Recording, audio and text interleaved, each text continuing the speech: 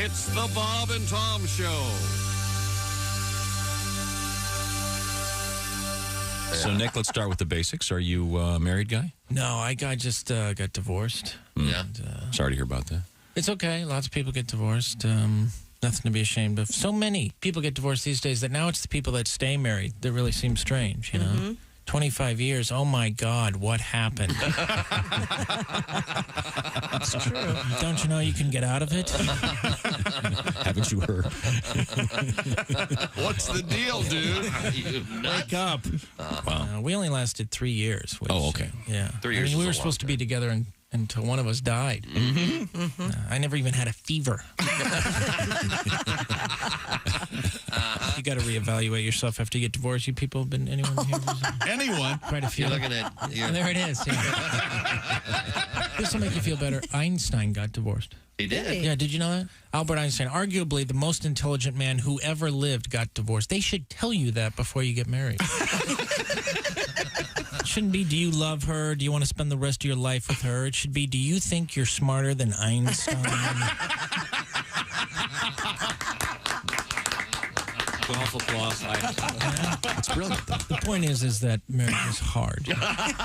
No one tells you how hard it's going to be. It's, you know, they slip it into the ceremony at the last second during the vows, you know, in sickness and in health, for richer, for poor. But at that point, what are you going to say? Whoa, whoa, whoa. How sick and poor is this broad going to get? It's going to be like barfing and charging stuff?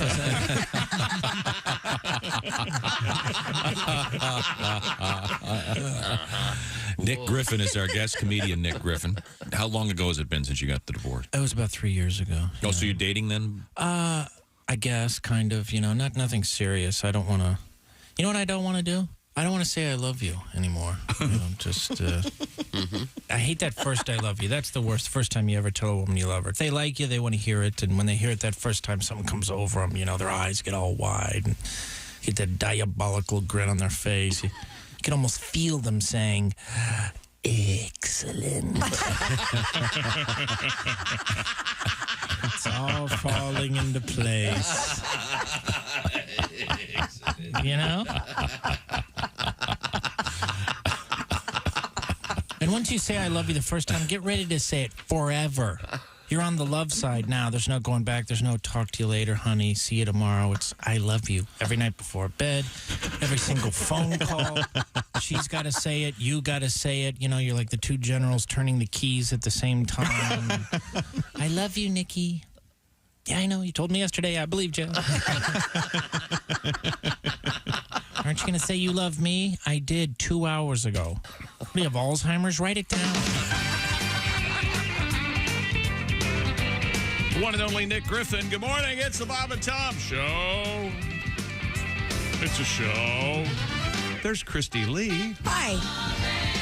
She's at the Silac News Desk. There's Pat Godwin in the performance room. Hey, chick. Did you get some sun, Pat? Yeah. Yeah. Tom, did you just have a cramp? Or did you hit your knee on the pipe? Why is that? Because you screamed silently. Oh, no, I had a volume issue in my head. Oh. Okay. A little loud. There's Willie Griswold. Hey, good morning, man. There's Josh Arnold. Hello. There's Ace Cosby. Hey. I'm Chick McGee. Hello, Tom. Hello. How's everybody doing? Hello. 1, 2, 3. Tuning in Tokyo. Hello. Okay. You ever try that? And this is North America. You do that? No, I'm just grab the, I'm just going to go ahead and I don't play. No gags. I'm not going to play. No. If we're doing that, it's a serious business. There's no joking around. No. Dial it in. Really? That's right. I'm not messing around. Not me. No giggling in the bedroom, huh? No laughing. No. No. Of course, but I'm not going to. Twisting nipples. That's ridiculous. I love that stuff. I'm a real goofball in there. I bet you are. And you know all the voices you can... That's why we're not together. No, buddy, I'm having fun in there. You know all the voices we can't do in here, all the fun ones? Sure. All the fun, silly... I'm doing them in the bedroom, baby. That's where I took those. I understand. Got a lot of guys in there. What do we have a list of voices we can't do? I forgot.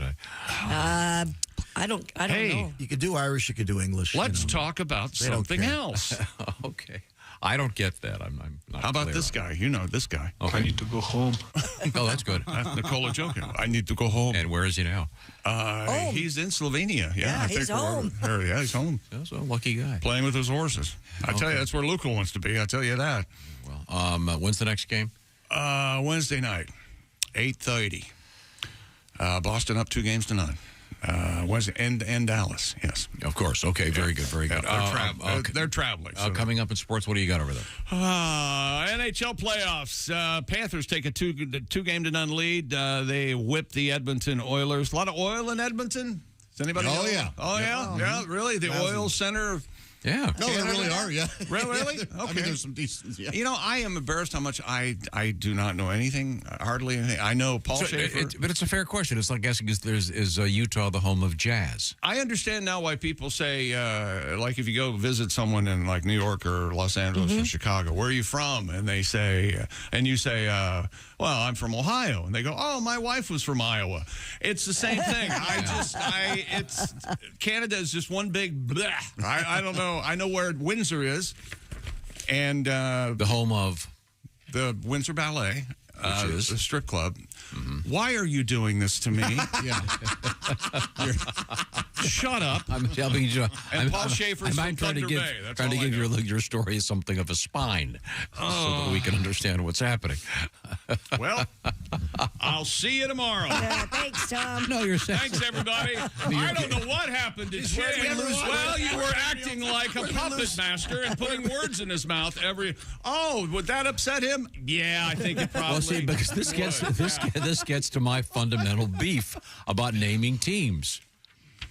Why are they called the Los Angeles Lakers? Because they were the Minneapolis Lakers and they didn't change the name. Grow up, read a book. No, so were you assuming that the Edmonton Oilers used to be in Houston?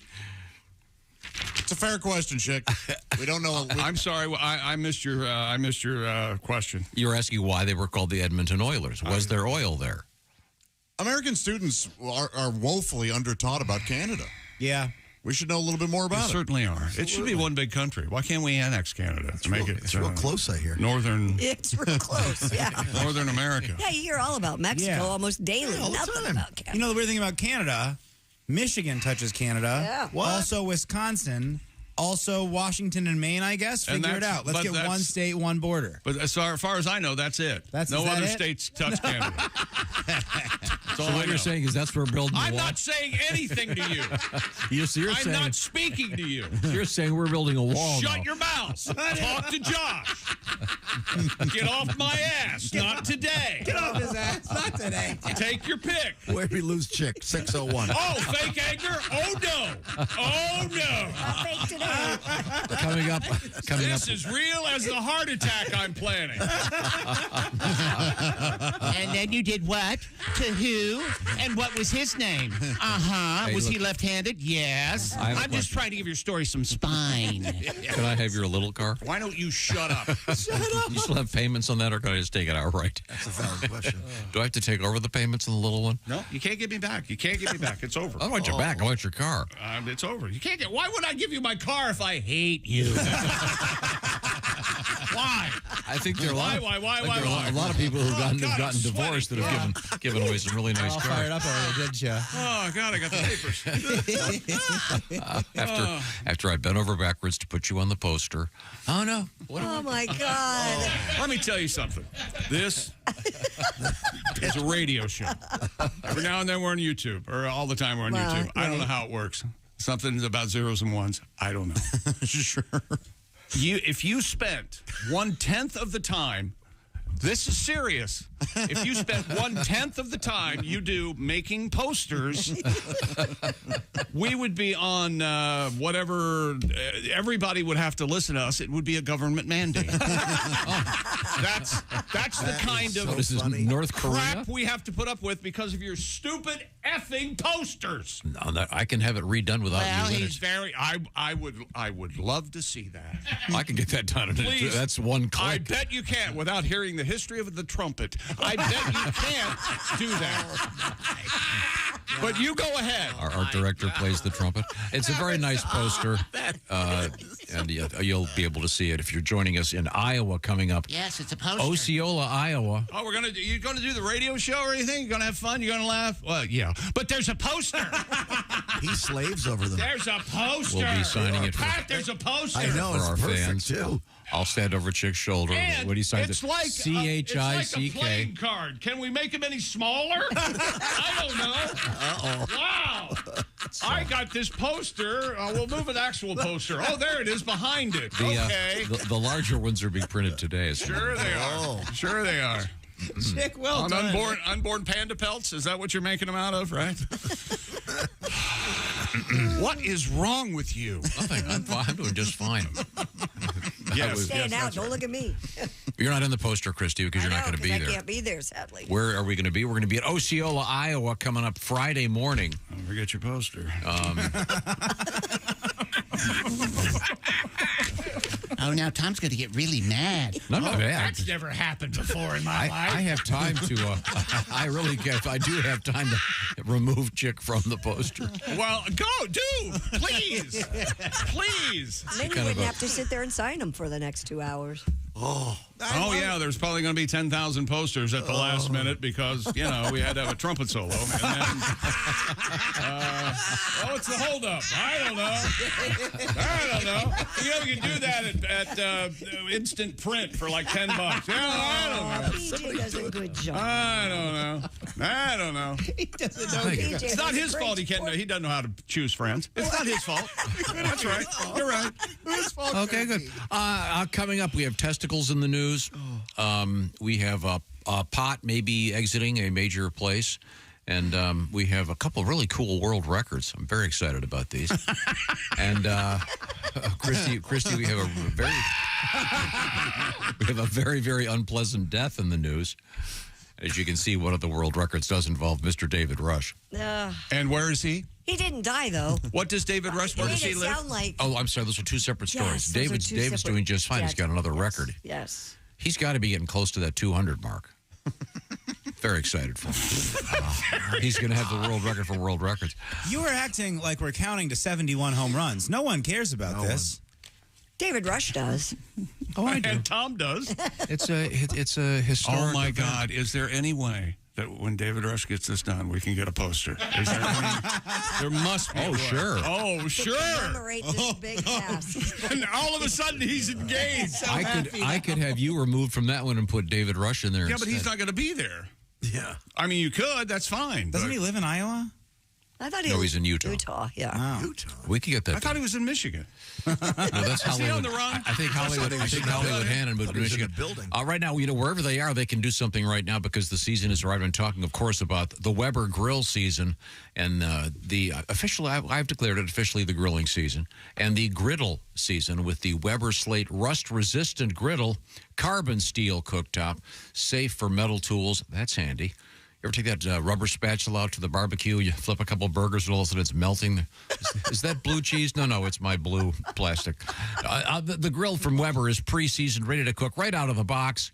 It's the griddle that stays ready and it stays not rusty. This griddle heats evenly edge to edge, reaching up to 500 degrees. Show those burgers who's boss. Make one of those delicious Pittsburgh-style steaks. You like those, Josh? Burned on the outside, raw in the middle. I'll talk to someone who does. Christy, you like those, don't you? Sure, I'm winking. I love them, Say Tom. yes, for Yes. God's sake. Okay, thank you very much. The Weber Works Prep. Josh cooks his burgers at 102 degrees. Takes all day.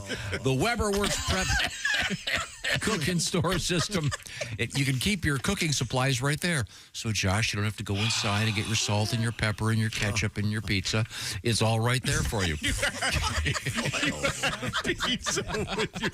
You can carry all the food and condiments right there with the Weber Works Prep set up. Get fired up. Poor chick. Yeah, poor chick. You don't go buy a Weber, I'm going to be mad at you today. Weber Slate rust-resistant griddle. These are awesome. High heat, even heat, fast heat. It's Weber.com, W-E-B-E-R. I'll sing for you. W-E-B-E-R.com. Oh, very nice. That'll sell them, okay. Coming up, we have possibly the worst thing that can happen when you sneeze. Yeah. You're going to be... fair. It's got to be crap your pants. You're Right? going to Worse worse. than that. There's nothing worse. Oh, yeah, there And is. still live through it, by the Yeah. way. Okay, this is the Bob and Tom Show. Ladies and gentlemen, Bob and Tom. When I was in second grade, I will never.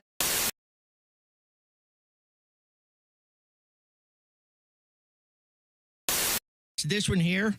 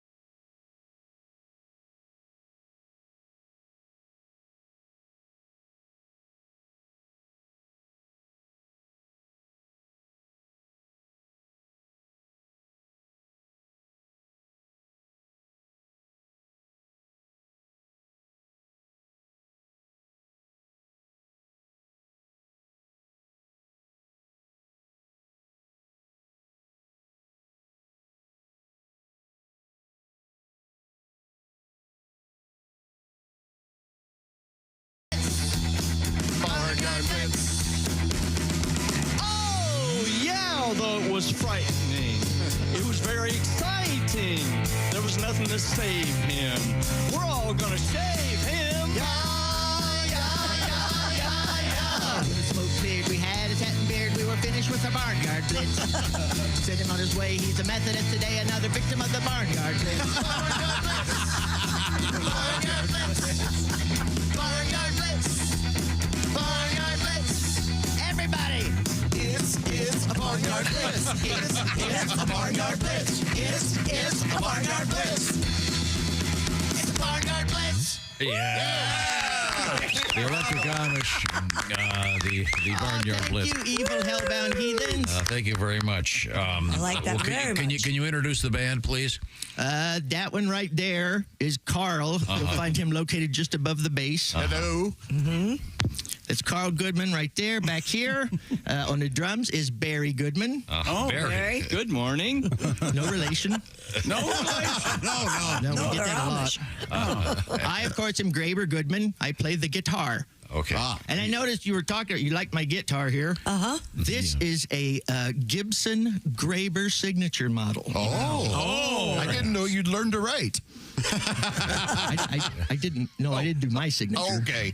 And what's Gibson again? doesn't know about this yet. So. It's If in it the were shape your of signature, the. it'd just be a flying X, wouldn't it? Oh, if it were my signature, yeah. Oh, I see. It's in the shape of the thing in the back of an Amish vehicle. Slow-moving The vehicle. thing. That's right, Tom. The triangular. What do you call it? What's that? That's a triangle. The triangular thing. Yeah, we call them The triangles. orange triangle thing. Okay, well, thanks, guys. Take a little break. Take a little break. Go do some woodworking. Is this going to be like your version of a little break where you guys just sit around your ass all day? Go build something. Yeah, lazy. We don't work like the Amish, that's for sure. Well, we've got some cheese to get to. Yeah, it's Tom from the Bob and Tom Show. Thanks for watching this morning's show. To listen, just go to bobandtom.com. Check out the list for a station near you, or stream the online radio station on our website and the Bob and Tom app. The Bob and Tom Show, on air, on app, and on demand.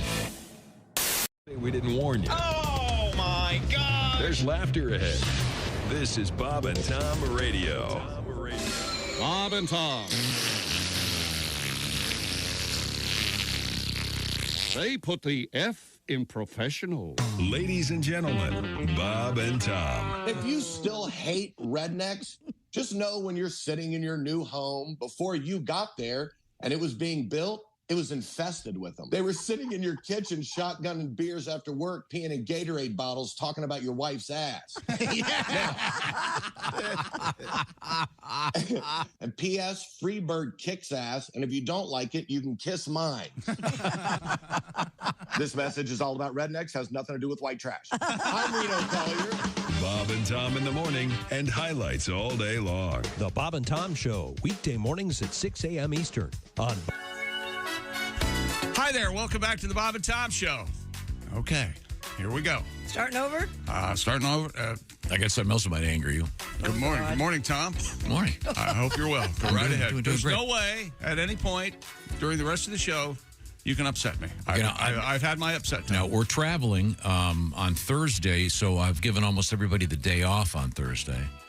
So I think it's just going to be me and you, and then Me, I'll be here. I'm going to be here too. Well, they're not all day. You're going to leave. Are you leaving Thursday? Yeah, Josh isn't going to be here, so I thought we'd have Godwin in the room with us. Oh, God. Oh, boy. Oh, God. I better shower that morning. What did you say? I thought we'd have Pat move out. He's in that little room I over want there. to hear now, Tom. Go ahead and tell them why we're traveling, because I'm going to say some stuff, and I don't want you to jump in.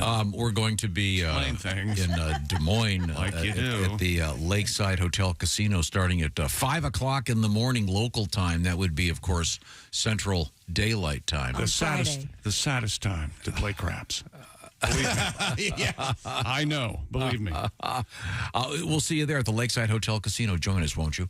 But everyone else is leaving early, so Christy's going to be here. It'll be me, you, and Christy. Then I thought we'd have Godwin in the room because Willie will be on the road. Tell me. Josh will be in the road. Talk to me because you're obviously going to be there Friday in Iowa. Tom, you're going to be there. Pat, you're going to be there. Yes. How are you two getting there? I'm driving. Pat's coming with me. Oh, God. Oh, okay. I was wondering, too. Like right after the show, you're going to leave and drive there? Yeah, we're going to and I split it up the drive. Got a couple of books on tape so we can listen to those. You're going to listen to a book while Pat's in your car? That's what I said. It's impossible. No, it's impossible. He doesn't shut up. Yeah. Hey, Pat, tell me more about Philadelphia. Yeah, I got the stories, baby. How are we letting him? You two are it's not just Pat. I You're know. not just a king yapper. Dad, you'll talk about anything. No, he's going to listen to a wait. book on tape. You guys are going to talk about how Jack Bruce changed American music. Well, he actually did. Oh, the Jack Bruce. He played the bass sitting down. Willie, this is on you. Want to hear one of my favorite stories about Jack Bruce? Please. No, I don't want to hear the favorite story. No, you know what? Yes, Okay, I do. this is All right, well, you have to explain who he is. You're asking if we want to hear a story about the bassist from Eric Clapton's third most famous band. Just to be completely clear. That's the what we're asking. Yardbirds? The Cream. Cream, yeah. Oh, Josh, please. He said the third Jack most famous. Bruce was in the Yardbirds. What's wrong with you? Listen to a book, Josh. Listen to a I'll talk to my Eric Clapton fans out there. So, a good friend of ours. Why don't you should start saying, This became real. hello, it's going to happen. Talk to your Eric Clapton music fans out there. Okay, this is a real quick story. Because I'm not a Clapton fan right now. I love his music. Yeah, Go right ahead. I know. The band Cream was doing their first American tour in the 60s, and they were playing a very sort of a small venue. There's actually some great photographs of that I've seen. And my friend was there with one of his buddies, and they were backstage because they were part of another band. And this guy walks up to Jack Bruce and Eric Clapton after their set, and he looks at him and goes, "Decent." Decent. Really? Okay. Great. Well, maybe back then decent meant great. We just don't know. Kind of slang. underplaying, I think. Okay. It could have been a joke. I think I've gotten off stage before, and Josh has gone to the something to the effect of, "Hey, you'll get them next time." Yeah. After they're laughing and clapping, it's kind of fun. Little camaraderie backstage. Yeah, I think this was just more of this guy thought he was in the same league. He really was not. Now, we have a lot to get to this morning, but I will. Bet he told everybody he opened for cream. Yes, for the rest of his life, yeah. We have Mr. McGee. You got an itchy nose over there? Yeah, I want to sneeze and I can't. Well, we have the best sneezing story of all time coming up. Okay. NHL, Game 2 of the Stanley Cup. Panthers win again. 2-0. Are we not doing things we learn? 4-1. I don't have things we learn. Oh, I'm sorry. I don't have them in front of me. I can help you here. Do one quick story about the NHL. I won't be listening anyway.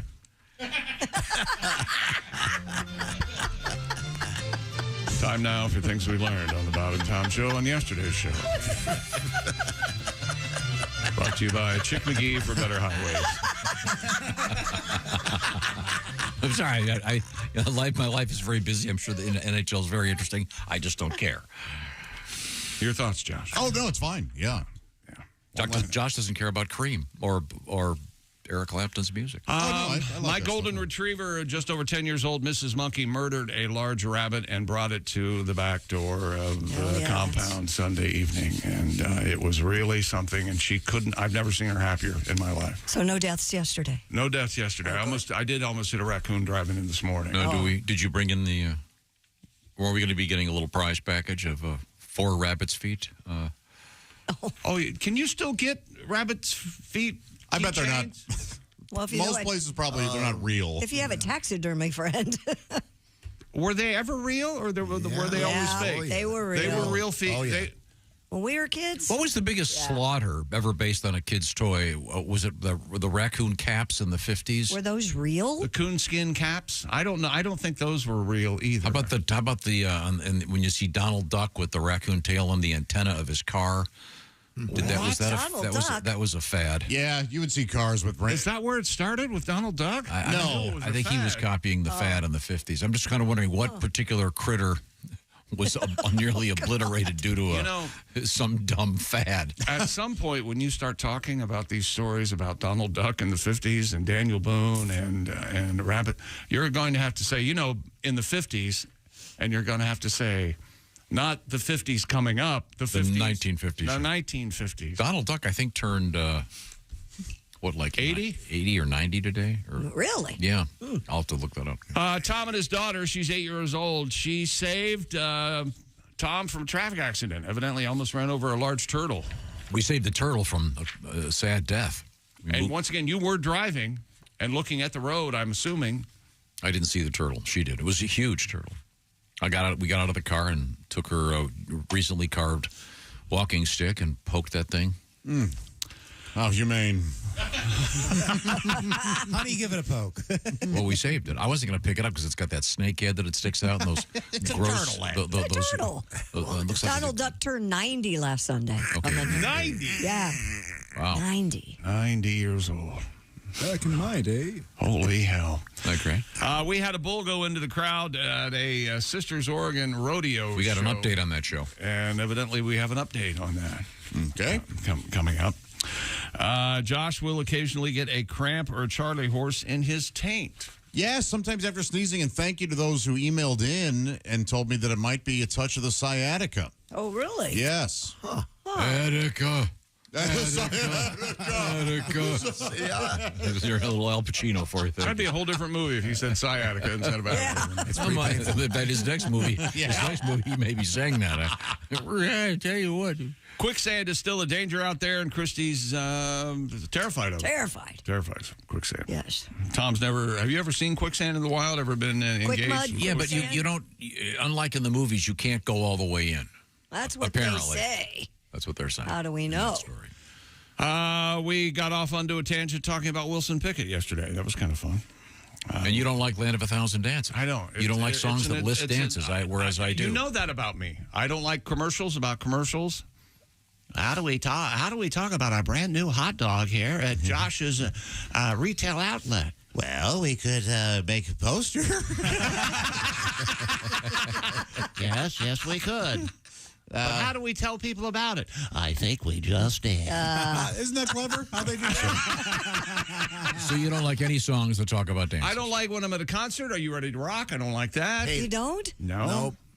Well, why are you there if you're not ready to rock? I'm here. I'm already Usually ready. you've been I don't sitting need to be around. asked. I was stunned when I went to a concert over the weekend. They started on time. I think they do that pretty much anymore. It has gotten better. It's gotten better. A lot better, right? Especially the bands that have some age on them, if you will, so they understand. I think it's also because a lot of these places now have a curfew, and if they go long, they have to pay thousands of dollars a that minute. too. Yeah, they started. I couldn't believe they started right on time. Were you late? We wouldn't have been late, but we were sent back to our car because the purse was a quarter of an inch too big. Well, these are the guidelines they have, Tom. The old lady in front of me had a purse the size of a rucksack. I don't know how she got through. Are you saying that there was some sort of conspiracy of keeping you out of the venue? I'm just saying they could have squeezed the purse a quarter of an inch and gotten it in the box. Let's just move forward. Omaha Steak spots spun out of control, and they continue to be. I think they're going to start becoming one of our most popular features, the Omaha Steaks commercials. Because the cast of characters, they were all here. Yeah. Everybody was I saw here. Jumbo Frank in the back. Is he here now? You know, he's way in the back. That was apparently a dumper issue. With Jumbo Frank? With Jumbo Frank. All I know is he walked out. He goes, "Do not go in there." I don't know if that's a positive spin on. Tom does not like cottage cheese with pineapple ring on it or pineapple on pizza. But I like pineapple. I like cottage cheese, just not together. Okay. All right. And we talked about Bob Zany being on the show today. And now I think our show has eaten itself. We found out that in Germany, interest in nudism is plummeting. So that was kind of interesting. Yeah. Apparently, people don't want to look at. I guess the younger folks aren't interested in joining these nudist colonies. Is there a chance that all the young folks just don't want to mingle with the old folks That while could they're be. naked? And maybe they have their own nudist colonies They're that they don't starting their tell own. the old people about. Exactly. Let's get rid of all these old balls, you guys. Let's go hang out with the young guys. No Yeah, more could old be. balls. Yeah, no more. And they interviewed a guy named Herr Floppenhanger, who. What was his name? Yeah, flopping. Herr Floppenhanger. Hair flopping. Oh no, I'm sorry. His name was, here it is, Alfred Siglock. Boy, that sounds aggressive. Yeah. I am Alfred Seaglock. He said people He are used my name on a Mission Impossible episode. people are afraid of being secretly photographed and put up on social media. Is one of the reasons he thinks that the nudist colonies are going away. And I always thought it was funny. The only time you ever hear the word colony is nudist colonies and leper colonies. And someone speculated, is there a nudist colony for lepers? Right. Wow. I don't think so. Could be. Does stuff Give just him a fall hand off? for the idea. When you have leprosy, does it just fall off? It's not as extreme as I don't think we're that. picturing, but It's pretty pretty rough. rough. Sloughing. Things to do in Denver when you're dead. Christopher Lloyd plays a character called Pieces because the pieces. Okay, good. His hands start falling off. It's kind of a mess. Yikes. Andy Garcia. It's a pretty good movie. That's all right. Yesterday we talked about Miss AI, the first AI beauty pageant. Yeah, those girls look so real. Yeah, it's so weird. Yeah, but they're not real. They're created with AI, and they've gone for kind of the traditional look of pageant ladies anyway. Yeah, you thought dating profile photos were faked before. Yeah. Yeah. Very good. And that's what we learned. Okay. Well, there's a couple of things we learned. All right, go ahead. We learned that the world record for a wheelbarrow. Oh my God! Is over 50 miles an hour. And it did look like something out of Mad Max. It really did.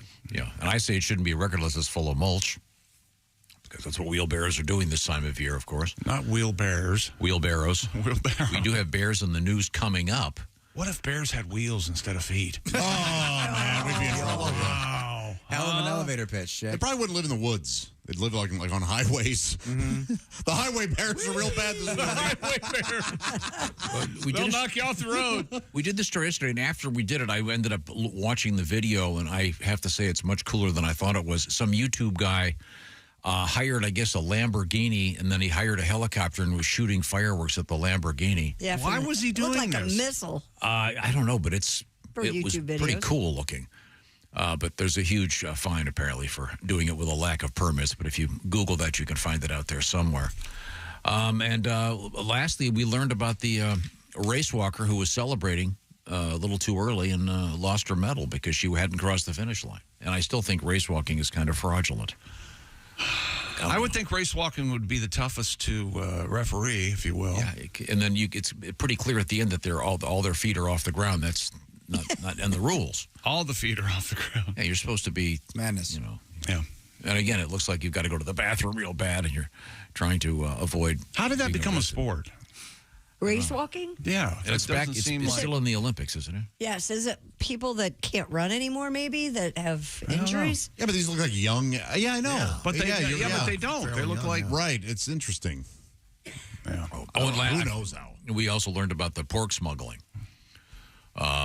This is a thing. I guess people are smuggling pork up from Mexico, and it could be very dangerous. So, I think it was called 150 pounds of prohibited meat. Yep. They also call Harvey Weinstein that. I'll say 150 pounds of prohibited meat. You see, he's in jail right now. Yeah. Well, thank you very much. He's in jail. What's coming up in sports? Dan Hurley is staying put. Loves UConn. What some guys say this morning? Why try to be happier than happy? Yeah, hey, there you go. Why? And he's turning down what, $70 million? $70 million. He makes like $35 million his contract for UConn, and they were going to. Yeah, cool. Good no, for less him. than that. They were going to double his salary. Oh, now I don't understand. I don't mean, what's the difference, really? Well, are you kidding? $30 million. Once you've got $30 million, what more do you need? I'd take another 30 million more. What are you going to do with it? You guys are nuts. What are you going to do with it? Be happier. This guy's wrong. Money can buy happiness. I think absolutely. I think if you ask any, I don't think that's true. I don't think that's true. I'm 100% convinced. Are you really? Yes. So if you had $30 million, I'd be a happier person. I know, but and then if someone said, "I'll tell you what, I'm going to give you another $30 million, but you got to pick up and move your family and be somewhere else." They'll live. They'll suck it up. That's the thing. See, his wife, Shirley. Oh, Shirley Hurley. Yes, yeah. Shirley says. You guys have got to keep up. Is she a big gal? Is she burly? Is she burly? Don't call her that. They're but burly Shirley Hurley is from New Jersey, and she doesn't. She's not moving. She doesn't want to. She is from Jersey. Is she really? I'm a genius, and I don't even know it. So, burly Shirley Hurley from Jersey. Yeah. So didn't want to move to L.A. So, Josh, you're like all the bad guys in the movies. They're already billionaires, but they're building an island with Dr. No. I do not understand your how you guys aren't as capitalistic. I just said, don't try to be happier than happy. Didn't I say that? And here you are trying to make a point that you can be happier than happy. I assure you. So $10 $30 million's not enough for you. Nothing's enough. When you can make more money, that just means you can do more for other Help people. other people. Well, it sounds like you're doing more for yourself. No, not to see. That's the problem that everybody. Just because I don't talk about like charities and stuff doesn't mean I don't do those things. I know what you're thinking. What?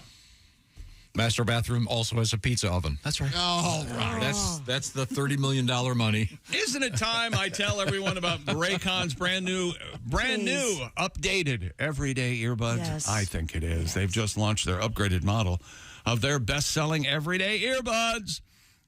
They also, now you get active noise cancellation, even more comfortable gel tips with ergonomic design. And they'll make you happier than happy. And you can also pair with 2 devices at once. That's called multi-point connectivity. Plus, quick charge, even faster. And, of course, they're weatherproof. We received our Raycons upgraded everyday earbuds. I've got the forest green. Christy got the blush violet. Yeah, I did. Tom got the royal blue. We're all very, very happy for our trip. Well, that's how Tom will listen to a book on tape while he's driving across the country to Iowa with Godwin in the car. You just put your Raycon earbuds in, and he can yammer on about pole vaulting in Philadelphia.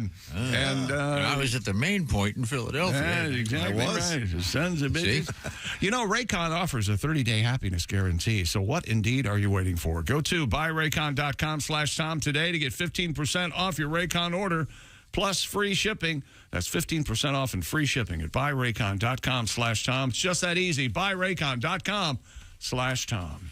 I got a letter here. More sports coming up. John wants to know, wasn't Chick's famous slide whistle meltdown almost exactly 5 years ago? Yeah. I'm sorry if you missed the first break. We had kind of a mini meltdown. I think we're going to celebrate that coming up on the show today. I'm looking forward to it. This is the Bob and Tom Show. Thanks for listening to the Bob and Tom Show this morning. Catch any part of the show you missed later today on our YouTube channel.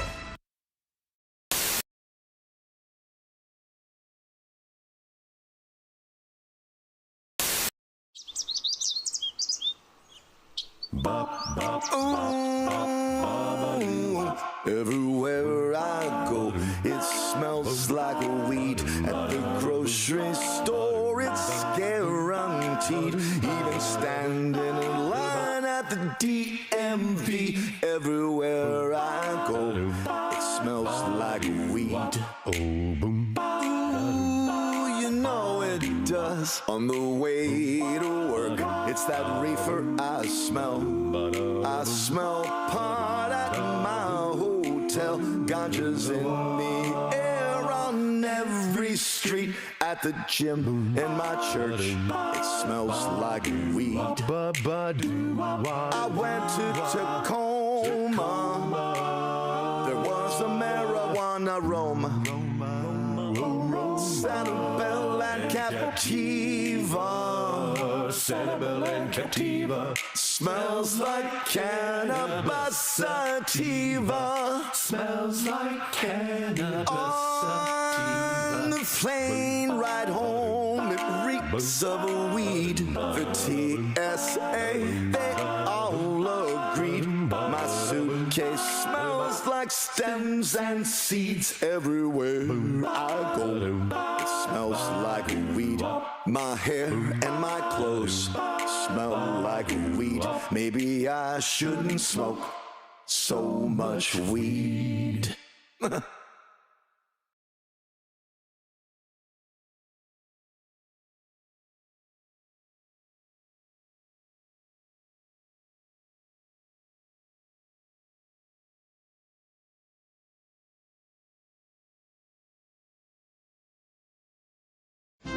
This is the Bob and Tom Show. Hey, hi. We're hanging out with comedian Ron Ramey. Chick McGee doing double duty. Chick's trying anything else?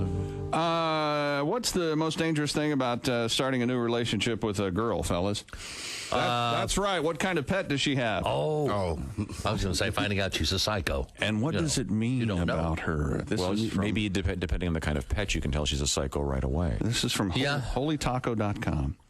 If she has a big dog, what she thinks it says about her. Mm-hmm. I'm not like those other girls with their tiny yappy dogs. Mm-hmm. I'm a strong, confident, independent woman who's making it in a man's world. I see. I love big dogs, though. What it really says about her is a big dog says, I want a boyfriend. I want a boyfriend. I want a boyfriend. I want a boyfriend. Really? What the pet is thinking is, please stop using me as a body pillow and grinding on me in the middle of the night.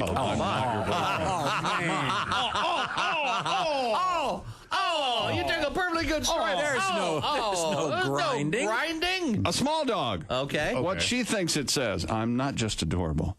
I'm really adorable. I'm so adorable that I have a living accessory. All the cool people are doing it. I'm just like a famous celebrity. What it really says, I want to be exactly like Paris. So if you're looking for a stupid, annoying, talentless woman like Paris Hilton with a little dog, I'm your girl. Really? Or maybe it says, I like a little dog. What does the pet think? What the pet thinks is, if that purse she carries me in is full of used condoms again today, I'm going to bite her. I miss my ex-wife.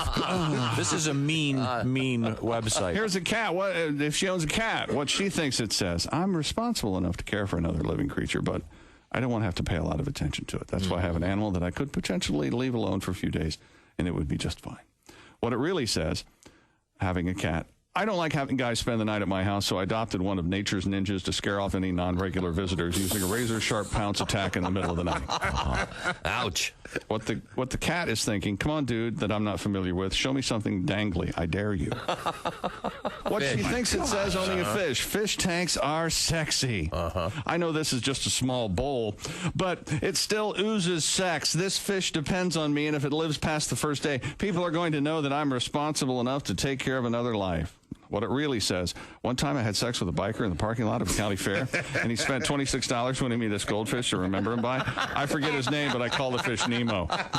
Okay.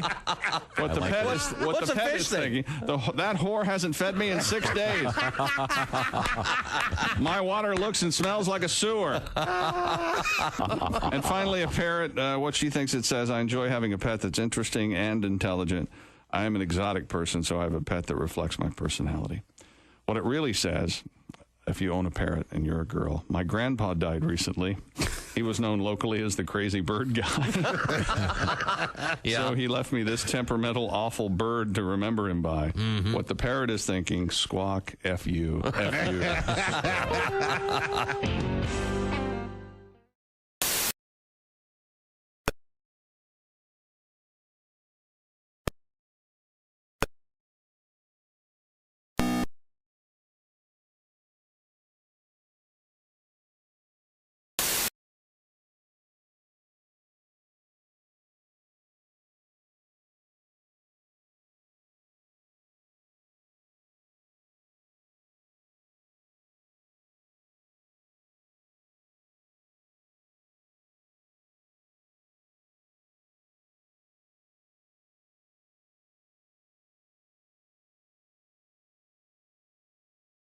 Corporate job, but I figure why should I have a job that pays $200 a day when I could be a comedian and make that in a week? All right, here we go. I like going to job interviews. They're the worst interviews. Greg, before we get started, would you like something to drink? No, thanks. Had a few beers before I came in. Do you have any experience? I don't even have an appointment. They always ask you questions where they try to make you sabotage yourself. Have you noticed that? They're like, so tell us, where do you think you could use improvement? As if you're going to say, well, I am seething with hostility. I've got a debilitating character flaw. I cannot stop throwing staple guns. Does this look like ringworm to you? You know. Tell us about yourself. Well, I've got pink eye and my foot's asleep. Got matching silverware for the plate in my head. I think I can fly. I collect ointment. What can you bring to our company? Head lice. Where do you see yourself in 5 years? Next to you in the dumpster behind the airport. Where do I start? How do you like my weight belt? This summer. Welcome back to the Bob and Tom Show. Hello, hello, hello. Well, there we go. We're all set here. Hello, Tom. A couple requests now for the famous Chick McGee meltdown. Apparently 6 years ago. I'm working on getting the precise date. I think it was June 20th, maybe? June 21st, 2018. Okay. June 21st, 2018. Okay, there we go. June 21st. I hate him. Okay, we'll get to that coming up. A little tribute. It's my greatest hits. Thank you. Thank you very much. It's very good. Father's Day coming up this weekend. Willie? Yeah. What do you got going on for Dad on Father's Day? What do you got? Out? What do you got for Pops? Maybe a handshake and a text. What are we thinking? That is perfect. Buddy, I was trained in the Tom Griswold School of Intimacy. I know what the king wants. You can't let him know what you're feeling. So, life is like a poker game. You got to keep your cards all hid. Well, I thought we would feature something regarding Father's Day. This is a poem. Sure, the people you work with will go insane. But a poem about Father's Day from Paul Gilmartin. A little Father's Day poem. Not too far off. Yeah, not too far off. Dear old Dad, it's Father's Day, and I just want you to know you're the best there ever was at the things I'll list below. Stinking up a bathroom, snoring like a beast, teaching me to mow the lawn before I had front teeth, showing how to hide your feelings, overemphasizing winning, teaching me the birds and bees at a Cub game between innings.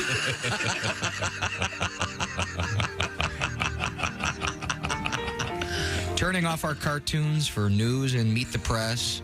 Picking a vacation spot where clowns would get depressed.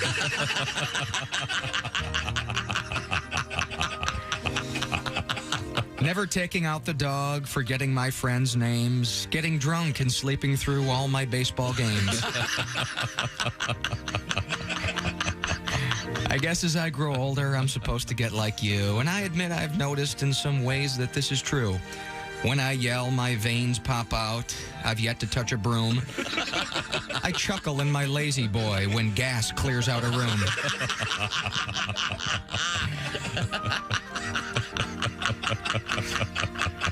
But one thing you won't catch me do, as long as I can breathe, that's wearing shorts around the yard with dress socks to my knee.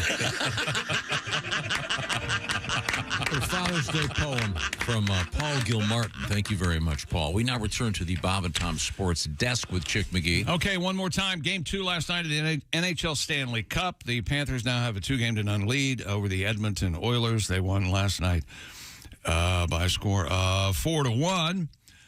Big Bob, that's what they call the goalie for the Panthers, Josh. Sergei Bobrovsky. They call him Big Bob. Dan Hurley is staying at UConn and has decided to turn down an offer to take over the Los Angeles Lakers, ending speculation about his future and giving him an opportunity to try to guide the Huskies to a third consecutive NCAA championship. What is it? Watch out for the yellow snow. Don't go where the Huskies go, or something like that. Oh, that's fun. I never got little Frank Zappa. I never cared for Frank. I like him as a person. I've seen him talking about some things, but I've never cared for his music. Really? No, there's too much. A lot going on. There's a lot going on. That's true. Plinkety plink. If you hear Frank Zappa, there's xylophones and that stuff. Bothers you? And it almost sounds like he's hitting an empty pop bottle every now and then. Frank's a very fine guitar player. I would not know that. There would be, and I would have no way of knowing that listening to his music. You prefer Dweezil, don't you? I do prefer Dweezil, or even Moon. I like Moon. That Valley Girl. Yeah, I like Valley Girl. Do you like Valley Girl? Yeah, sure. Yeah. Valley Girl. Great movie. Oh yeah, Nicolas Cage. Oh yeah. The NFL's longest tenured head coach, and evidently he's quite the dreamboat for female fans in the National Football League. The Steelers head coach Mike Tomlin has agreed to a 3-year extension that will carry him through at least the 2027 season. I think you've got Kevin Stefanski from the Browns. He's number 1 hunk. Okay. And I think number 2 is Mike Tomlin. Oh, he's an attractive man. Sure. Your favorite guy's gone. My guy? Mm-hmm. Oh, he's the Titans guy. Mm-hmm. Oh, Mike Vrabel? No. Jeff Fisher. Jeff Fisher. Yeah. That was a long time ago. Yeah. Willie, have you placed any bets yet on the upcoming season? Do you do any of those long-term? I have not. I usually do Colts to make the playoffs. That's always a fun one. You always root for that one. Always comes down to the wire. That loss to Houston was brutal last year. But yeah, I'll do that probably. But, you know, you got to look at that they had Gardner Minshew as quarterback, and it was a fun season. They were one play from being in the playoffs, for goodness sakes. It was a very fun season, and there was a couple games they missed where we should have really been in there. But hey, I'll make that bet eventually, but not right now. Okay, here's the what do you got here? Top 10 most handsome coaches. Okay, McVay's on there, right? They have Stefanski down here at 10. I disagree. He's a hot kid. Am I too attractive to Kevin Stefanski? Could be. Okay. Robert Saleh, the head coach of the Jets. Good-looking guy. Mike Vrabel. He's not a head coach anywhere right now. He's assisting in Cleveland. Kyle Shanahan, head coach of the 49ers. You know what Kyle Shanahan looks like? Yeah, sure. I don't know what he looks like. Looks like Mike Shanahan, only younger. Okay. Cliff Kingsbury. He's is he over there in the Washington State? No, he's the head coach of Arizona. I'm not sure where he is. Yeah, that sounds right. Matt LaFleur. Oh, he's cute. He's head coach of the Packers. Oh, yeah, your guy likes the Packers. Yeah, I've seen a lot of him. And Sean McVay's number 1. Sean McVay's good looking. Good looking. Kyle Shanahan's good looking. You think? Yeah. All right. Yeah. Okay. You think McVay, does he have a hair gel guy when he gets to the building? It's look really casual and down, and then they just lock him in there with his hair? That thing's a perfect triangle every day. Here's my struggle right now. I'm having trouble separating Mike McDonald, the head coach of the Miami Dolphins, and comedian, writer Neil Brennan. I can't separate them. I don't know why. They look the same? They look absolutely the same. Christy, I'm surprised you're not a Pete Carroll guy. I was. Yeah, Pete Carroll's a handsome guy. I like him. Sure. I don't know what is he still working? No, I didn't think so. He was shown the door by the Seahawks. Kevin Stefanski kind of looks like you a little bit. What? Who's Stefanski? Yeah. Maybe I'm in love with myself. What do you think of that? I don't think there's much. Got a nice beard, nice graying beard. Yeah, kind of has the Chick McGee look. And chromosomally, we're similar. Is that what you're saying? What does that mean? Now, if you want to see the comparison, when we do our special show from Iowa, the Chick McGee's prominently featured on a poster. Yes, I am. So you can see that. It's based on the movie The Usual Suspects. It's very interesting. What could you have done with the Kennedy assassination and the grassy knoll? If you could put me into this picture here on the poster, you could have rearranged everything. Oh, I could have Lee Oswald holding a rifle in today's paper. Yeah.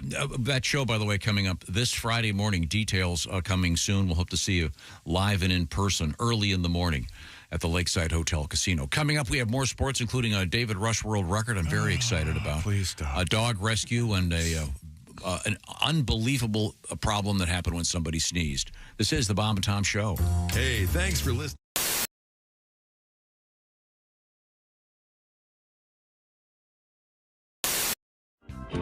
What do you want to hear? Well, I was thinking some music you want to hear. I was thinking since it's summertime. Yes. And everyone's watching baseball, playing baseball. Do you know your softball tribute?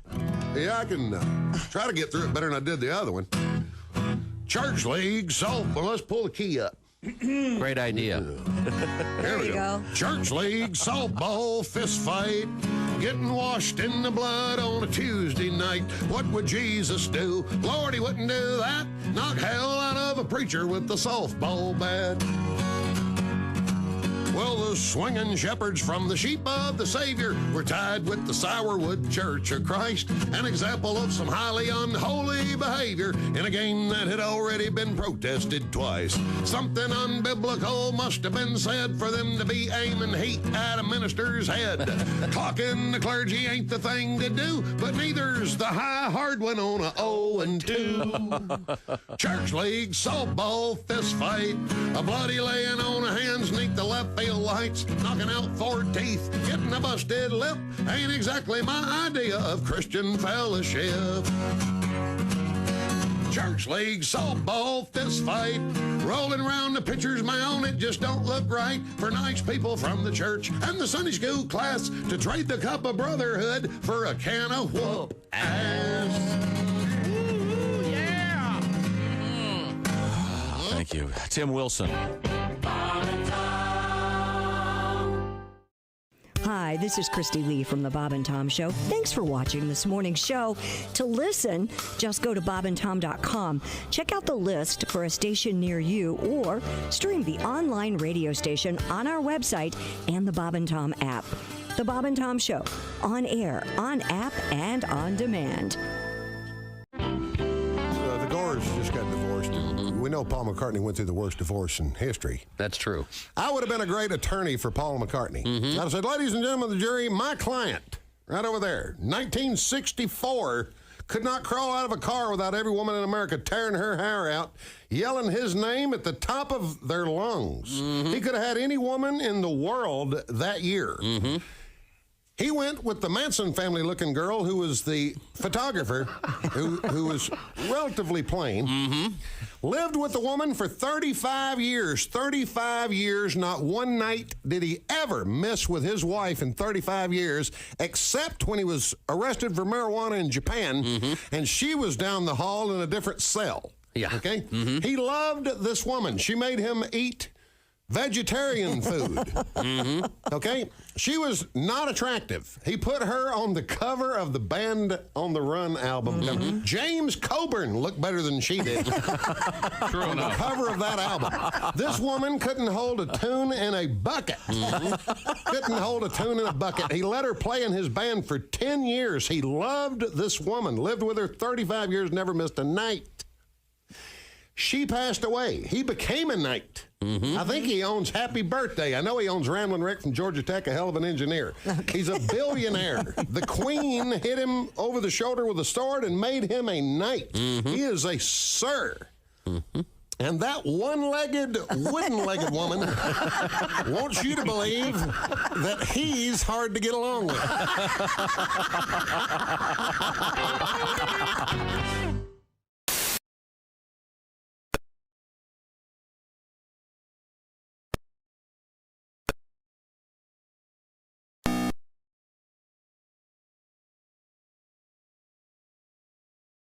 Their nuptials on Saturday, an almost double-century celebration. The location was the elegant stoneworked town hall of Carrollton, a key initial D-Day objective. It saw ferocious fighting after the June 6, 1944 Allied landings that helped rid Europe of Adolf Hitler. The wedding comes right after remembrance and celebration on the 80th anniversary of D-Day. We wish the couple nothing but the best. And that's your news. I'm Christy Lee. More of the Bob and Tom Show on the way. Bob and Tom. For your information, these are two of the worst kids I have ever encountered in my life, and I worked the state fair. We were stupid before stupid was cool. The Space Shuttle astronauts are halfway through their 7-day research mission. Endeavour is expected to become an orbiting maternity ward today when frog eggs that were fertilized earlier in the mission start to hatch. Now, we are scheduled to hook up with Commander Thompson. We should hook up right now, I believe. Hello, Houston. They're speaking with Bob and Tom. Hello, Endeavor. Hello, Spaceship Earth. This is Captain Thompson.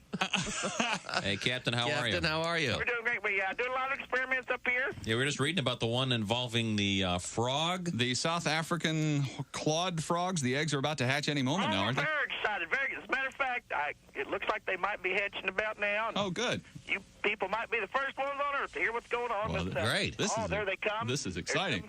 Some little critter coming out of there. Let's see what's going on here.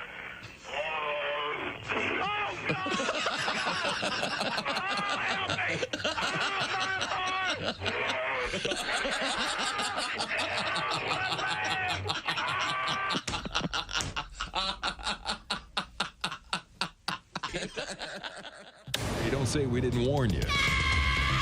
There's laughter ahead. This is Bob and Tom Radio. Hello, this is comedian John Evans, the High Plains Thrifter, and you're listening to Bob and Tom Radio.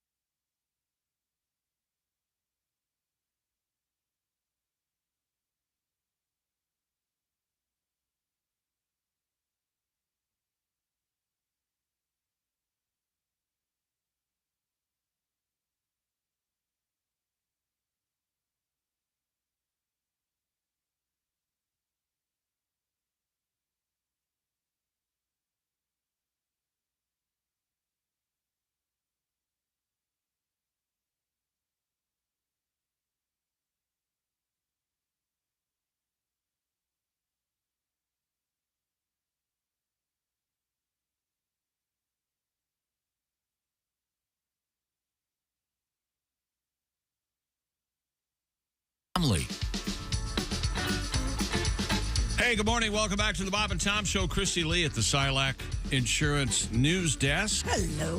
There's Pat Godwin. Hey, chick. He's over there in his Italian tablecloth shirt today. This is from Josh. Beautiful shirt. That's a very good-looking shirt, Pat. There's Willie Griswold. Hey. There's Josh Arnold. Hello. There's Ace Cosby. Hey. I'm Chick McGee. Hello, Tom. Pat Godwin's got a new special out there. It's the open bar comedy special called Repeat After Me. It's on YouTube. You can watch Patty G, or you can see him live coming up this Friday. More details on that show coming up. We turn back to the sports page with the Chickster. Here's something that seems odd to me, and I've been an NFL fan, both man and boy, for 60 years. Yeah. Tom Brady's Patriots Hall of Fame induction ceremony is tomorrow night at Gillette Stadium from 7 to 9:30 p.m. Tom Brady will become the 35th person to be inducted into the New England Patriots Hall of Fame, presented by something called RTX. For the first time, the Hall of Fame ceremony will be hosted inside Gillette Stadium to accommodate as many fans as possible. And normally they have these things during halftime of regular games. It's like, here's Tom Griswold was our backup quarterback. We're going to put him in the Hall of Fame, and we'll do it today, at halftime of today's show. But I mentioned that to tell you this. Bill Belichick has said he will be attending. The Tom Brady Hall of Fame induction ceremony tomorrow night. Of course. And not of course. There was a brouhaha. There was some discord. Disagreement between those two and the owner, Robert Kraft. It's well documented that they did not get along. Didn't they just do their thing together? Well, but if you watch that that roast. It was a little uncomfortable when Kraft and Belichick did the shot, and Belichick didn't want anything to do with it. But so there you go. Everything's all right in New England with the Patriots. Willie, aren't you excited? I hate Tom Brady. I hated him so much when I was a kid, especially as a Patriot. I really hate him. Sure. It's fine. I guess he's more likable now that he's not beating the Colts all the time. That's true. That's true. And remember, he's in Cleveland, I think, or was it Dallas? Anyway, the Browns and the Cowboys will be the first regular season game, the first week of the season. Tom Brady will be your color commentator on that Fox broadcast. How do you think he will do? Well, on one end being the worst, you got Johnny Unitas and Joe Montana. And on the other end being the best, you got Troy Aikman and Romo. Chris Collinsworth? Romo to a certain extent. Remember the first half of the season when he was calling every play before it happened? That kind of drove me crazy. But it was kind of awesome, but then he started getting the calls wrong for a while. It was less cool. A little bit. I think he'll do okay. I think he will. They've got a lot of money wrapped up. They're going to give it every effort to make him appear as a competent broadcaster. Do you think they do like a training session? Oh, they absolutely do. Oh, absolutely. They have like a school. Yeah. I heard a great interview with the guy that calls the Cubs games on TV, and he was like, look, he might be fine, but let's stop getting so excited. He's not trained in this. This is not what he was born to do. Right. He's a quarterback. He's not supposed to be calling games. It might be fun, though. His only problem, I think, would be getting caught up in the minutia of the way his brain works and getting too inside for the average listener. We'll see. Yeah. It'll be fun. We will see. 3 people in Oregon, Sisters, Oregon, injured after a rodeo bull hopped an arena fence. The incident at the 84th Sisters Rodeo in the city of Sisters, Oregon, occurred before what was to be the final bull ride of the night. Videos show the bull named Party Bus. Good name. Hop on the Party Bus. I'm surprised they're renaming him Ron Artest. In honor of because he went into the crowd going into the stands. Even I had to stop and think, why is he calling it? Oh, Malice in the Palace. Okay. Yeah. All right. Okay. Hang on. Judges will allow that. All right. Party Bus hopped the fence, ran through a concession area, and ran up to a concession and said, I'll have 1 hot dog, please. Nothing at all. What would a bull have for what would you want to eat at concessions? Popcorn, I bet. Don't they eat corn? Hay? Oh, I don't know. Do bulls eat hay? I don't know what they eat. Chicken. Chicken? How about chicken? Bulls eat chicken? What do they feed bull? Bull feed? I have no idea. Bull chow. You eat a bull Could chow? be, probably. Yeah. So Party Bus is the name of the critter, and he jumps into the stands. The Sisters Rodeo Association said 3 people were injured as a direct result of Party Bus. He throws them, man. 2 of whom were transported to a local hospital. I think it's my spine. Rodeo livestock professionals secured the bull next to livestock holding pens and placed it in a pen. The rodeo's final performance went on as scheduled the following day. The Professional Rodeo Cowboys Association said the incident is a reminder that while rodeo is a highly entertaining sport, on very rare occasions it can also pose some risk. Yeah.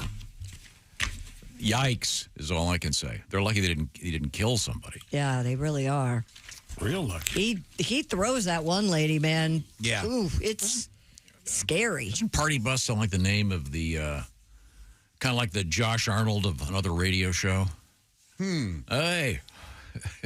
Party Bus is out at the Kroger this afternoon. Exactly. Sure to say hey to Party Bus. He'll be out there doing traffic. Party Bus, how's it going? Party Bus, what's going on? 97-year-old woman in Utah was presented with her high school diploma 8 decades after she dropped out of school to take care of her family. I've read ahead in this story, and you want to go ahead and do it, right? No. No, we don't want to do it? I'm surprised this is in sports. I didn't give it to you, did I? Is it a record? It was here in the pile. Okay, all right. Oldest graduate, maybe? How old? Christy, do this story. Okay. Yeah. See how quickly. See how Yeah, I didn't give you this. I don't know where it came from. Okay. 97-year-old woman in Utah presented with her high school diploma 8 decades after she dropped out of school to take care of her family. That's what I said. Hannah, Utah resident Miss Catherine Cole was 1 English credit shy of graduation when she left school in the 1940s to help take care of her family after her grandfather's death. What? The day that our finals were being given was the date of his funeral, said Ms. Cole. Yikes. Cole has spent the last few years working with students. By the way, did you see the Tabionio Public Did you see the source of this news story? UPI? No, keep going. Oh. The school district determined Cole's work with the students qualified her to earn her missing English credit because she'd spent the last few years working with the students in the public schools to improve their reading skills, and she was presented with a diploma at Tabiona High School's graduation Good for ceremony. her. Yeah. Sounds like a great woman. 97. Yeah. 1 English credit short. There's a picture of her. She looks great. She does look great. I never would have guessed 97. This is before she threw her mortarboard up and ripped her rotator cuff apart. Oh. Do that reaching in the back seat. It dated Herbert Hoover. Oh, really? So she's old. Is that right? Isn't that a sweet We story? have a lot of old people coming up in the news. That's just a later happy on. story. Yeah. Yeah. Other than the funeral part. Yeah. Well, Yeah, good grandpa's for gonna her die for at having some her point. priority. The source of that story is KUTV. Oh, KUTV. Yeah, it does say that there. Out there in the West. There you go. I'm sorry. So we can get I'm back glad they're not national. Yeah, it's the local. Yeah, thank you. That was what I was fishing for. I thought I would. Oh, okay, I get it. I still don't know what you're talking about. Never mind. That's KU. Stupid world record. Oh, national TV. Okay. It's funny. He was fishing for it. I gave it to him, and he was mad at me. Got mad at you. Yeah. No, I was confused. He goes, just move along. And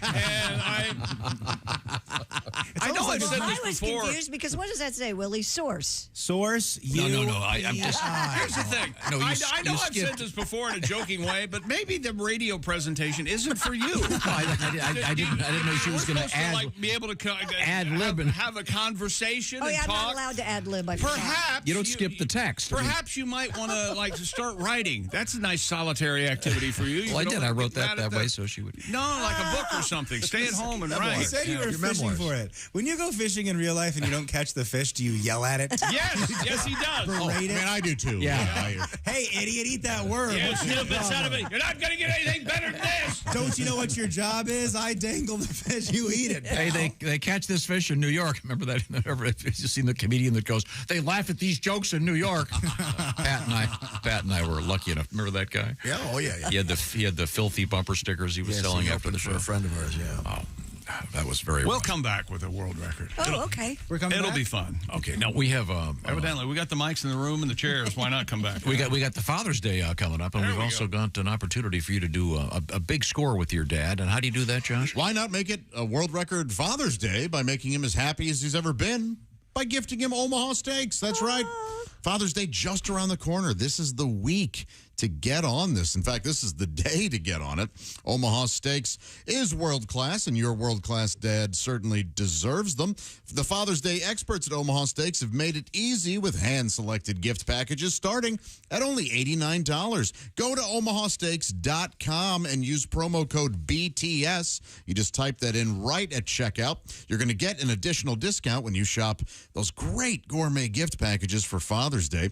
You can pick from all kinds of premium proteins. They have those juicy pork chops, air-chilled chicken, beefy burgers, jumbo franks. Your dad is guaranteed to love every bite. What, isn't that right, Larry Lasagna? Larry Lasagna. Sorry. Larry Lasagna. I did not know I was going to be called. So sorry to text one of the ex. I thought. Oh my gosh, I got in trouble over here. I doesn't. It's time to eat me. Could you tell her not to text you during the show, Larry? I'm so full of I don't blame your ex. She knows how meat-filled you are and how full of wonderful. meat. Oh my gosh. She's trying to get, And layers of the pasta. That's why they call me Larry. Of course. We mentioned Larry Lasagna because Omaha Steaks does have an amazing meat lovers lasagna that you should get as an add-on to one of those great Porky the Chop. gourmet gift packages. Porky the Chop. Porky the Chop. Well, the people have spoken.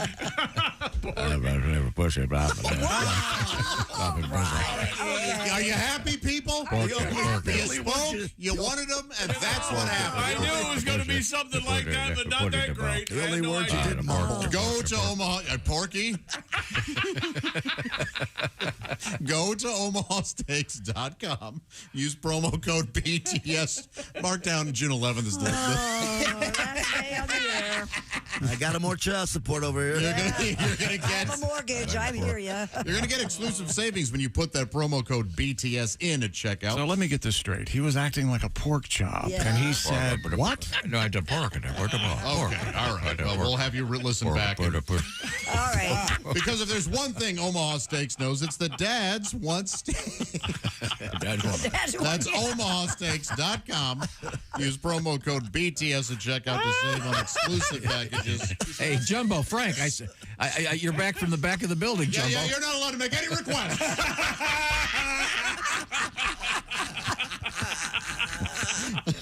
That was the best thing ever. Read what's written. At least right, I'm not reading my phone like Larry Lasagna. I'm so sorry. I'm paying attention. That's my bad. I should have paid attention that Larry Lasagna wasn't paying attention. We try to look out for each other. Yes, we do, and I failed. Isn't that right, Porky? You're going to love what you get. Porky. And Father, yes, he told it again. Your father will be very happy. Thank you very much. We're coming right back. We've got some world records. We've got Nick Cannon's testicles are in the news. Believe it or not. This is the Bob and Tom Show. When I say America, what comes to mind? For me, it's simple.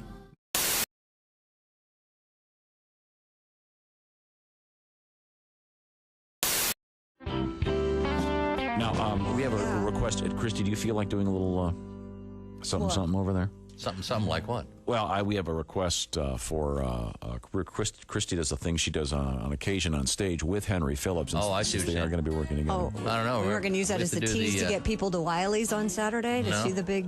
Well, the big show. The big that'd be nice, but duet. there are a lot of people who can't make it. Didn't we hear a new version of the? Wasn't it? Yeah. Did you guys ever? Yeah, we did get that. Oh, cool. We played that. Yeah. Well, why don't we? Can you do the original? Do you know? That's the more politically correct version. Mm-hmm. Have you ever guys tried this on the air here? Have we? Yeah, I think we have. I don't know. Gosh, Henry, it's been so long since I've seen you, and I just thought that would be great to kind of maybe sit here and talk about some things like the weather. Have you noticed how hot it's gotten? Oh my God, and the humidity. She's talking again. I have some friends that have shown really up bugging me. She's talking again. Wearing the most ungodly outfits. So embarrassing. I look at my friend. I don't know what women are thinking. I think she's psycho because she's talking and talking and talking and talking and talking and talking. But you know, at least make sure your surgeon gets your nipples in the right place, because I hate it when they skew left. God, what is that all about? You would think. She's talking again. I need a cigarette. She's talking again. Here's the other. I wish we never met. She's talking again. She's like a TV set. She's talking and talking and talking.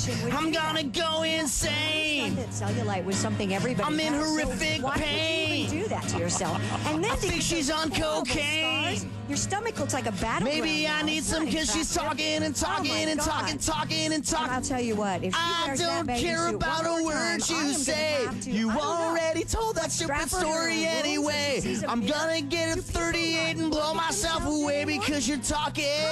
Look at yourself in the mirror and go, this is as good as I am ever gonna look. Oh my God. And to go out in public like that? What is she thinking? I was at a black tie event She's the other night. talking again. Girl had on It's really this dress. bugging me. She's talking again. In a beautiful It's tuxedo. so embarrassing. I look at my friends. Unbelievably low I think cut she's dress. psycho because she's talking and talking. Here we are trying to raise money for a charity, and her breasts are hanging out. She's talking again. Oh my God, she's 55 years old. She's talking again. What's your age? What are you trying to prove? She's talking again. We all know that once you start drinking, you're going to hit on your husband's best friend, and that is not She's attractive. talking again. Yeah, See what you miss when you're gone for just a couple of months, hon? Wow. Christy Lee, along with Henry Phillips. I heard something about nipples the wrong way and breasts hanging out. Skewing the wrong way? Yeah. Sometimes they put them back, they're not exactly Okay, thank you. lined up. Yeah, it kind of looked like Marty Feldman nipples. Is that what they call it in the textbooks? I think so.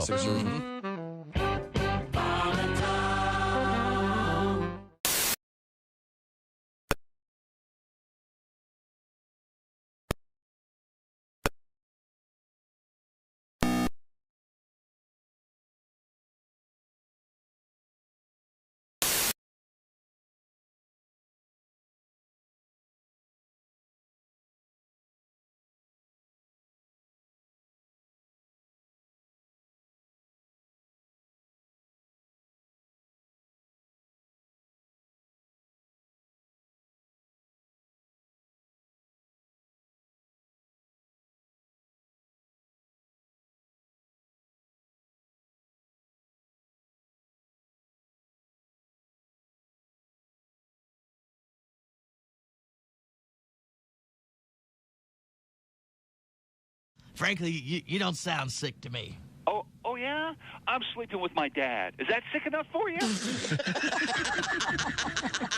This has been Spit Take Theater. Join us next week for another edition of Spit Take Theater. Hi, this is Bobcat Goldthwait. You're listening to Bob and Tom Radio. Morning laughter just might be the best medicine. I can hear you, oh no. You're talking out your ass again. Bob and Tom Radio, 24/7.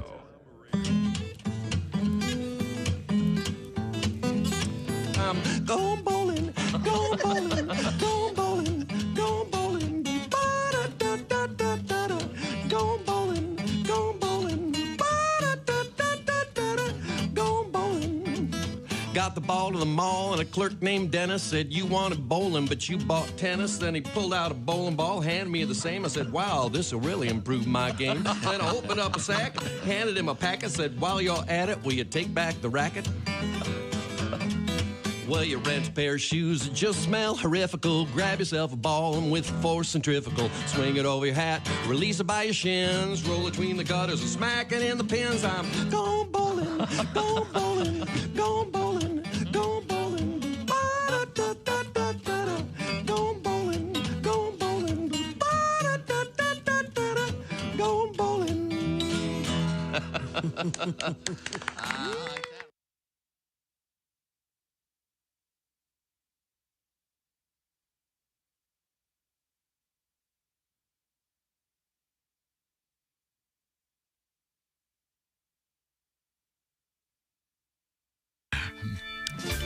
Hey, welcome back to the Bob and Tom Show. You guys all ditched me. This morning's show has been really something. Both Tom and I have, at separate times, lost our minds. Really showing your asses.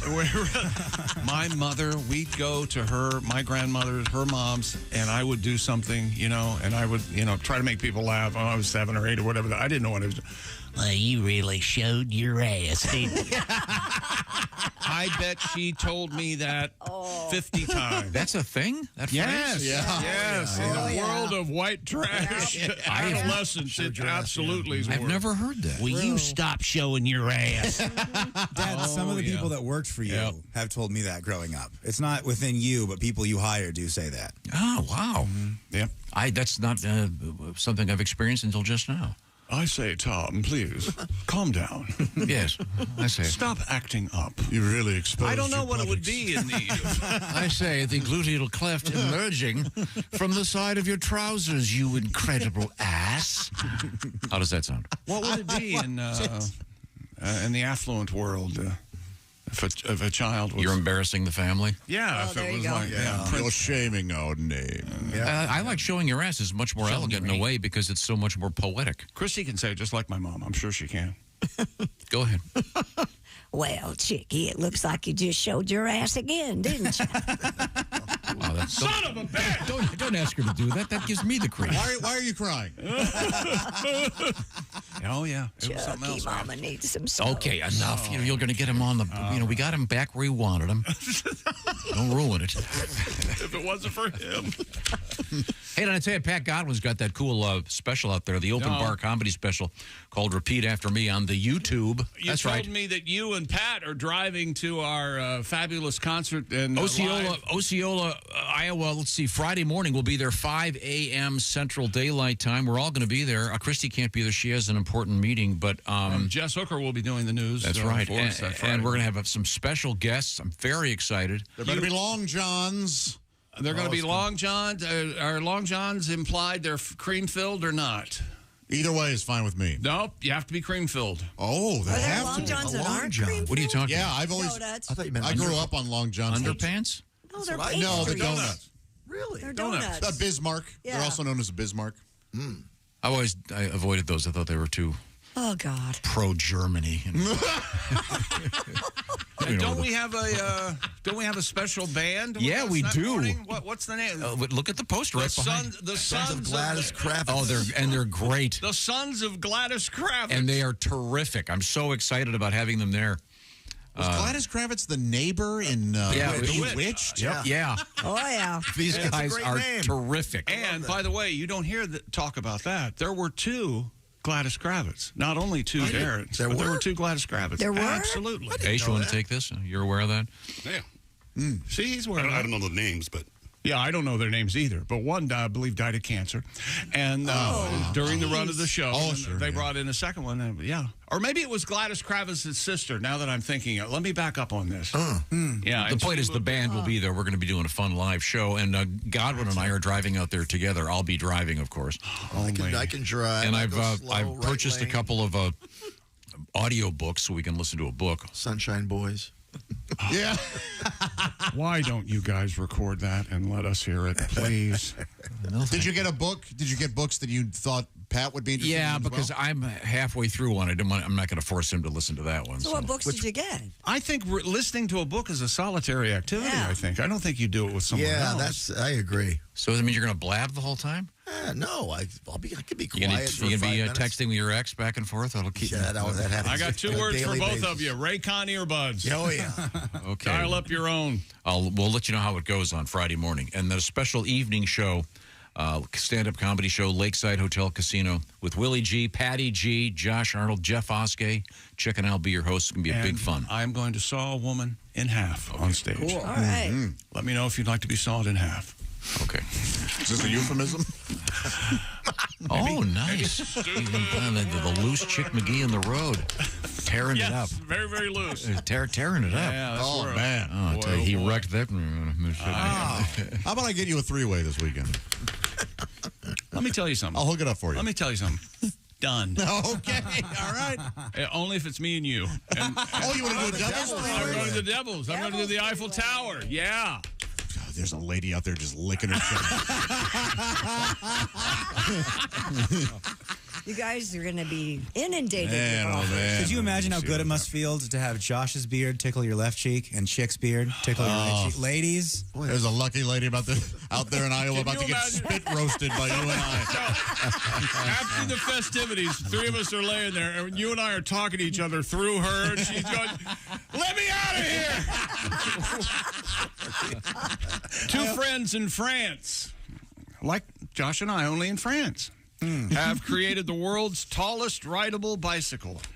I have to see it. I saw the news. It's so ridiculous. There it is. Come on. Well, that's stupid. Yeah. How long is that chain? Yeah, the chain, I think, is 56 feet. It should be written in the story there. You know what? What if he falls? Harness on. He's got a safety harness on. How did he get up there? There's a there's a safety harness going between 2 towers, I guess. Oh, okay. Well, I mean, if you fell from that, it would kill you. Yeah. Well, yeah. It's like a 3rd-story building. Well, that's part of the it's charm. 4th story. Does it say how many? According to Guinness World Records, Nicolas Barriol and David P.U. That's his last name? Well, he is friend. Okay, P-E-Y-R-O-U. And you know, French don't like consonants. Yeah, that's true. David P.U. They made their initial plans while drinking. Cool. But the pair followed through and ultimately crafted a bike measuring 25 feet and 5 inches tall. The French do hate consonants. Consonants? They call them the Americans of the alphabet. Can't stand them. Just like they hate us. Yeah, everybody knows that, right? Oh, they hate us. Yeah. They have no business hosting the Olympics. They hate the #1 country in the world. I remember Marquis de Lafayette. That was a good French guy. They haven't had one good guy since him. That's right. I've heard our dollar's real strong right now, and if you want to travel to Europe, now's the time to do it. And I saw something on Instagram yesterday that said Rome is full. Thanks, I'm going there this summer. They can't take any more people. Awesome. It's Thank you. absolutely packed. Great. It is packed. That's what it's. And it looked like it was a picture from Disney World. The lines to stuff. It's not. God, go ahead, look up a Rome Instagram. Christy, and you go. Christy, there are a lot of other beautiful places in Italy you can go. That's right. I say Rome if you want to. Why was it so aggressive?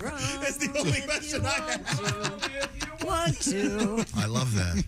3 coins in the fountain. We're only going for a day, so it's not a big deal. You going to Paris? No, we're going from Barcelona to Rome on a ship.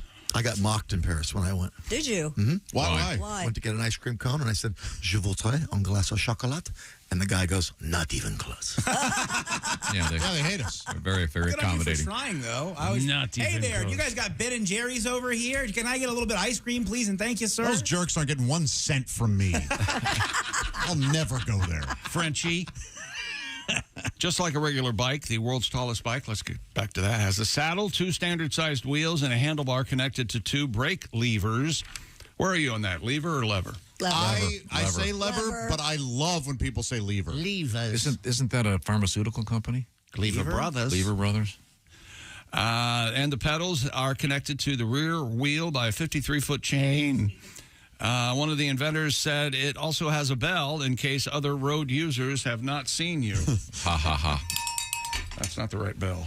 Where'd my bell go? It's behind the mug right there. Aha! There it is. That's the right bell. That's the wrong bell, To sir. prove it worked and to officially earn the record, David rode it unassisted over a distance of nearly 330 feet. That's a football field. As a safety precaution, he wore a harness attached to a zip wire. All right. Yeah, it's ridiculous. It's almost too tall to be funny. Yeah. It's like a real serious piece of business there. But they managed to make it so it works. I doubt if it'll ever be ridden again. I bet he'll try during the Olympics. You think? All that attention? Maybe. He'll try to do something. Oh, I bet they are doing this just for the Olympics. Don't you think? French, they're not known for their engineering prowess, are they? Sure. They built the Eiffel Tower.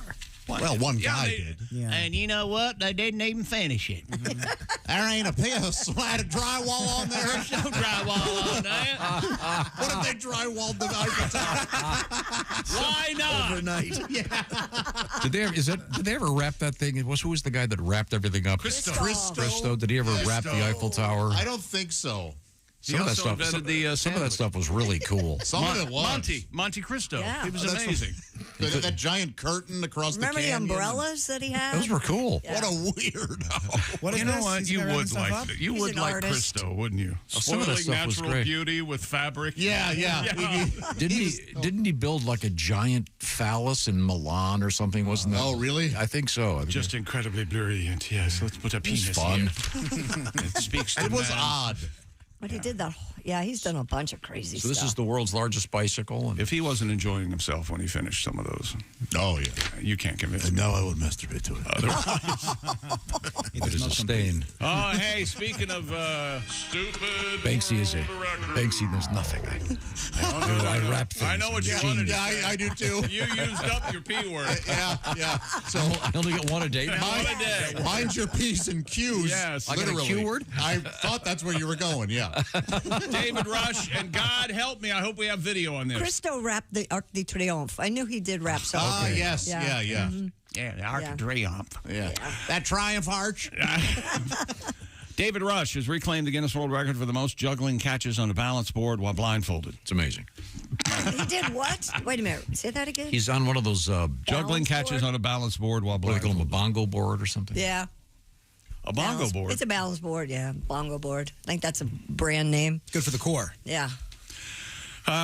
He initially set the record with 77 catches. He was beaten by someone with 159 catches. Oh, handily beaten. And, well, get a load of what our boy David Rush did. What? He went to 1,316 catches. Blindfolded. Whoa. That's insanity. Well, that title was taken away. Wow. What? And by the same unnamed challenger. That man needs to be shot. So then, David Rush went up to 1,717 catches. All right. And to reclaim the record, David donned a blindfold, climbed onto a balance board. Yeah, that would make sense. Mm-hmm. There. Do you think we have the Hemingway? Do you think this show has the record for reporting the most David Rush records? Undoubtedly. Yes. We have to. No We one talk else about is him more than doing his that. own website. He juggled over 6 minutes while balanced on the bongo board. Is that what we're calling it? To achieve 2,346 catches. Wow. That's the current. Now, what about this other guy? We got to take away his bongo board or something. Yeah. And put him in jail so he can't beat any more records. Yeah, the bongo board. It's like a cylindrical thing the size of a loaf of bread, and then you get the board. Then you get on the board on top of it and go back and forth. Right. Like kind of like a skateboard type thing. Yeah. There's just you're But balancing. you're balancing on a cylinder. Suppose, but I'm going to get back to that Christo guy. Yeah. He's the guy that wrapped all the stuff with cloth, usually, right? A lot of cloth and some paper, yeah. Yeah. Supposed when he was done, he'd go, well, that's a wrap. I would hope so. I hope he had. You went back just for that? That was. I was gonna say totally worth it. Yeah. I mean, I wonder if he understood the English. He made a lot of money doing some of that stuff. He literally Who went from paid for it? I'm sorry. Well, I don't know. Wait, Josh, you're telling me who paid for it? That punchline. I apologize. So you're telling me this guy, Christo, used to wrap stuff up, and he made a lot of money? So not worth it. And no. You say he was well paid for. Is that what you're saying? The Bob and Tom Show is experiencing technical difficulties. As soon as we get them fixed. Oh, dude doesn't like this song. This is a happy, fun song. Who is it? B-52s? Yeah. You've heard this song? No? Yeah. Great summer tune. And it gets better. There you go. There you go. I'm anxious to hear the outcome of the story you're telling. Oh, no. So you're saying that he used to wrap things up? I'm distracting people. In fabric, yeah, in different kinds of fabric. Yeah, lots of fabric. Yeah. So this, like torn cloth and stuff. All right. Yeah. Okay. Yeah. All right. Yeah. Go ahead. He made a lot of money. Went from rags to riches. Yeah. all right. Oh. Well worth it. That's a wrap. Oh. And double down on his. Yeah, That's a wrap. Good work, man. He won't be wrapping anything else. Well, no, he's that's a wrap on him, isn't it? Yeah. Oh, he's got to be wrapped in like a colorful cloth, right? I would think so. I would hope so. Yeah. There's an interesting table, what do you call it, coffee table book.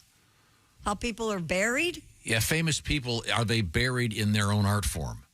No, that isn't. For example, I've always wanted Senior Wenceslas, the famous ventriloquist. If people walked up to his casket and went, "It's all right," they'd, "It's all right." Lift the lid. What are you talking about?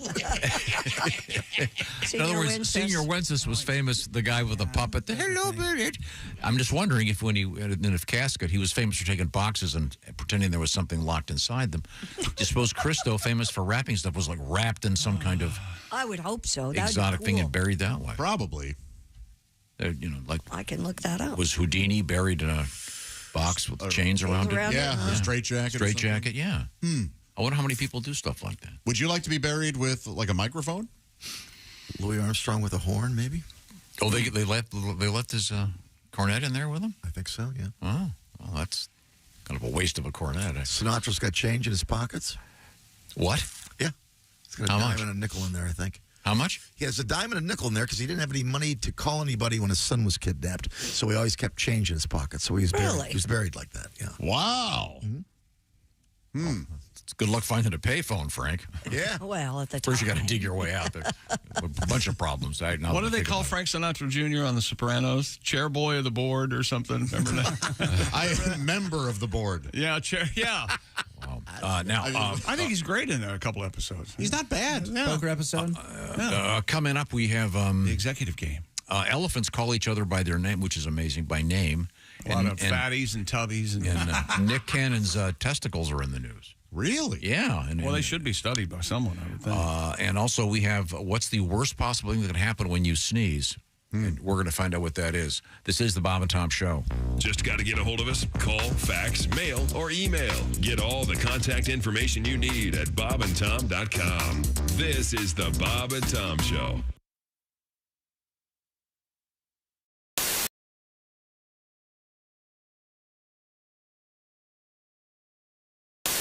Of course, our house band today, the Black Moods. Smack Tom. Smack Tom. It's time now to smack Tom. He's been running his mouth again. He's been pissing us off again. Smack Tom. Smack Tom. Smack Tom. I'll handle the lyrics. And we smack Tom.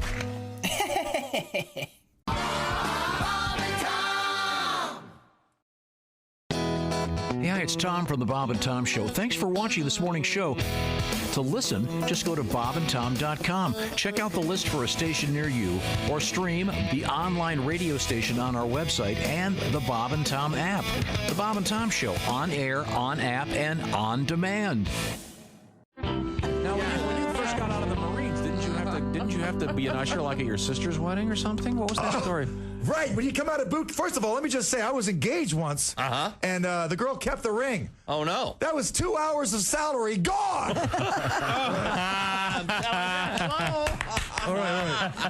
No. When you come out of boot camp, you're ready for anything. I mean, you know what I mean? Outstanding. That's the attitude. Outstanding. That's the Marine Corps. When I came out of boot camp, my sister got married. She had me seat the people at her wedding. They'd come walking up to me in front of the church like, oh, you must be Patricia's brother. Sit down.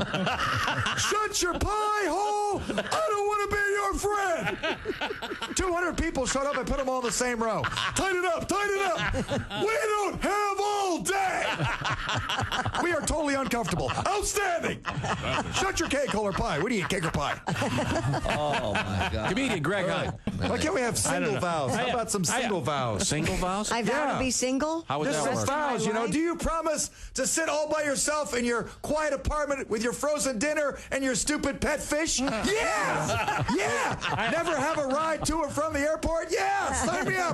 Parked the lot 88Z, schlepping your stuff. But I want to clarify for Christy, because I know Christy's a big Catholic, and I grew up Catholic. I was an altar boy as a kid, and I think Jesus is a great role model, but I think he's kind of like the popular guy in high school where everyone says they're his friend, but he wouldn't name you as one of his best friends. Like if you asked him who his best friends were, he'd be like Gandhi, Martin Luther King Jr., Matt Damon. And you'd be like, what about Mike Birbiglia? He'd be like, I feel like I'd recognize his face if I saw him, but the name doesn't ring a bell. Jesus has a lot of Twitter followers. He does. Actually. Absolutely. Oh God. You know what? Let me tell you something. I'm gonna have a wedding agreement I'm putting together right now. I've been writing it over here. The girl's gonna have to sign this before I get married. Okay. Number one, at no time will your rear end be wider than your shoulders. Okay. Number two, your eyebrows will number 2. Normal size, not super skinny or painted on, thus reflecting mental illness. It's all making good sense so far. So far, keep going, We will have a dog for me to play with and for you to care for. Same with children. By the way, Greg is serious about that. We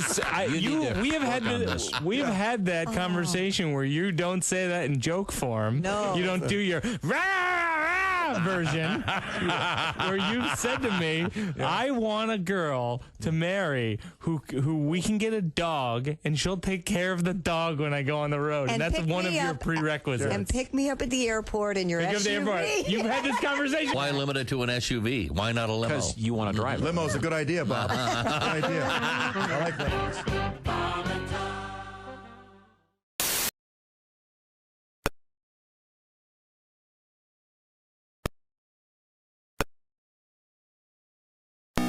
Is described as a rag to riches story.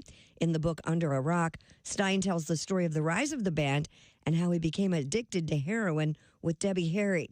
Under a Rock is out today. He has been a photographer since 1968, and his photos will be on display at Morrison Hotel Gallery in New York starting on June 27th. And that is your entertainment news. I'm Christy Lee. More of the Bob and Tom Show coming up. Hey, don't say we didn't warn you. I'm warning you, don't do that. There's laughter ahead. I should be having a better time if this is a party. This is Bob and Tom Radio. When you need relief and you need it fast, eat a bowl of Sphincter Blast. Hi, I'm Harry Kalanick Jr. for the new high-fiber breakfast cereal, Sphincter Blast. One 10-ounce serving contains more fiber than a log of New England birch firewood. Sphincter Blast. Some cereals shoot for the moon. We shoot for Uranus. Just say to your grocer, snap, crackle, plop. Tell him Harry Kalanick Jr. sent you and watch for my BMTV special. Harry Kalanick Jr. Unplugged. Sphincter Blast in the big brown tapered package. That's, of course, so the box won't slam shut. It may sound corny, but Sphincter Blast is hip, cool, and it's solid. When you need relief and you need it fast, Eat a bowl of sphincter blast. Hi, this is comedian Tim Cavanaugh, and you're listening to Bob and Tom Radio. Bob and Tom 24/7. Does it make you sick to your stomach when friends call you a hypochondriac?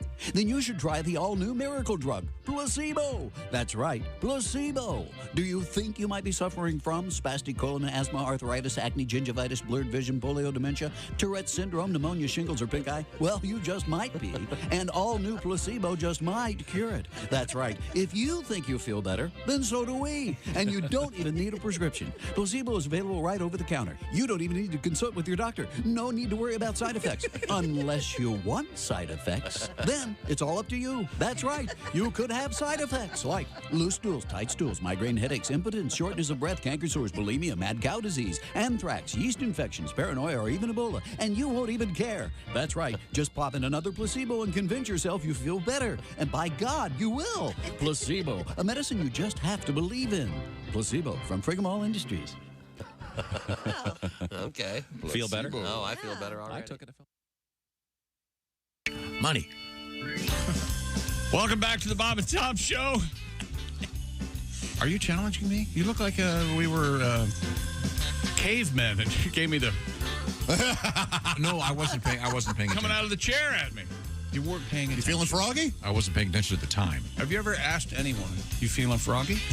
You might as well jump. Have you ever said that? No. I never heard that. I never froggy. heard that ass thing you said before.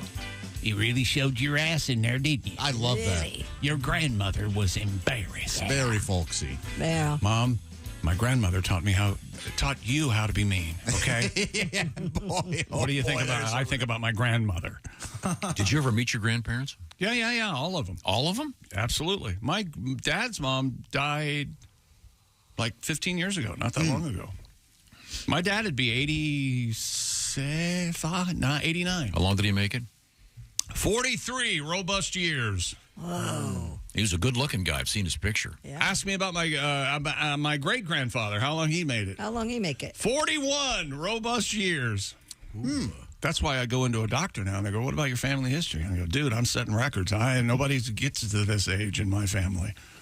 Did doctor ever say the famous line, you've got 10 left? 10, Doc. What do you mean, 10 years? No, 10, 9, 8, 7. Yikes. There's a great joke in there somewhere. Yeah. It's really the implication being, Josh, you're anticipating 10 years, 10 months, 10 weeks. Then he does a countdown as if you're going right now. That's the essence. Wow, no, of course. Did I just show my ass? Parlance. You showed your ass in there. Everybody, I think you show your ass the most, I think you do. Get the occasional compliment on it. Oh, really? You got a nice tush? Really? No, not at all. I'm joking. Oh, okay. I know I don't. It's barely there. Yeah, I'm with you. You know he has a tattoo, and it's above his ass crack, and it's Yosemite Sam with a gun.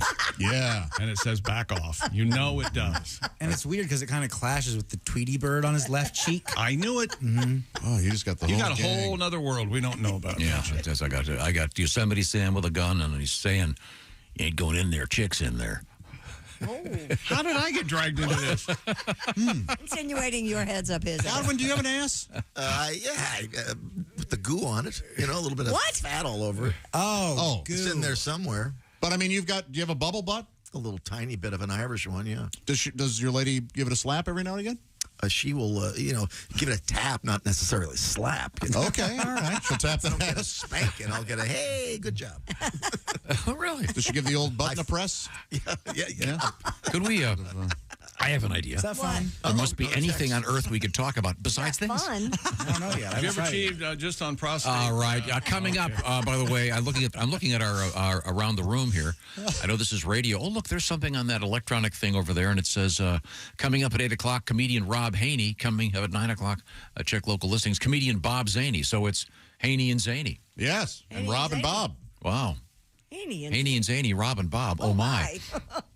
Christy and I are doing a show our own over.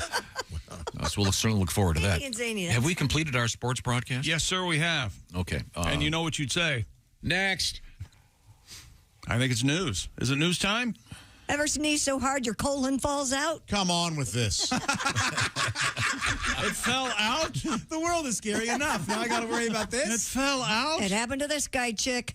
Doctors say a man underwent bowel surgery after his colon fell out following a forceful sneeze. According to the case report, the 63-year-old from Florida had abdominal surgery and celebrated his stitches getting removed by having a nice dinner with his wife. Didn't Jim Carrey do some superhero in Living Color? He was Colon Man or something, and he would rope criminals with his intestine and hold him in his ass for police. Isn't that? It does sound familiar. I hope so. I didn't see it, but it sure sounds like fun. Thing? Yeah. So this poor guy has surgery, gets the stitches out, sneezes, and his bowels fall We out. hadn't gotten that far. It was after dinner. The man sneezed forcefully, followed by coughing, and immediately noticed a wet sensation along with pain in his lower abdomen. Yeah, that'll do it. He looked down and saw several loops of pink bowel protruding from his recent surgical site. This is awful. He was rushed to the hospital where surgeons carefully returned his Waiter, bowels back into the Can I have a doggy abdominal bag for this? He was released after 6 days in the hospital. That is the thing, though. Prolapse, right? Yeah, sure. Yeah, that's the thing. But this is emerging from his skin, though. Absolutely. Well, from he his had belly. surgery, yeah. From his belly? Wait, From his belly? It didn't shoot out of his anus? No, it came out his anus. No, it said his lower abdomen saw several loops of pink bowel protruding from the recent He'd had surgery. So this isn't your average prolapse. And then they took out the stitches. Right. I guess maybe too early. I don't know. Oh, You think too early? And his bowels sprang out. And he's at a restaurant having dinner. I mean, for God's sake. Hey, waiter, could I have some Kleenex and a squeegee? I got a thing over here. And by the way, you can take the linguine, but I was so excited. I tasted like I sneeze. Do you have any Claritin? I've got.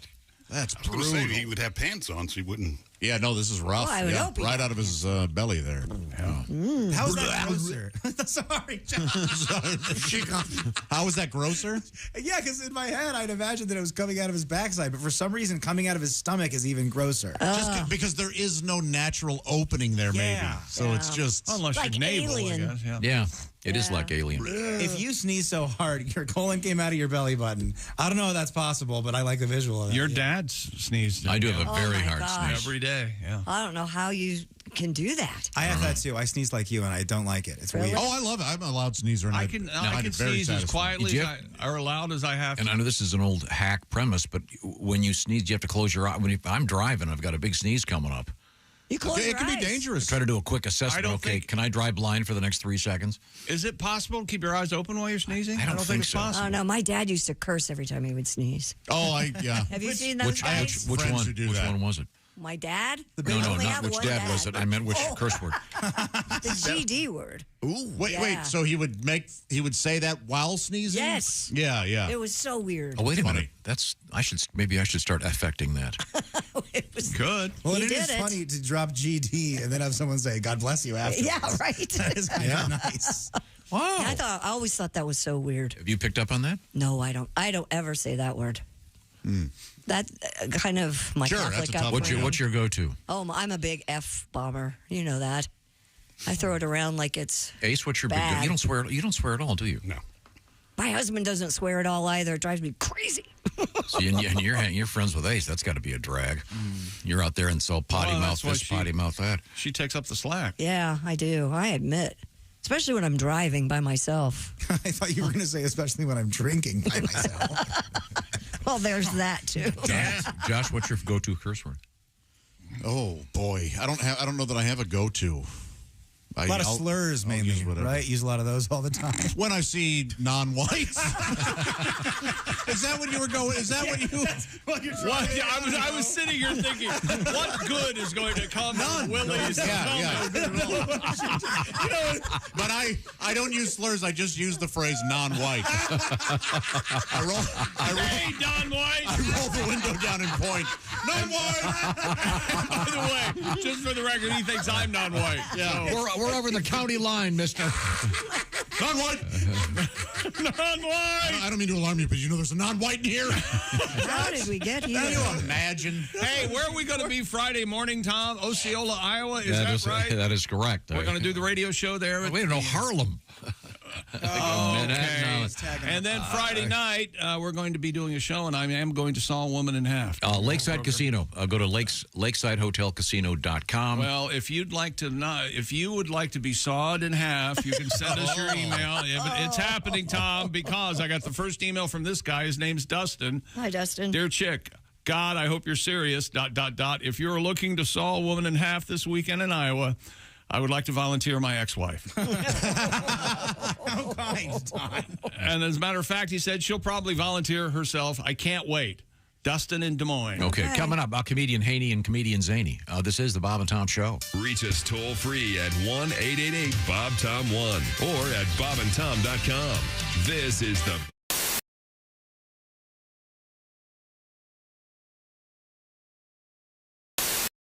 Cool. All right, we're ready for No Lights. No lights and action. First time in cinematic history.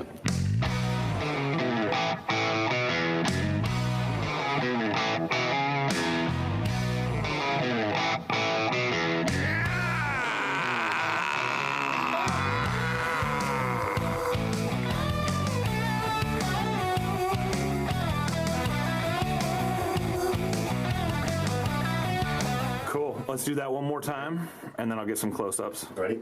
Ready. 11 years of Mr. Soprano, you're driving down the road and a song comes on. You turn it off immediately. What song was it? Oh, shit. Give me a second on this one. Something annoying. Well, I think there's got to be a song that just pisses, that's repetitive and annoying. Is it Baby Shark? But Baby Shark. Hey, Mr. Soprano, a song comes on and you turn it off immediately. Oh, the Baby Shark. I mean, it's over and over and over. It repeats itself. Creates road rage. Jesus. A conspiracy theory that might be true.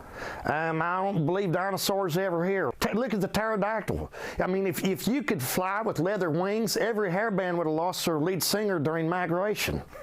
What? It's an old joke I used to do. No, so here's a question. Do you want to acknowledge the camera at all at any point in this video? I don't think so. Okay, cool. I looked at the camera. No, I don't want to acknowledge the camera.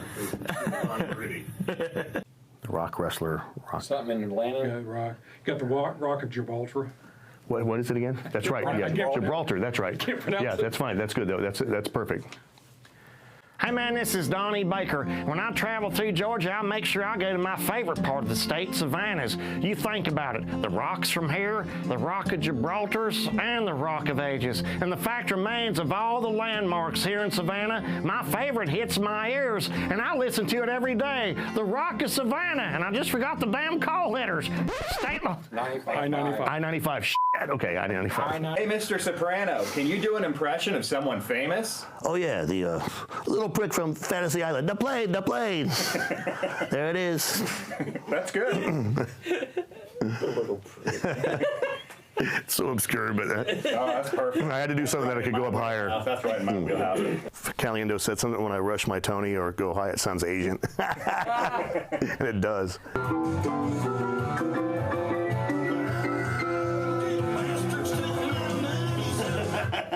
Hey, Donnie, if you wore a warning label, what would it say?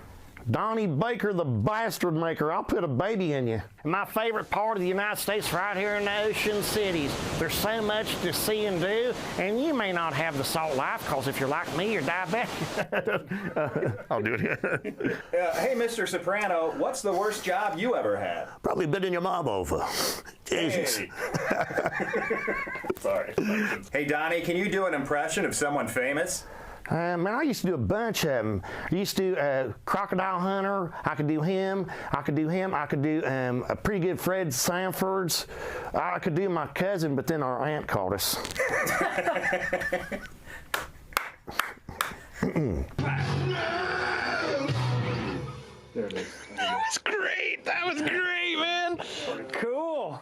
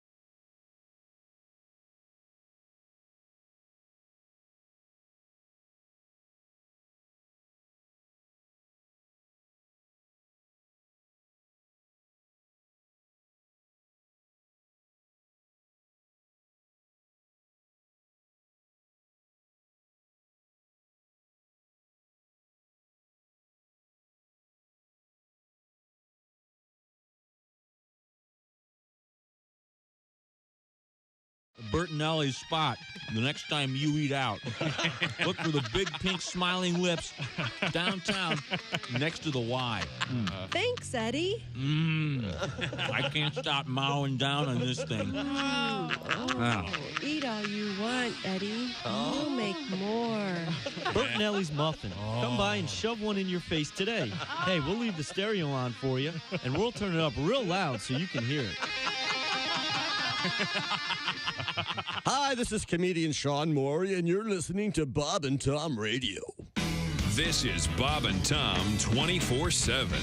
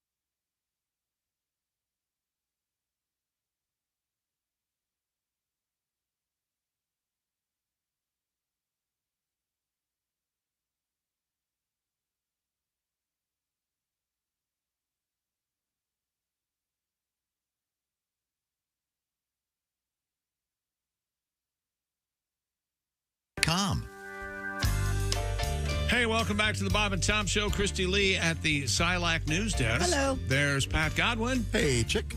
There's Willie Griswold. Good morning. There's Josh Arnold. Chickster. Ace Cosby's here. Howdy.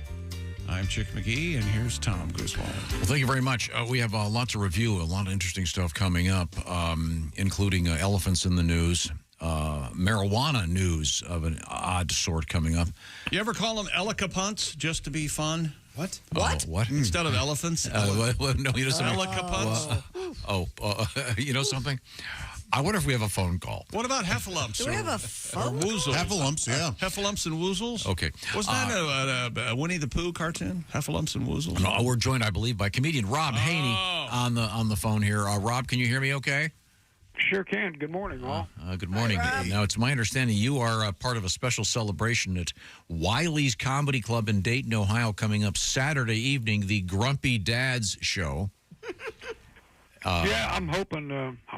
Well, thank you for letting me mention it, because I'm not sure people will show up because they didn't make a poster. Ain't that always the way, huh? Got to have a poster, Rob. Rob, I'll send you one of our latest posters from our show coming up on Friday. That's this Saturday. Well, I understand did I hear earlier that you and Pat are going to be riding together and listening to books on tape? Well, in theory, yeah. Playing grab ass in the car. That's the plan. Yeah. I enjoy books on tape, although I had one, the book was so boring that even the narrator, James Earl Jones, said, let's skip ahead a few chapters.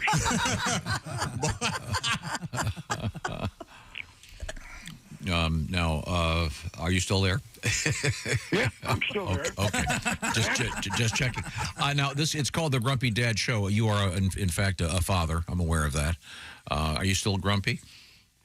Yeah, I'm grumpy, and of course, I'm just shocked now that we didn't start off that I'm on a landline and not Zooming with you guys. But yeah, I've not really embraced high technology, and here's one of my most recent complaints: is somebody please explain the advantage of you picking your seat from a computer screen before you go into the movie. I just don't see an advantage to it. Like the last time I was at the movie, I watched people walking around the theater looking for their seat. Then the lights start to dim. Now they're using their cell phone to try to figure out what row and what seat. Plus, when you look at the little screen outside, it shows you which seats are occupied, but it don't tell you who they are. I mean, I don't want to sit behind the center from the Globetrotters or next to some guy so fat he's going to be buried in a piano case. Yeah, I've got to agree with you. I don't like the preceding thing for movies. I mean, what was so wrong about it? You just walking in, find an empty seat, and setting your ass down. Yeah. I agree completely. Josh, what do you know? You're a former movie theater usher. Your thoughts? Yeah. It took me a little while to warm up to the reserved seats, but now... Well, what's the advantage, though, Josh? Tell me the upside to that. You know what it is for a lot of people, not for me. A lot of they go, oh, we can show up late. Now we don't have to... Yeah, and those are the people that got their cell phone lights exactly. up looking for their seat. Yeah, I'm not super excited about it, but, I've learned to live with it. And aren't some places now required to tell you how many minutes of previews there are? I wished. I don't know. Do they? Because that can be really annoying. Yeah. Movie time, 8 o'clock, and at 8:40, the film actually starts. That's not really much of an exaggeration. It's crazy. Yeah.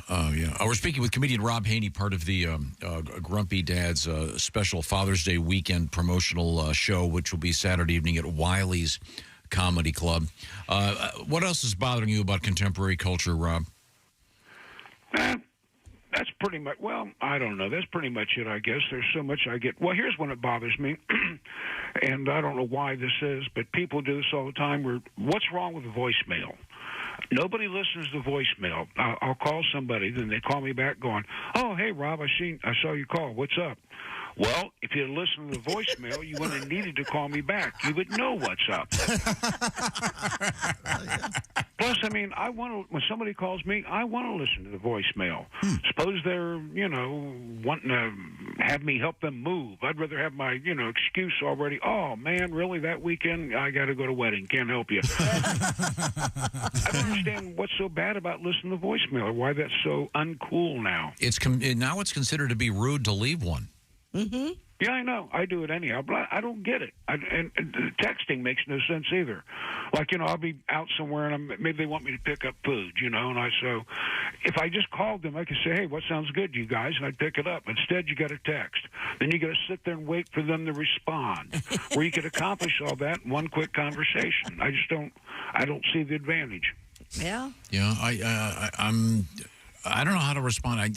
Some of the voicemails now automatically convert to text. Yeah, that's nice. Oh, sure, yeah. That's kind of convenient. So now you can take your eyes off the road and read them. Wait a minute. My landline doesn't do that. Do you still have a landline? I'm talking to you on one right now. Yeah. He said that at the beginning of the conversation. Oh, I didn't realize that. You didn't believe him, did you? Do you have a landline at your house, Christy? Not anymore. Josh? Nope. Willie? No. I don't either. No, sir. Not here. Nope. Wow. Well, Rob, you're the last of a breed, apparently. Mm-hmm. Now, well, again, I remember they trying to, my cable company want me to convert my phone to their cable. Sure. And I said, well, gee, if my cable goes out, does my phone go out? They said, yeah. I said, then I can't even call you up and let you know and complain. Yes. That has happened where my internet has gone out, and I've called. Yeah, everything goes. And they say. And then you finally get a hold of them, so I go down to the car where I keep my cell phone, and you call them. The first thing they tell you on the recording is, for faster service, visit our website. Yeah, well, I can't because my internet's out, you jackasses. Rob, I know what you look like. You're a very handsome man, but I for some reason, on the phone, I'm envisioning Charlie Weaver. Remember that? Well, picture Charlie Weaver with less hair. Okay, all right. Now, are you still smoking the cigarettes? Not really. I've quit, mainly, but I've turned into the worst kind of smoker. I bum them from people. Now, as I recall, you're a menthol smoker. So does that? I know, Tom. You've done this for years, and thank you for all your kindness through the years. But you always act like I'm some kind of black wannabe. I'm 70 years old. Who do I want to be? Fred Sanford?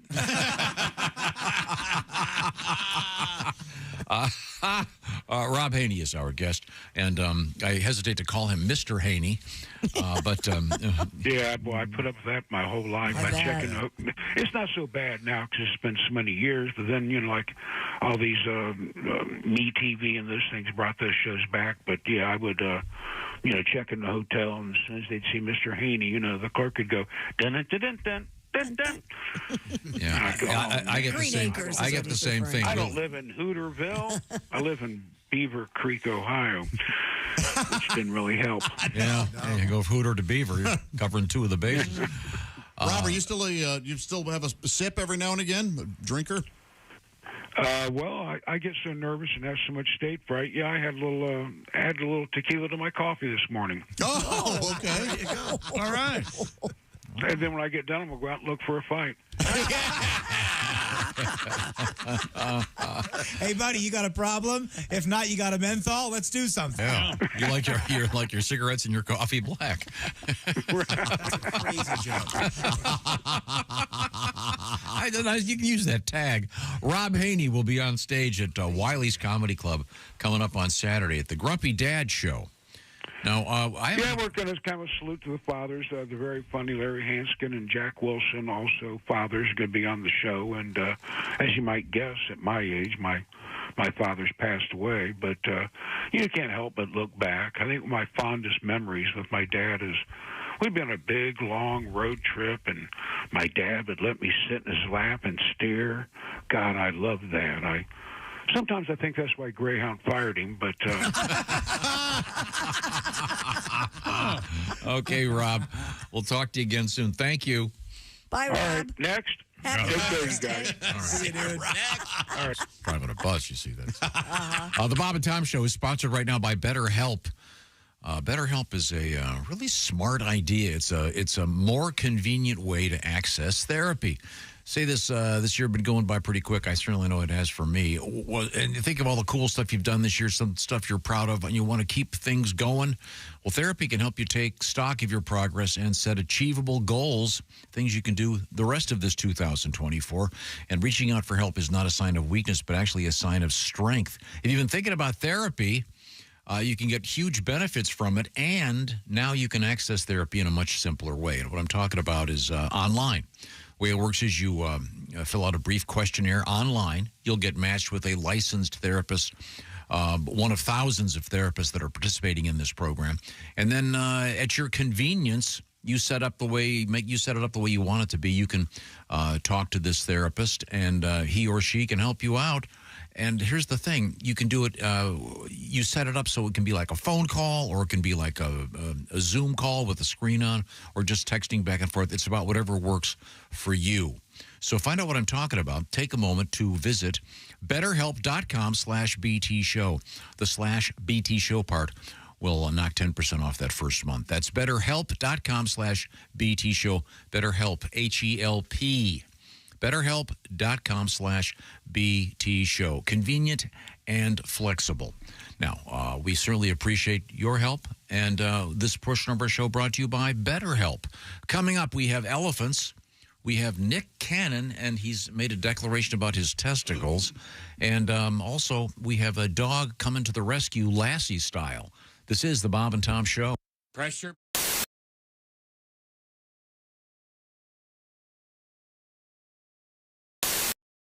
Hey, it's your pal Josh Arnold. You know, every year, rock fans and metalheads from around the world travel to Louisville, Kentucky for one of the biggest and best music festivals on the planet.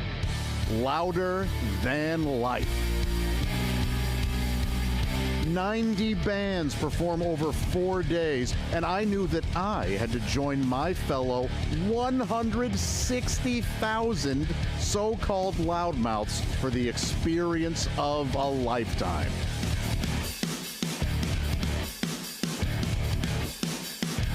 Louder than life. You know, one of the best things about these festivals is the people watching. The folks here are amazing. They're wonderful. They're freaks. They're lunatics, they're weirdos, and so am I. I am excited to talk to a few of these folks right now. Hey, I'm here with Dustin. Dustin, tell me, who are you here to see? Hey, I'm here with Jerry. Jerry, who are you here to see? Having a killer time, as you can hear, the show is going on. You rock! Sister! Hey, I'm here with Amber. Now, Amber, my gosh, these stilts are amazing. How tall are they?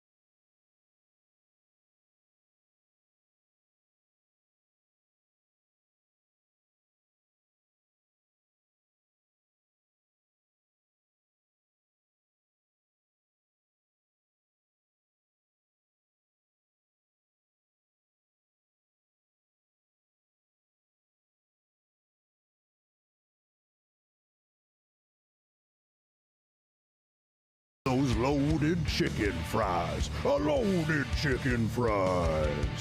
You know what I miss? I haven't been in a mosh pit in like 20 years. I don't see one going on. Maybe I'll just start one. All right, I'll start a mosh pit. It's these guys.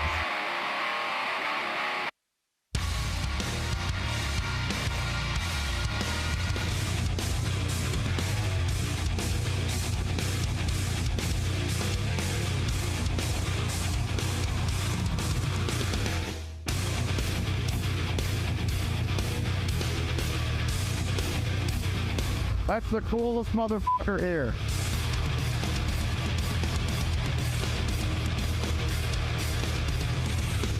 Hey, I'll be right back. All right.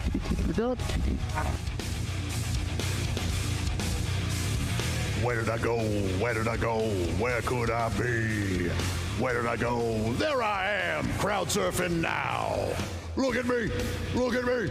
Right in the crowd. Look at me. Look at me. Woo! I'm riding on the crowd. They're passing me along. Oops, I almost hit that gal. Did you see? Did you see? Surfing on the crowd. Earlier, there was a wheelchair guy. Did you see him? That was pretty cool. Surfing, surfing, surfing on the crowd. I bet some people were mad they had to lift all of my weight. Oh, it's against the rules, but I don't care. I'm surfing. Surfing on the crowd. You've got the point. We probably could have cut this already. Oh, I almost fell. Did you see that? Almost dropped me. Did you see that? Almost fell right to the ground. Because I'm surfing. I'm surfing. The music at Louder Than Life might be angry and aggressive, but the people there, the exact opposite. Everyone had a great, safe, terrific time. We had all kinds of laughs, and we celebrated the world of rock and metal. I now consider myself to be a lifelong loudmouth, and Louder Than Life, you can count on me being there every year from here on out. Hi, this is Pat Godwin from the Bob and Tom Show. Thanks for watching this morning's show. To listen, just go to bobandtom.com, check out the list for a station near you, or stream the online radio station on our website and the Bob and Tom app. The Bob and Tom Show, on air, on app, and on demand.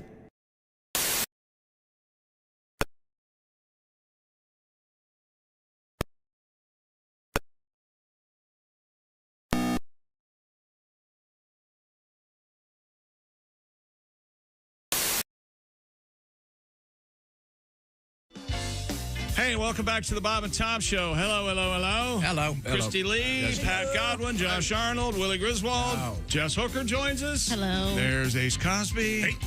I'm Chick McGee. Here's Tom. The whole show, the whole kit and caboodle. We're traveling to Iowa for Friday morning's radio show, and then Friday night, a big comedy show at the something casino. I can't wait. Turn around. It's right there in the big poster. Oh, the poster. Lakeside Casino. And what is, look at that. Look at now. Let's see where it says, right. What does it say to the right? What's the name of that band?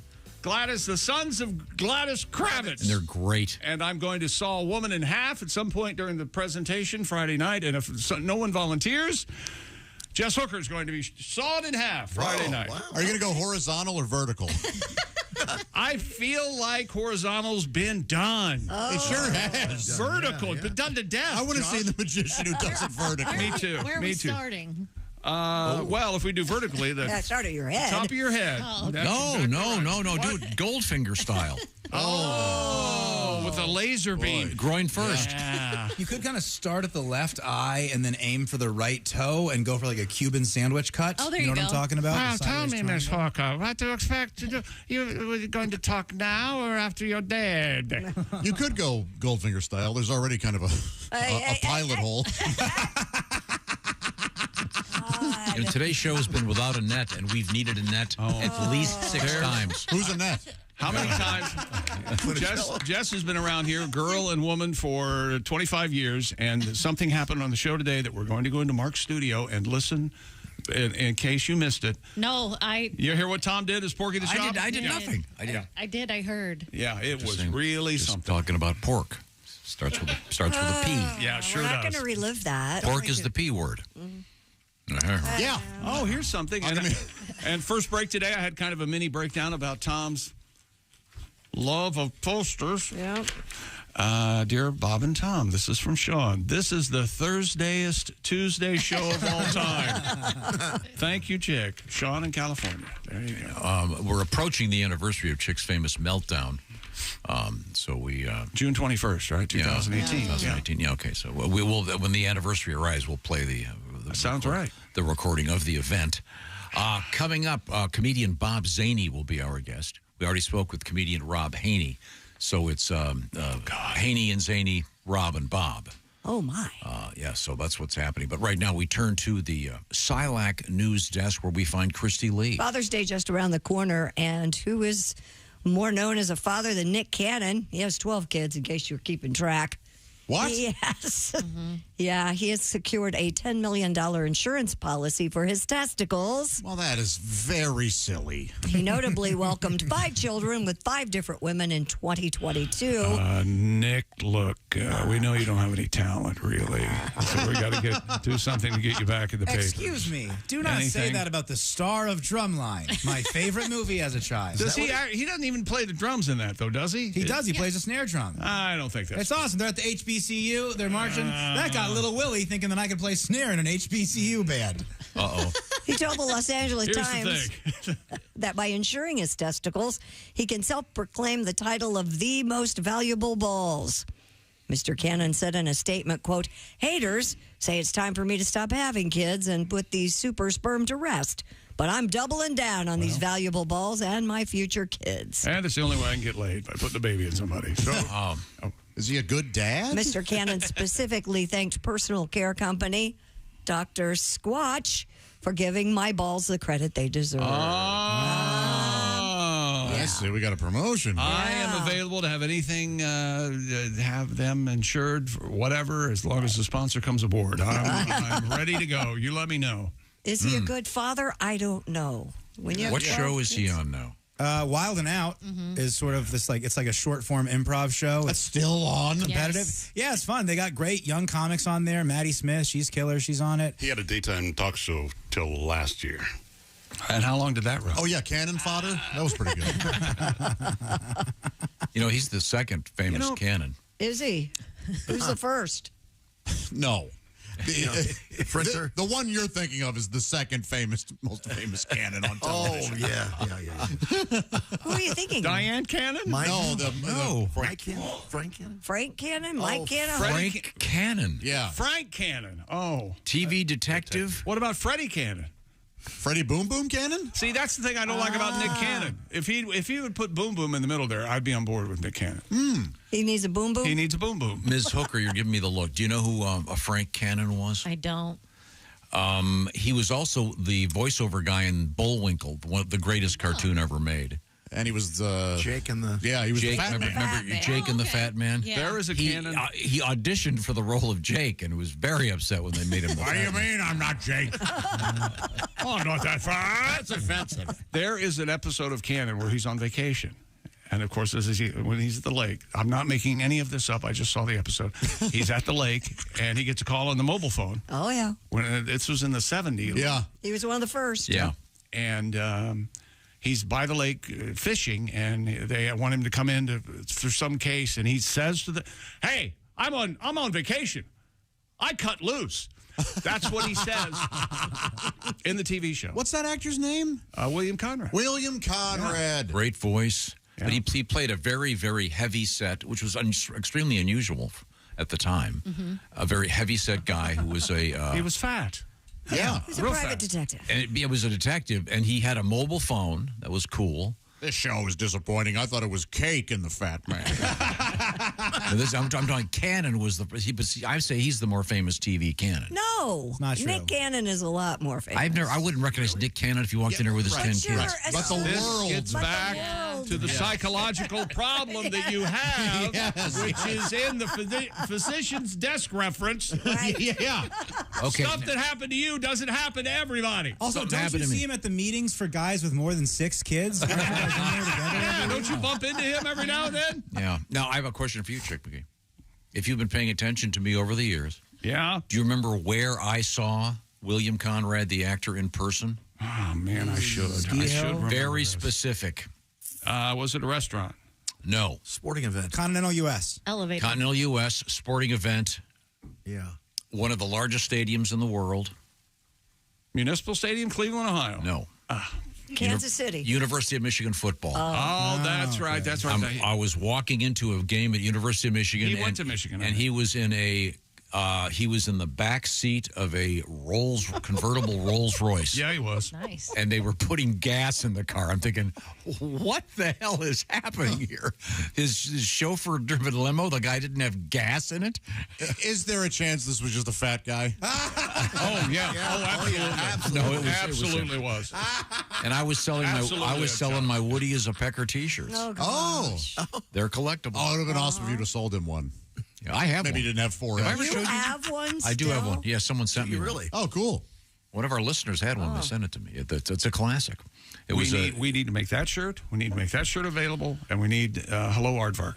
Hello, Aardvark. And Do you no have a song for us, art Pat? review. Just never mind. Okay, I'm going right back to the first break. Okay, no. How long would it take to get him to approve a T-shirt? I'm busy doing posters. 6 days. We can get a poster made in a day. He wasn't joking at all. It was complete sincerity. You think that took a day laying that thing out?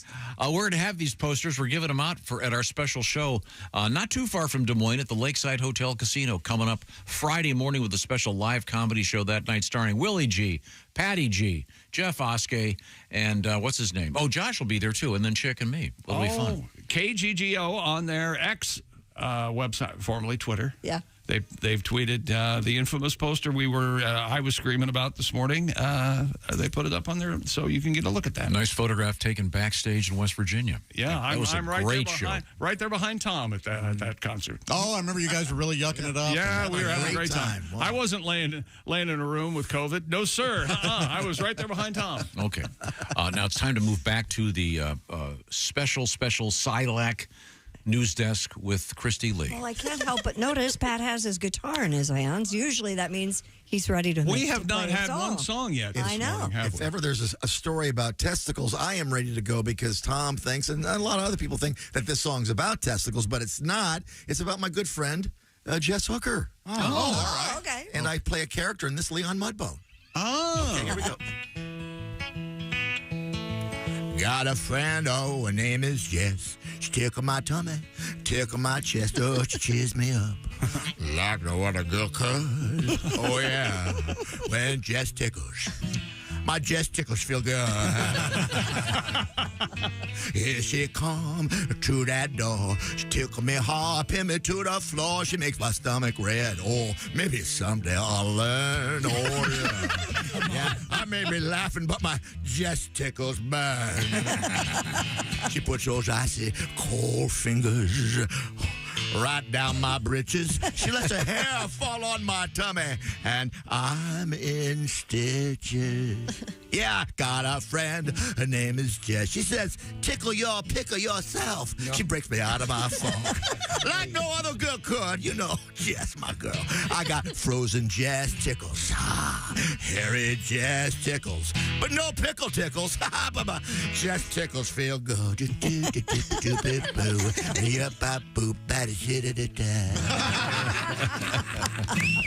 All right. Thank you, Jess. Thank you, Jess. I hope there's someone out there transcribing this. What the hell did he say? It's the whole point of the song. Oh, I got a technical question. Maybe someone can help me with this. The what do they call it? What do they call the writing on the TV? What's that called? Closed caption. Closed caption. Thank you very much. Is that done by a human being, or is that now AI? I would bet it's AI. I'm sure it's AI. Yeah. I did our first Comedy Central special. That was my first job here. Was doing the closed caption. Oh, wow. Yeah. Typing it in? Yeah, for the comedy. But I mean, now when it's done on the fly, like if you're watching a race or you're watching a football game. It has to be, yeah. I don't know. I mean, There's maybe a program that actually does that, yeah. Right. But I mean, when you get to the network level, are they still doing it with AI, or do they have a human They probably being? have a double check, yeah. I don't think so. I don't think no? No. I mean, your phone, you talk to text. And it does it? Yeah. But I mean, when you look at it and it's not all that accurate. I'm just Same with some of that TV, those live events. It's a lot more accurate than you probably can make it be. Are you kidding with my distinct delivery? Oh, jeez. How dare you? Any technology that you touch will be mutated, I'm sure. That's the problem. Well, if someone knows the answer to that, let me know. We gave you the answer. Why is this a question? There's no more further research needed. No, none. This is how this is why I get so upset. So how would the AI have interpreted Pat's song that has a lot of double entendre and a lot of mumbled words? It would have had issues. Yeah. We can do it. We can have him sing into it and see what the feedback is. Right? I'd like to have him do the closed captioning of the various characters now featured in our Omaha Steaks commercials. Oh, God. Right back to Porky the Chop, aren't you? See what Porky the Pork Chop Wasn't enough to have people hear it. Yeah. He wants them to read it with their own eye. Evidence, really. Yeah. Irrefutable evidence. Read into the record. That's what we don't need. Okay, sorry. I'm asking. It's a fair question. Someone out there will know the answer. I swear to God, we gave you the right answer. He's not going to notice it. This program has been around. Hang on a second. Hang on, Josh. I think it's nice you're trying to help, but somebody will help us get the answer. Here's what's worse. What's worse is tomorrow. I see what you're saying. Tomorrow will come in. I'll go. You guys will never believe this. Someone from Michigan wrote in a letter. Yeah. He told me it's actually an AI program, and sometimes it's not that accurate. Right. Isn't that interesting? Isn't that interesting? It's just so Just insulting. tell us you hate all of us. So insulting. You don't believe any of us? Okay. I will give you leeway that I can be, and I don't want anyone disagree with me, I can be a tad moody. Oh, chick, you can be a nightmare, buddy. Thank you. But so far, in order, you've pissed me off, Josh, Christy, Willie, your son, off today. What you gonna do now, old man? He angered Pat earlier when he suggested that he wouldn't be able to listen to a book on tape. Oh, yeah. In the car, and Pat goes, "Oh yeah, no, yakety yak yak." I didn't like him saying I mumbled just now, to be honest. Yeah, sure. Doing an affected voice. Hey, you're still my buddy, right? I'm here. Okay, thank you very much. I'm here. That's not a yes or no. I'm here. He's simply here. I'm sorry. Oh. Well, let's move forward. We were talking about Nick Cannon and all those babies. The Cannonballs. Never heard of him. Never heard of him. Frank Cannon, much more interesting. Scientists are now saying feeding young children peanut products can reduce the risk of them developing peanut allergies. Or kill a few of them on the way you're trying. During a recent clinical trial, half of the participants regularly consumed peanut products from infancy until age 5. The other half avoided peanuts during that time frame. We can also cut down on the, useless vaccines we give kids. There are like 82 of them that schools require, and maybe 5 are necessary. I swear to God, the rest are giving kids allergies and worse. Researchers discovered the early introduction of peanut products reduced the risk of peanut allergy at age 5 by 81%. What does? Giving them peanuts. Giving them peanuts between infancy and age 5. So we're supposed to be giving babies peanuts? Yeah. Peanut butter. Sure. Some of them are going to choke. But it's your own fault. You ever see how dumb a baby is? Come on. Get some bad tie in here. Peanut products. Yeah, don't a lot of kids eat peanut butter and jelly? Yes. Yeah. So they're looking at the wrong place here. No, there are places you can't take peanut butter and jelly to their schools. Oh, yeah. Yeah, what? It's huge. Right, Because kids that are so allergic. Peanut-free table, yeah. Yeah, there's a new thing now where they're taking babies and they're putting them in huge jars with bees and a jar of Jif. Oh, yeah. Survival of the fittest.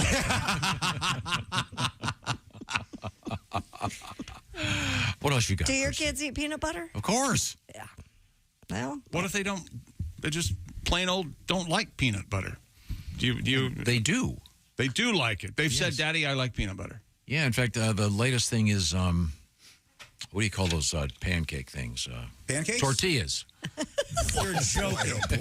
They take tortillas. I don't know what it is about today, but I just about can't stand I would it. say Okay. crepes or waffles, maybe. Sure, those are kind of like pancakes. No, they take I tortillas. guarantee I didn't say it. I know. They take tortillas and then make the peanut butter and jelly and you roll them up. It's like my husband eats that every single day. But he puts honey. It's honey, peanut butter, and tortilla. Cut up a banana Rolls in there. it up. You're welcome. It's a nice little snack. Uncrustables is a single dad's best friend. Oh, yes. Oh. I love those. And they nailed that product. Oh, They gosh. did. They are perfect. Perfect. They say put them in the freezer. You put them in the freezer. You do get put a them in little- the freezer. Little frozen bites. Don't they Nice. make adult size Lunchables? Yeah, they make big ones. Yeah, like big Mega ones. size. One of the meat company, like Hormel or somebody, makes a big Daddy. Yeah. You get like Big Daddy. you get like a pork chop. Don't say pork chop. Got a White Claw in there. That's right, a White Claw works. Full ear of corn. A whole ear of corn. I got a pork chop.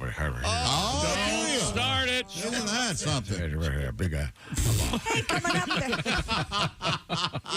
There's a problem with pot on Martha's Vineyard. Oh, we have a yes. couple of old people getting married, and No.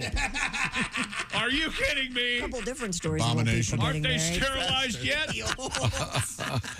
And Tom's biggest fear realized.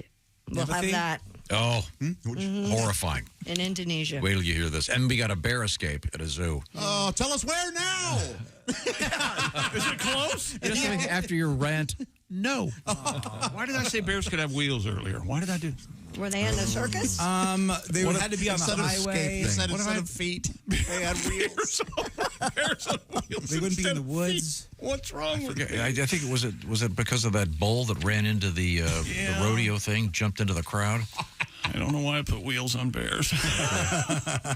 I'm really worried. Right now, it's time to play a game. How about that? This is, of course, the fabulous game everyone loves to play. What will Chick McGee pick?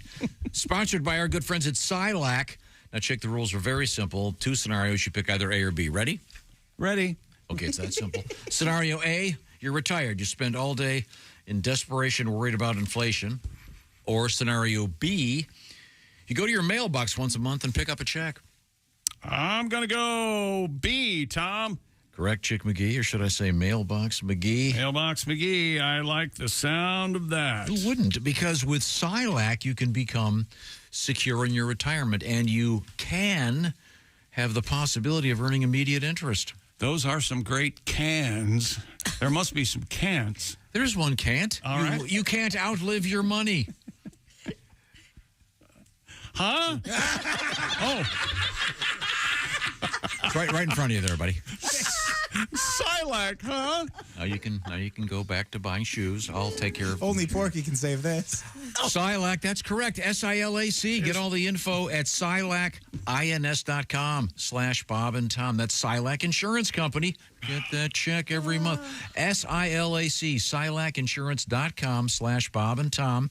That's silacins.com/Bob and Tom. And you can be just like Mailbox McGee.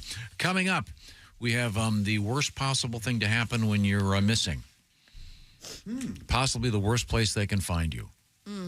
You'll see. This is the Bob and Tom Show. Add to or continue the conversation. Check out the Bob and Tom Show on Facebook. Get the link at bobandtom.com.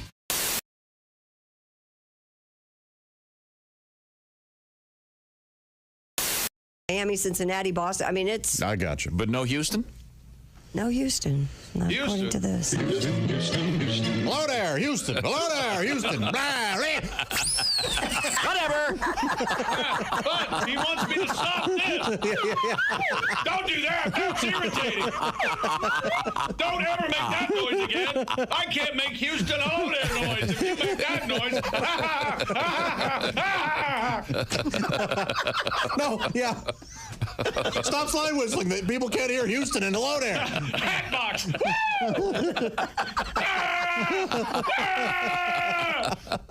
We're watching a show breakdown. Nervous breakdown. June 21st, By the show. 2018. June 21st, 2018. Houston.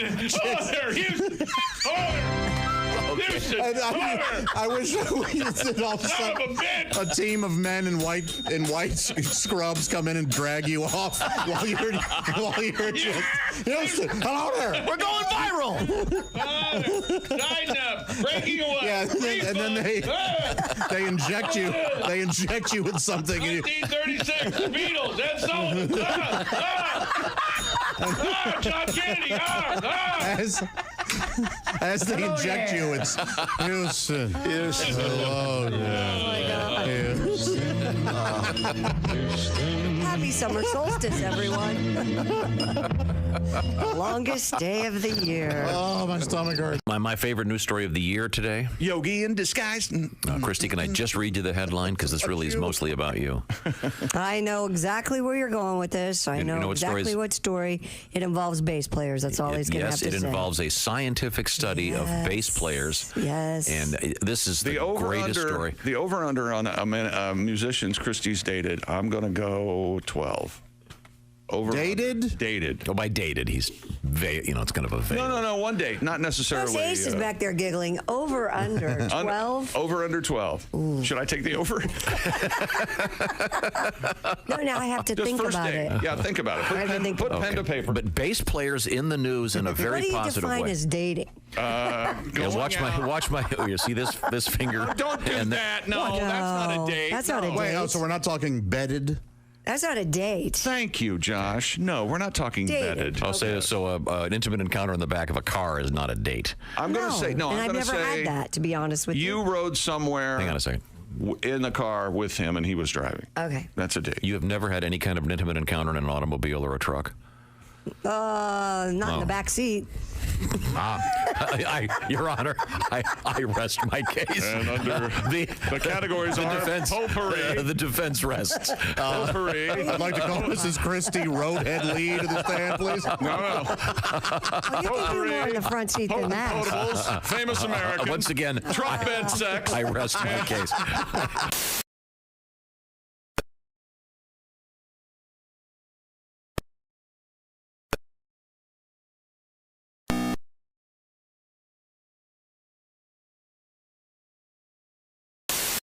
To a 3-year extension that will go through at least the 2027 season. Major League Baseball yesterday, interleague action. Milwaukee over Toronto 3-1. San Francisco beat Houston 4-3. San Diego 6, Oakland 1. And Minnesota blanks the Rockies 5-0. And in the American League, Baltimore, the Yankees, and Seattle all win. WNBA last night, Connecticut beat the Fever 89-72. I'm Chick McGee, and that's your Bob and Tom Sports Update. This is Bob and Tom 24/7. Comedy, guests, Bob and Tom exclusives, and it's here on the internet. Bob and Tom 24/7. We had a guy die there. Oh, that's right. I know the story. I've seen some bad shows, but now this guy actually died. A comedian named Ron Douglas actually died. He died stopped breathing. Died. He stopped breathing. Died. Did he die in the green room? He died in the green room. And everybody went home and didn't know that. And Larry Reed was there, and I was there. And you didn't know he was dead? No, I thought he was sleeping. So you left him there? We left him. So you all, the second show, so you all went home? We all went home. So he's dead on the couch. So you get a call the next morning? We get a call the next morning, and Larry answered the phone. We were both staying in the same condo. Larry answered. He just hear he beat me to the phone. He got there. And he says, "What? Who? Dead?" That's Larry Reed. This is all I'm hearing. What? Who? Dead? That could be the funniest thing I've ever heard in this room. If you could do an impression of a guy with 3 words and nail it. Who? Dead. And I've got this look on my face of Larry like, what? He hangs up the phone, looks right at me, and says, "Frickin' Ron's dead." That's it. That was it. Hi, you're listening to Bob and Tom Radio. This is Jim Gaffigan. Are you a single guy? I used to be married, but I'm divorced now. Yeah, my marriage wasn't working out. I was driving down the road one day, and my wife ripped the rearview mirror out of the windshield and beat me in the head with it. What? You'd have thought nobody had ever made love to her sister. But I'm fine. She was just as bad. Yeah. She used to brag, "I can count the number of men I've been to bed with on one hand," and then she'd do it too. 5, 10, 15, 20, 25. Bob and Tom 24/7. Welcome back to the Bob and Tom Show. Hello, Tom. How are you? Good. I must say, Jess, did you cut your hair? I didn't. No. She has her hair up. Yeah, it's just pulled up. Okay. It looks very nice. Thank you. I like your bangs. Thank you. Or as you call them, fringe. Yes. Your fringe. In London. I haven't had fringe. That's an English term. For quite some time. Remember those days of fringe, Josh? I do. Yeah. I used to have killer bangs. Did you? Yeah, as a kid, yeah. Oh, cool. Yeah. Is that right? I don't really care about my hair, though. I just don't care. Should I care more that I'm going bald? No. You look great. It just doesn't. What can I do about it? Do you have any desire to let it grow out and just kind of keep it kind of long on the sides? Do you want to do that at all? It happens like sometimes in the winter and stuff, but I actually end up looking balder when I do that. How about if remember Dick Versace figure in the NBA, and he had that swirly. It was like he grew his hair 3 feet long on the side, then kind of did this turban thing. No kidding? Yeah, remember that? Well, no, when he was coach of the Indiana Pacers, Reggie came on the show quite often, and he told us, I don't think he told us on the air, but I think it's okay to say it now, that he saw Dick Versace in the shower, and that's exactly what he did. He grew it long on one side and pulled it up over the top of his head. But it wasn't a traditional comb over. It was like this He had really poofy hair. I can't even imagine how long it would take him to do his hair. And there's no other term for it. I need to go do my hair. So the question is, what would it cost for you to do that? Oh man! So it would look like you were wearing this like turban of salt and pepper. What do you think? I just don't. How do you grow that out? I mean, what would you do in the meantime? Exactly. It's like being an actor with a role where you got to have a bad haircut. Yeah. Guess you could put it up under a hat for a while till it got long enough. It sounds so gross. Who's the guy? Was it Javier Bardem? What's the guy's name that did the No Country for Old Men? No Country for Old Men? He had that. He actually got that haircut. Kind of the Dutch boy, yeah. Yeah, he had to walk around for a while with that thing. I guess you have to have a hat. Well, and you're Javier Bardem. Yeah, so who cares? Yeah. No, I suppose. I would like to laugh at you with me, but I'm off to find more sweet. Yes. I have to have lava soap to wash it off my head. Here you go, Josh. There's Dick. See that? It's a fascinating look. It's a fascinating hairstyle, yeah. Wow. It really is. That's This is really the late, something. it's late 80s, early 90s. He was coaching. Weird. It looks like the base of a Santa hat. It just looks like Kind of that white part. around. Yeah. But they say on the same site he looks fine. I don't know if he had anything done, as far as implants or something, but it just looks like he's combing it back. Okay, maybe that could be a tube. Maybe. Oh, well, I'm sorry. Let's get back to the news desk. It's the Silac news desk starring Christy Lee. Martha's Vineyard is about to run out of marijuana. The island's 2 dispensaries have either sold out of or are close to running out of inventory, meaning Martha's Vineyard will run out of pot entirely within a few months. This issue stems from location because transporting marijuana across the ocean runs the risk of running afoul of federal laws via boat or plane. Over 230 registered medical users and thousands of recreational ones will be affected if the island runs out of cannabis. Jeff Rose, who owns Island Time Dispensary, has since filed a lawsuit against the state's Cannabis Control Commission over what he calls its arbitrary, unreasonable, and inconsistent policy against transport over state territorial waters.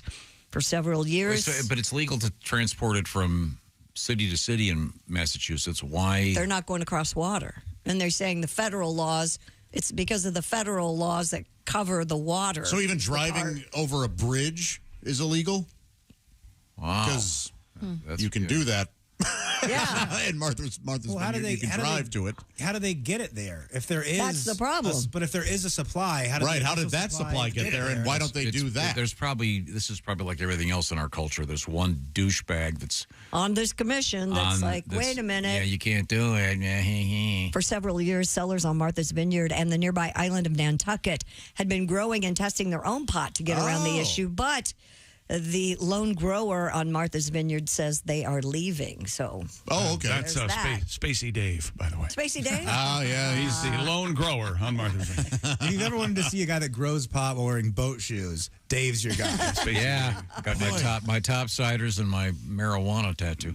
This seems ridiculous. That's interesting, but I bet it was good. Locally grown, right there. Yeah. Sure. I don't know. Short growing season, I would think. Yeah. Unless maybe it was all greenhouse. Yeah. But I think, well, how about catapults? Would that be legal? Well, I guarantee you were the only person in the world right now that just said, How about catapults? But that might be their answer. I love catapults. It might be their answer. I love that thing where they shoot pumpkins off. I would love that's so cool. Do they make a catapult big enough to go that far? That's the thing. I guarantee the law doesn't say anything about catapults. So that could be their go-around. Hey, it doesn't say it's illegal. They opened themselves. I forgot. I've got a solution right They now. have a real Airbud-esque loophole here, don't they? Let's just say you're the CEO of Boeing. Uh-huh. You've had a pretty rough time lately. Right. Now, you had a big victory last week. God bless you, Boeing, for coming but up with that they rocket. still had a helium leak. Yeah, but they still got there. Yeah, they got that. What if Boeing said, we're going to create a catapult to shoot marijuana from the coast of Massachusetts to Mars? What a great PR move. I know they can't say it. They have to do it first. Okay. Because if they say it, somebody will go, oh, we got to shut that down. Got their logo on the side. Yeah, they just have to do it. Triumph of contemporary technology. You know, Ask you know, forgiveness. I'm a fan. Not permission. Bales of marijuana. Yeah, I'm for it too. Unfortunately, one of them hit some poor kid, and then, you know, he's in the hospital with a broken arm. Well, this is a Why did you do Yeah. really. This is your story, and you're going to get us on board with it by hurting a child? Oh, sorry. Very odd. Yeah. He just broke his arm. I bet you that the formula for getting a catapult from the coast, what is it, coast to Martha's Vineyard, Massachusetts, that X and Y and how much counterbalance. Bail. Yeah. And because you might overshoot the vineyard, you'd go in the ocean. But you know they could do it. Remember in Northern Exposure, they catapulted a piano? You remember that famous episode? I've never seen one episode of Northern Exposure. I've always wanted to. It's fantastic, and they really do it, and they launch this piano. You have to look at it. Where does it land? It's like they're in the Alaskan wilderness, so it just flies across this snowy field. And Do they just do it for fun? it's one of the greatest things I've ever seen on television. Yes, they do just do it for fun. Okay. Yeah. Huh. Oh, cool. Because why wouldn't you? Yeah. Well, We got the first room, of all, we you'd got have the to have piano. a piano. So if you're on the vineyard, they're running out of pot. It seems ridiculous. Yes. I bet that's a fun place to get high and relax. I've never been there. Never been to Martha's Vineyard. Have you been? I was there one summer in the Amity area, and man, it was a tough summer. The Sharks? Yeah, in Amity there. Is that right? My friend. Well, didn't the mayor... No, the police chief. Yeah. He wanted to shut the beach down. Oh, Brody, really, he tried. Sheriff He Brody. tried, yeah. And I've heard the girl with the large is dead. Yeah. Just like in the movie now. But real dead. Yeah. Didn't somebody just get bitten by a shark? There was a 3 or 4 shark attacks yesterday. Walton County. Yes, Walton. Yeah. Walton Beach. Walton Beach, Walton Beach. Florida. Is that right? Yeah. Florida. It's easy to forget that we are made of meat. And we're in their house. Remember right. As that the And lady it rarely happens. Yeah. It's like a Lady total said. anomaly. Where is Walton Beach in Florida? in the Panhandle. It's in the Panhandle. Yeah. Oh, so it's nowhere. Don't. I'll be there in about a month. So. Oh, how nice. Now it's time now to. Hope that shark's still there. I was going to say that Ace Cosby joke of the day on the way. Start shipping sharks. We right had now. Mr. Haney coming up, Mr. Zany. This is the Bob and Tom Show. Thanks for listening to the Bob and Tom Show this morning. Even though we're not too much to look at, you can also watch the show on our YouTube channel.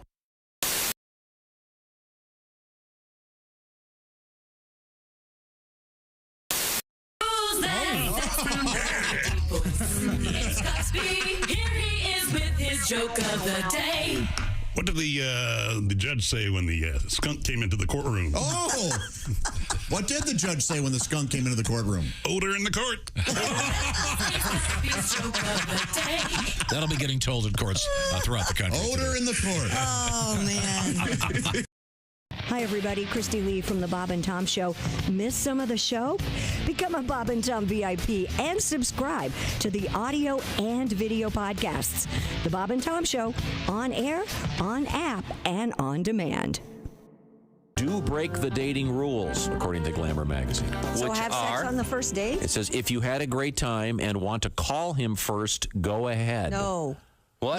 No. I disagree with that. Okay. We have a new ringtone that I think is going to be available on the Bob and Tom website. What does it sound like? Is that right? Play it. That's what it Can I sounds hear like. it? Yeah. Go ahead. I'm not wearing panties. There you go. Oh, it must be my mom. I'm not wearing panties. Oh, Mom, come on. I'm not busy. wearing panties. I can't answer the All right, Will somebody I'm get not that? wearing panties. Hold on, I'll get it. Hello? Yes. Oh, electronics. Oh, you Isn't it set cool? me right up, didn't you? It's all this cool digital stuff. Fun. Fell right in your trap, didn't I? Oh, One yeah. second. Okay, once again, Oh, Glamour. wait a minute. I'm not wearing panties. And? Unbelievable. Oh, yeah. Don't drink a lot. Yeah, that's a good one. Well, yeah, you know what's going to happen. Yeah, because then Hello? you're going to break all the other rules. Yeah, you are.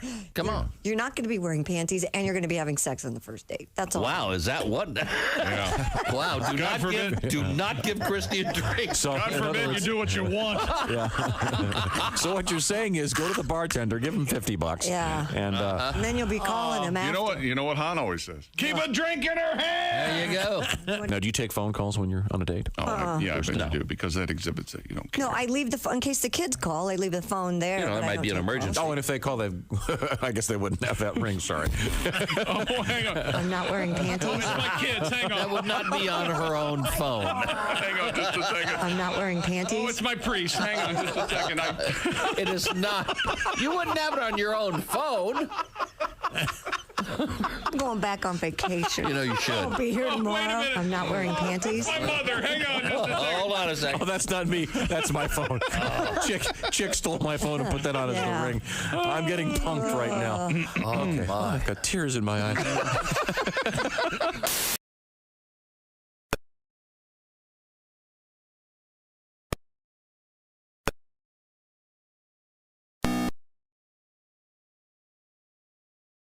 Of Carlos Santana and the first sketches for Spider-Man. Just a few of the things that are part of a new exhibit at the Library of Congress in Washington. The exhibit is called Collecting Memories and aimed at tourists who think the Library of Congress is just a bunch of books. The exhibit opens on Thursday and will run through the end of 2025. Celine Dion wished she had stopped earlier to figure out why her body was failing her. She tells NBC News she did not take a moment for herself because her husband was passing away of throat cancer and she was trying to raise her children. But she says the burden became too much, and to keep lying that everything was okay really wore on her. She revealed in 2022 she has a rare neurological condition called stiff person syndrome. It affects how she walks and sings. That full interview will air as a primetime special tonight on NBC. Her documentary, I Am Celine, will stream on Prime on June 25th. And a new autobiography by Blondie guitarist Chris Stein is described as a rag-to-riches story. In the book Under a Rock, Stein tells the story of the rise of the band and how he became addicted to heroin with Debbie Harry. Under a Rock is out today. He has been a photographer since 1968, and his photos will be on display at Morrison Hotel Gallery in New York starting on June 27th. And that is your entertainment news. I'm Christy Lee. More of the Bob and Tom Show coming up. Bob and Tom, 24/7. Comedy via your computer. Bob and Tom 24/7. This is Bob and Tom, 24/7. Friday, 8 p.m. Hi, excuse me. I'm having a dinner party and I've run out of coffee. Might I borrow some? Sure. Here you go. A few minutes later. Excuse me. Could I trouble you again for some more coffee? I just gave you some 10 minutes ago. I know, but my guests are really big coffee drinkers. Okay, here you go.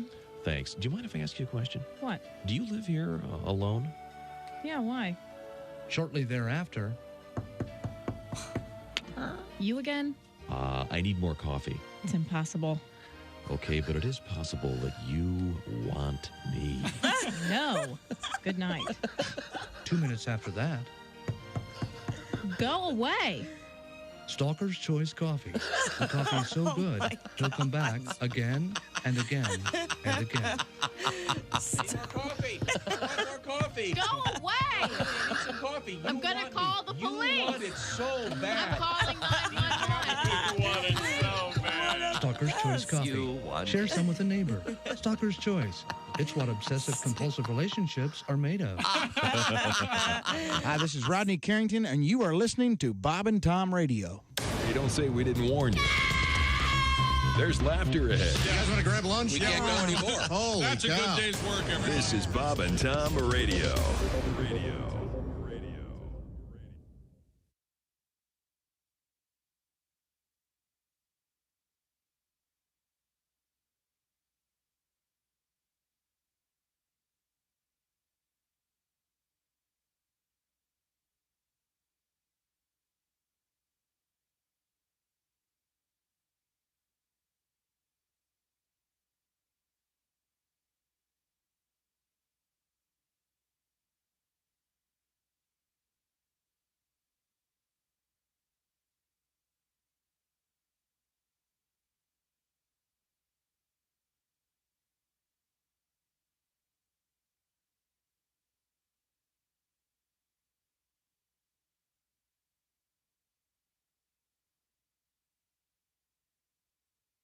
Thank you, Christy Lee.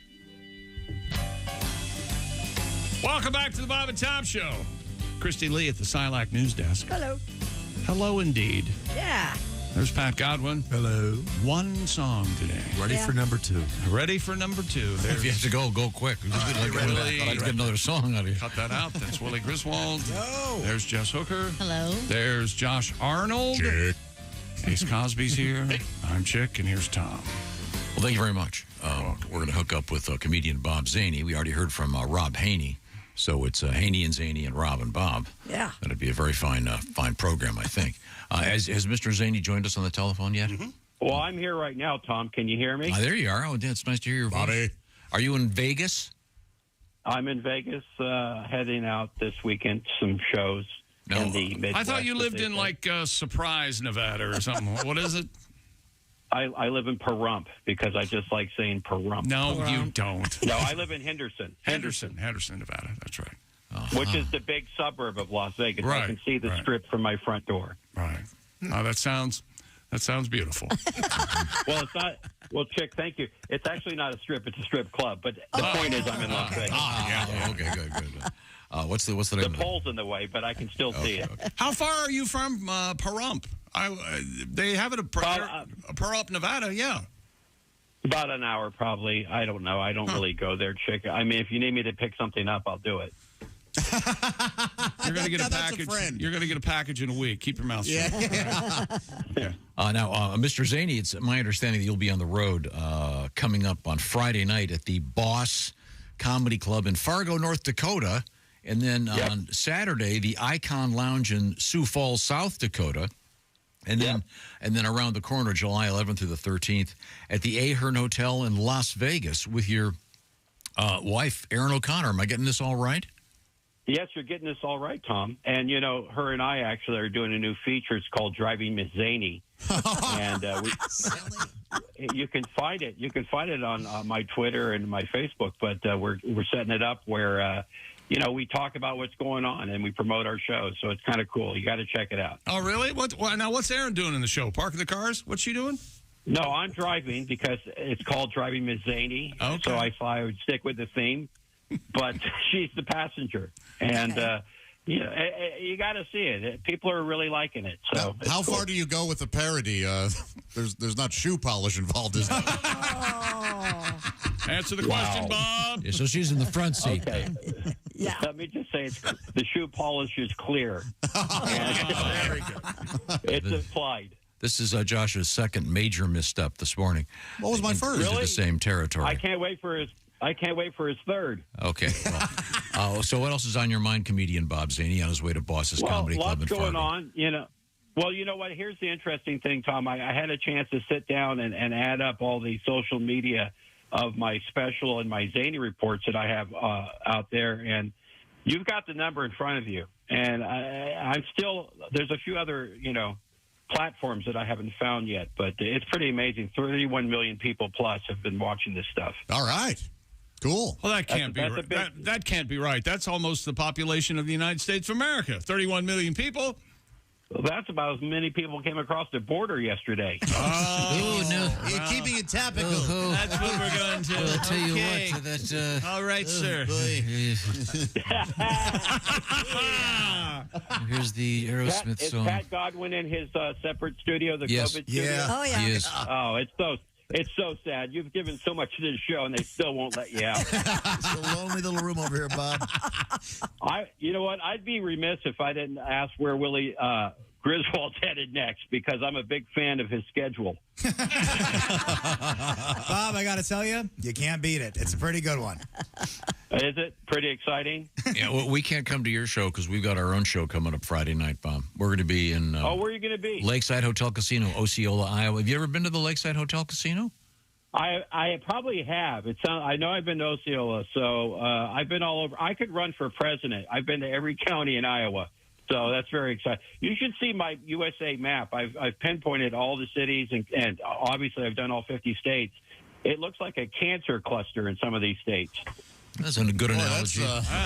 Anytime you can incorporate cancer. A lot of comedy to be mined, too. Maybe you could have gone with maybe a communist flag. Full speed ahead. And see, what he was doing was being self-deprecating by suggesting that he... Self-defecating, I believe is the term. Wow. Really, Tom? Is that where it's going to head? No, that's I'm so far.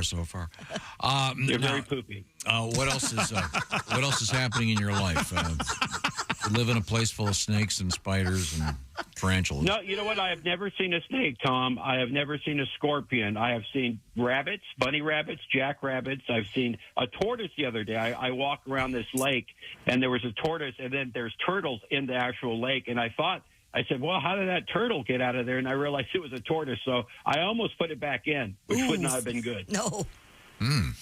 Tortoises don't. Wow. Okay, I didn't know I was calling a turtle-friendly show.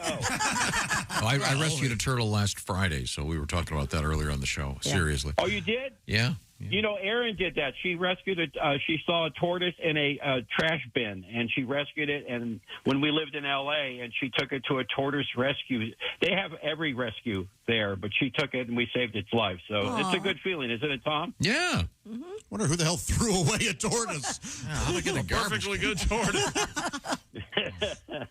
Well, you know how much they eat. Anyway, the point is. Oh my God! You know what? I'm gonna do some of these for me. If you guys want to join in, it's fine. Okay, go ahead. Go ahead. What have you got? I don't blame you. You can start now. Well, let's do a Zany report. According to government statistics, the U.S. is borrowing $1 trillion every 100 days. Now, to put that in perspective, we're screwed. That's in perspective. Yeah. According to a new study, you're prone to obesity because of your DNA. So to answer the age-old question, yes, your genes do make you look fat. There you go. Let's stop right there, Bob. That's it. That's your home run right there. Oh, you're going to love the rest of them, Tommy. Come on, don't give in. Good news, bad news. Here's the bad news. According to a new study, loneliness is at epidemic proportions. Now, the good news is, so if you're lonely, you're not alone. No. It's just how you look at things. Yeah, that's true. And I'd be remiss if I didn't do a Las Vegas story. Police here in Vegas arrested a couple in their 70s after pulling over their car and found 51 guinea pigs. Yeah, they told the officer they were just taking them to get their COVID-19 booster shots. Timely. Smart joke, guys. Timely. Is it timely, you think? It was 3 years ago. You know what? I'm going to do another good news, bad news. Here's the bad news. Barbara Streisand, who just turned 82, said, when I look in the mirror, I see an ugly old woman. Now, the good news is her vision is perfect.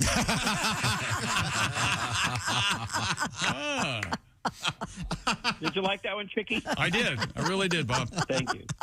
Now, this is an exciting feature that I've created. It's called the Zany Report Time Capsule, where I actually go back in time and I transform myself and revisit a past Zany Report joke. Yes, you do. So if you guys are ready. Yeah. Are you ready? Yep. H. Cosby? Ready. Yeah, thanks. Okay. That's the time machine. There he goes. Yes. There he goes. It worked. It's June 29th, 2015. Almost, what is that, 8 years ago? Wow. Or 9 years ago. Whatever. It doesn't matter. Yeah, 9. Okay. Dateline, Central Falls, Rhode Island.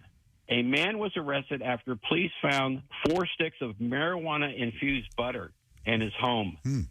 Now, he almost got away with it, but it was labeled, I can't believe it's not pot. Why would he label it that? Yeah. You can't do that, sir. He's asking for trouble. Yeah. He was looking for it. Yeah. And there you have it. Very nice. Report. By the way, you guys have a great YouTube channel. I get the notifications every day. And I have my own YouTube channel. It's really taken off. So every day we have new clips of my career. And I'm finding old jokes that I used to do that are still funny now, and I'm bringing them back. What the hell? Do you want to hear one? Sure. Well, because the times are changing. I was sitting at a bar. Tom, you'll understand this. I'm sitting at a bar, and the lady next to me is breastfeeding. And, the bartender comes up and he says, "What will you have?" I said, "Well, I'll have what the baby's having." And make it a double. Make it a double. Yeah. Oh, yeah. You want to? Two of those. You want to suck on both or both? I didn't understand, Josh.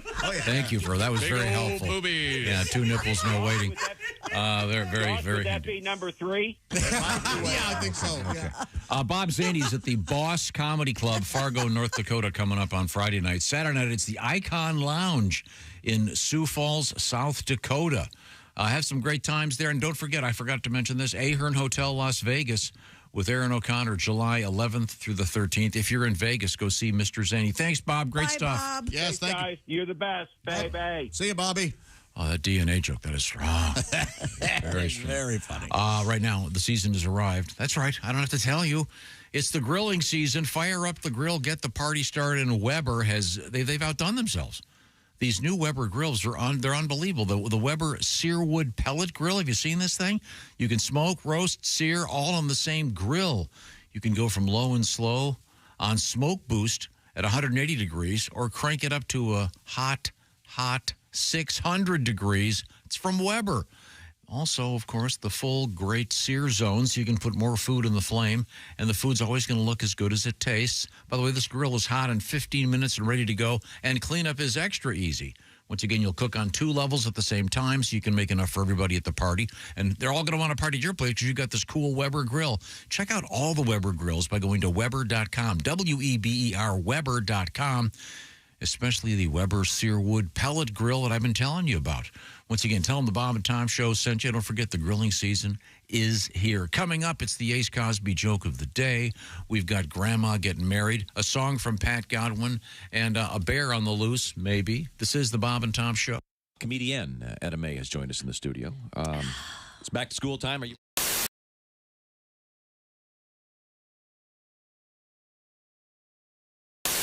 Once again, Clayton Anderson, this is called In the Dark. Okay, great, go for it. All right.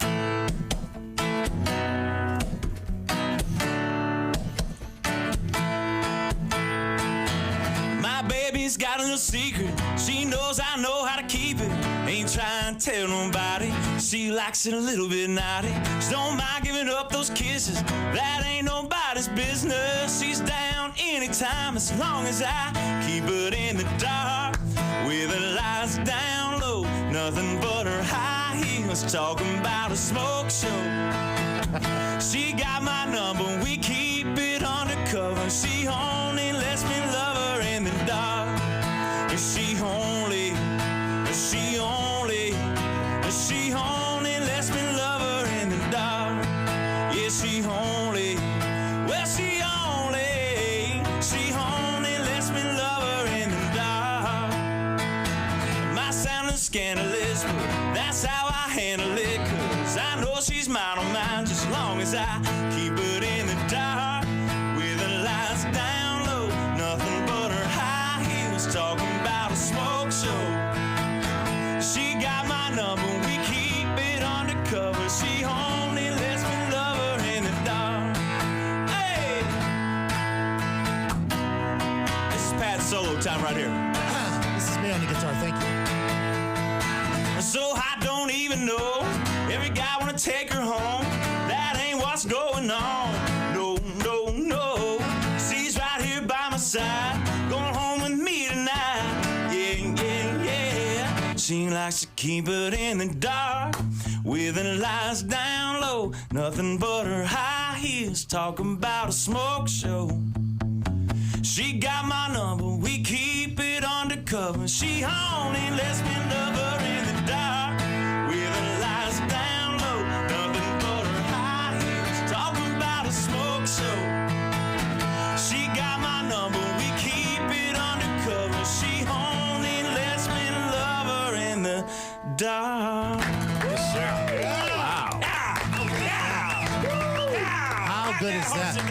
Bedford. Clayton Anderson, that's great. That's a hit. Really cool. Yes. That song is a hit.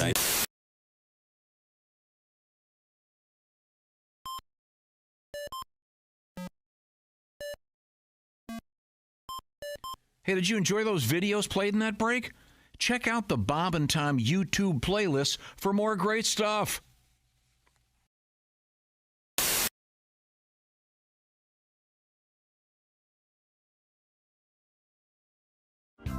The Venice Beach, though, that's the real people watching plays. Oh, yeah. Oh, my God. Guys with like snakes on their shoulders, like living in their mom's basement. That's the parade of weirdos? Oh, yeah. Oh, man, just a parade of delusion, just this boardwalk where the only thing stronger than the smell of weed is the smell of horrible business ideas put into action. It's amazing what people have dedicated their lives to selling. Like one guy, he's like 40 years old. He had his posters, cash box, little booth, selling magic sticks for $10. Magic sticks? Magic sticks. Pieces of wood glued to polished rocks. Really? I know. Surprisingly, not a huge line. No? In his booth. Really? You shouldn't be allowed to sell something that stupid. Like maybe for one day, just so the government can videotape it and then show that footage to junior high kids across the country as part of like a Scared Straight anti-drug program. You know, you want to try acid? Yeah, look at Magic Stick guys. Is that where you want to end up?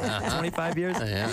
But that guy, it really is crazy. I wanted to, with my 4-year-old, you know, I got my son Kyler, I wanted to go up to his booth when I saw him and just maybe like buy a magic stick and be like, oh man, I can't wait to use this, be really happy, and then take off. And then show up like a half an hour later really distraught and just kind of out of it without my son. And maybe take like a little lizard out of my pocket and set it down right in front of me. Shh, it's okay, sweetie. And then take a gun out of another pocket, put it right to his head and be like, I want my kid back, Warlock. Give me my son back. Wow, that is a good magic stick. It really is. Yeah, that'd blow what little is left of his mind. Yeah. Yeah. I'd like to actually walk, if I could do anything, walk up to him in an actual wizard suit, like a Hollywood wizard costume. And then be like, you know not what you dally with there, sorcerer. Leave these realms for a real wizard. Point like a wand at him and be like, Electrico. And then right when I say that, a friend I had sneak up behind him earlier tasers him from behind.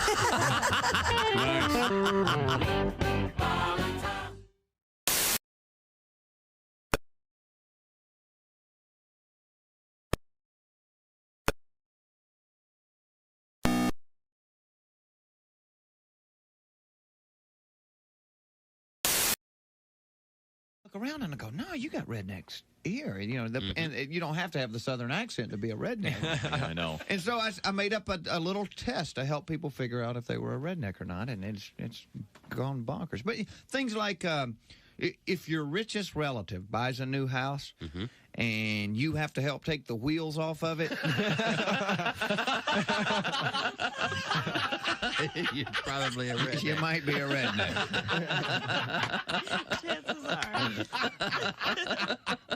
If you can burp and say your name at the same time. I can do that. If your wife's hairdo has ever been destroyed by a ceiling fan. If you have a black eye and a hickey at the same time. That's the best. Are you saying some of this might be my fault? Welcome back to the Bob and Tom Show. Pat Godwin's here, Christy Lee, Willie Griswold, Jess Hooker. There's Josh Arnold, Ace Cosby. Hey. I'm Chick McKee. Hello, Tom. You know, we haven't heard Ace Cosby's joke of the day yet today.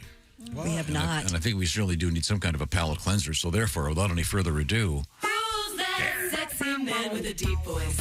Ace Cosby, here he is with his joke of the day. A screwdriver rolls into a bar. Yeah. Bartender says, hey, we got a drink named after you. He says, Philip? Philip. Ace Cosby's joke of the day. Philip on Father's Day on steak, I say. Omaha Steaks. Go to omahasteaks.com. Order delicious gift packages starting at $89 with code BTS at checkout. Satisfaction guaranteed. I thought that was the grasshopper went into the bar. Yeah. That's a fun joke. Same. Variation. Variation. And then the grasshoppers, you've got a drink named Irving. Right. That's the classic. But this had kind of an extra joke there with Philip. Yeah. Very good. Now, it's time to go back to the SILAC news desk with Christy Lee. In Indonesia, a missing woman has been found. inside a 16-foot-long python. I saw Oh, my. According to media outlets, the family of the 45-year-old woman reported her missing last week after her husband said she failed to return home in South Sulawesi. Village Chief Suardi Rosie told the AFP that locals initiated a search, spotted a python with a large belly, Village chief. cut open the snake, and discovered the woman's body within. Yeah, that's going to happen where there's a village chief. More people are going to be eaten by snakes. Yeah. Tom's Really? biggest fear. Yes, yeah. What's the name of that town again? I want to make sure I never go there. Oh, you won't. Yeah, they're not. Sulawesi. Okay. South Sulawesi. North So-Sal. North is so nice. You know they call it So-Sal. This is in Indonesia. Yes, sir.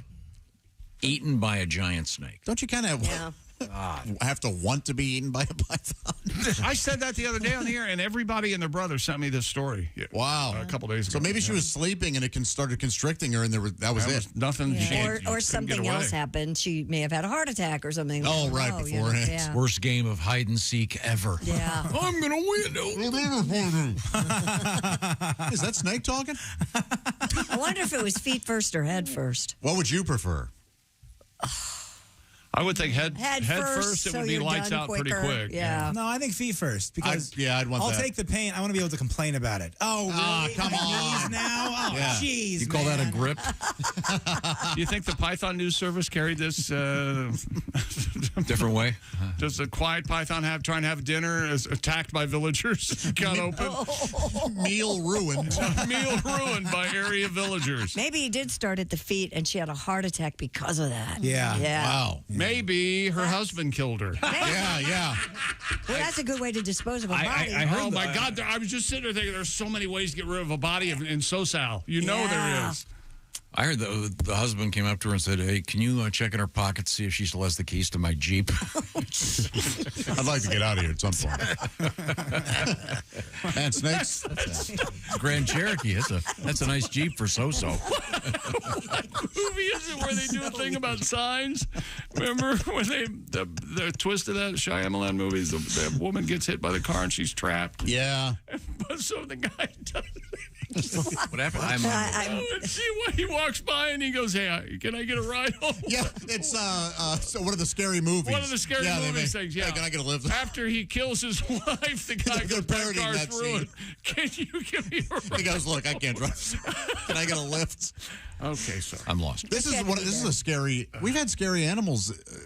This morning we talked about snakes, and then you mentioned how scary it would be if bears had wheels instead of feet. We have bears in the news. Oh, Pat, you have something about I got this? something, yeah. A little Duran Duran. Oh. All right.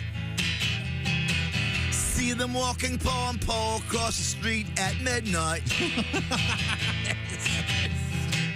Heads turning as the bears fly by so fast.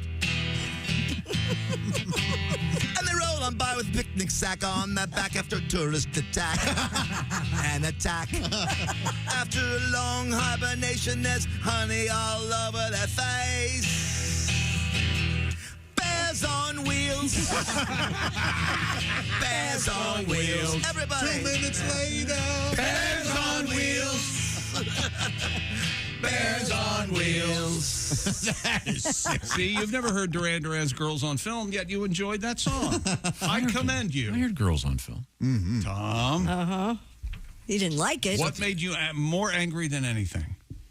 Duran Duran, Hungry Like the Wolf. You hated the song. That's absurd. I was, Bob and I were living up in Michigan. We didn't have MTV. And I couldn't own that, but we were playing top 40 music, and I couldn't understand why that was a hit. It was such a dreadful song. That's a great song. And I came down, and I saw MTV. Oh, I realize this is about hairspray. No, it's not. I think people really like. Everybody did the woo. Well, I was on the air here doing weekends as a disc jockey, baby DJ. I told everybody that was me howling. People believed it. Yeah. They're like, "You're in that video?" But I'm on the soundtrack. I'm on the actual And record. The lyrics are so silly. We didn't even get. Josh really pointed out how silly that synth is. Yeah. That guy is working hard. He really thinks he's helping out. That was a big hit on Chick McGee Dance Party. Oh, Was it? Oh, I bet. Nice. Yeah. Oh, yeah. You moved to that one, chick? Oh, yeah. Hungry like the Hungry like the wolf man. No. Just the No, wolf. like a wolf. Hello there. Oh, hi, Wolfman. jeez. There's Well, Wolfman. you pissed all over that, didn't you? Yeah, he had to make it relatable to him. Now, don't you have a bear story? I do. I was getting there. He's doing it again. This is where I came in on this movie. Well, no, Pat did the song before we had the story. He did. No, No, he Bears did on the Wheels is this earlier thing. Right. Not before A this. zoo in Kansas was evacuated after one of its bears tried to escape and went missing. The city of Independence said staff at the Ralph Mitchell Zoo discovered one of its 3 Siberian bears made what turned out to be an unsuccessful bid to tunnel out of her enclosure. While the animal never made it out of the enclosure confines, she did manage to dig under the viewing platform and slip out of sight of staff for a brief period of time. Visitors were cleared from the area, and within 10 minutes, the bear was back in her pen. The city said the zoo is now working to reinforce said enclosure to prevent any chance of a future breakout. So that bear was not on wheels. But they didn't know where it was. No. So they had to evacuate the entire zoo. Pretty scary, don't you think? I mean, it's a great way to avoid going to the concession stand. Sorry, kids, we can't get a T-shirt and a bear frisbee because we're being evacuated. Yeah. It's kind of terrifying, if you ask me. Do you go to zoos? 10 minutes. When you go to zoos, do you get nervous? No. You don't think about it that something might get loose and turn around. There's a polar bear. The one thing I do look around going, okay, how could some jackass get around the barrier here and jump in with these critters? And You think about that? yeah, I don't want to be the guy. I just want kind of, because I'm sure that there are people at the zoo that have to figure, okay, we got to make this so impenetrable Oh, I'm sure. that some moron doesn't jump in there with, because that happens Yeah. every now and then. Chick, the bear on wheels for you, is it like sort of a cyborg? Like they built him on the wheel? Or is it just a bear in rollerblades? For me, it's a bear in rollerblades. I was going to go cyborg, but I had not thought of the rollerblade angle. I might go rollerblade. I think they need roller skates. I think they need more of a base. Here's your next question. Is he rollerblading? Is it bipedal? Is it just the 2 down? Or does he have all 4 Yeah. going? No, just the 2. Just the 2. Just the 2. He's standing up. I can swear I've seen a roller skating bear in a circus or something like that. I'm sure. Oh. Especially You know how they get them to roller skate and the bears? They train them. How? They beat them until they can skate, and then when they skate, they stop the beatings. And then the bear goes, there's a circus "Hey." claiming they have a roller skating bear. Nothing good is going on. Don't even ask about the juggling elephants. Don't attend that circus. You don't think they use positive reinforcement? No, I think they use. Hey, you want to see our dolphin on a bike? No. Baseball bats and tasers. You were doing something very cruel. Sounds like a lot of exotic meat is being cooked from the electrodes. Handguns, tasers, and baseball bats. That's our training. Well, this is kind of a cool story. Speaking of animals you might see in the zoo, new research shows African elephants call each other by unique names. They do? Yeah, researchers report names are a part of an elephant's low rumbles that they can hear over long distances across the savannah. That's amazing. Duke University ecologist Stuart Pym said if you're looking after a large family, you've got to be able to say, hey, Virginia, get over here. So I got to have a name. It's extremely rare for wild animals to call each other by unique names. I just said Simon. You guys had no idea. I thought I heard Stevie. Right now, there are 2 elephants going, hey, they said your name on the radio. They just called you Fatso. That's Humans incredible. have names. Our dogs, of course, come when their names are called. You call me, I'll come. Baby dolphins. What happened? Chick. Okay. Baby dolphins invent their own names called signature whistles, and parrots may also use names in the wild. Wow. I think it's hilarious when a parrot whistles. Yes, yeah. Ours did. We had a bird that did that. When Hilarious. The cage was outside of the bathroom. When we come out of the shower, it would whistle at us. Are you serious? Yeah. Wait, what? Fred Bird, behave yourself. Yes. What's his name? Fred Bird. Fred Bird. Yeah. Like he's Larry Bird's brother, Fred Bird? No, like for the St. Louis Cardinals, the mascot's name, Fred Bird. My bad. Would they give you like a... Yeah, That's exactly. the- My dad taught it. My dad would sat there and taught Hey, it. Tom, you know how you taught the bird to whistle? A baseball bat and a taser. Good. Elephants have names for each other. Yeah, they recorded, I read about this study, they recorded the low rumbles, and they were able to do a thing where they would play back a tape, and they could observe that the one elephant knew that it was for him. Boy. They'd play different ones, yeah, and most of the time they would recognize the one directed at them way across the way. It's amazing. What a story. Elephants are so smart. If we had done this story 6 months ago, the phone would be ringing.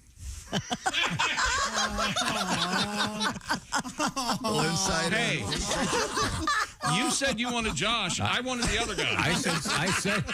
I said we already had strike two. Yeah. Yes. That may have been a foul ball. I can't tell if it That's just a long out. No, a long strike. That's what that Keep is. making guys laugh, that's all. An Oregon man is alive thanks to his dog who ran for help following a crash.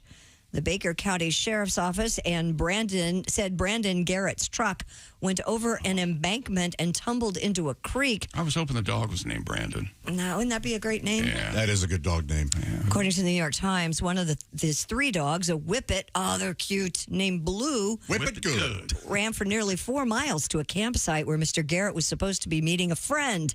Following a search, the 62-year-old's family found his truck in the steep ravine and contacted authorities. Pine Valley Rural Fire District, sounds like it's on a soap opera. Volunteers Pine Valley was all my children. Too. Yeah, and U.S. Forest Service workers conducted the complicated rescue before transporting Mr. Garrett to a hospital via helicopter. Mr. Garrett's 3 other dogs were found alive and are also recovering from their injuries. Oh, I thought you were going to say that 3 other dogs assisted in the surgery. That's amazing. I mean, the dog gets out of a crashed car and ran for knows nearly which 4 direction, miles. Which direction to run? Incredible. Yep. Smell, Tom. It's all smell, Right baby. on a lassie. They're going to find one day that dog's sense of smell is like 1,000,000 times more sensitive than we think it is.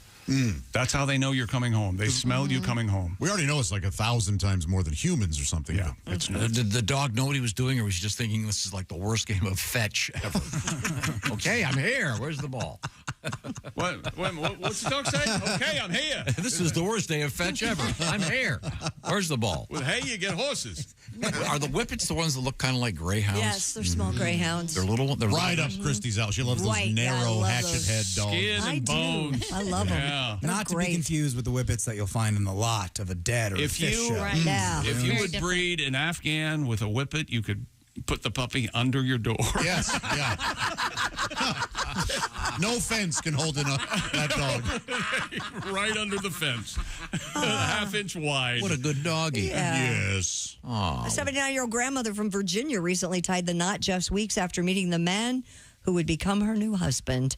According to the Southwest A News billionaire. Oh, no. Yeah, Ms. Ernestine Murphy shocked her family by revealing suddenly that she had, quote, met someone at church. Her granddaughter, 30-year-old Michelle, said her grandmother assured her they were taking things slow, but the couple announced they were getting married just 6 weeks after meeting. Well, this makes sense. On May 25th, Ms. Murphy wed 79-year-old Mr. Moses Hughes at Alpha and Omega Church in Richmond in front of 55 guests. Because the clock is ticking. The granddaughter said it had all been amazing. It just shows you're never too late to fall in love. Well, that's lovely. Yep. They left out the till death do us part thing. Yeah. Someone's going to shut it. Till a I've year. got the under. Till Wednesday do us part. Hold that thought. Did you see where World War II veteran Harold Terrans and his sweetheart Jeannie Swirlin proved love is eternal when they tied the knot near the D-Day beaches in Normandy, France? He's 100. She is 96. Wow. Yeah. Robbing the cradle, huh?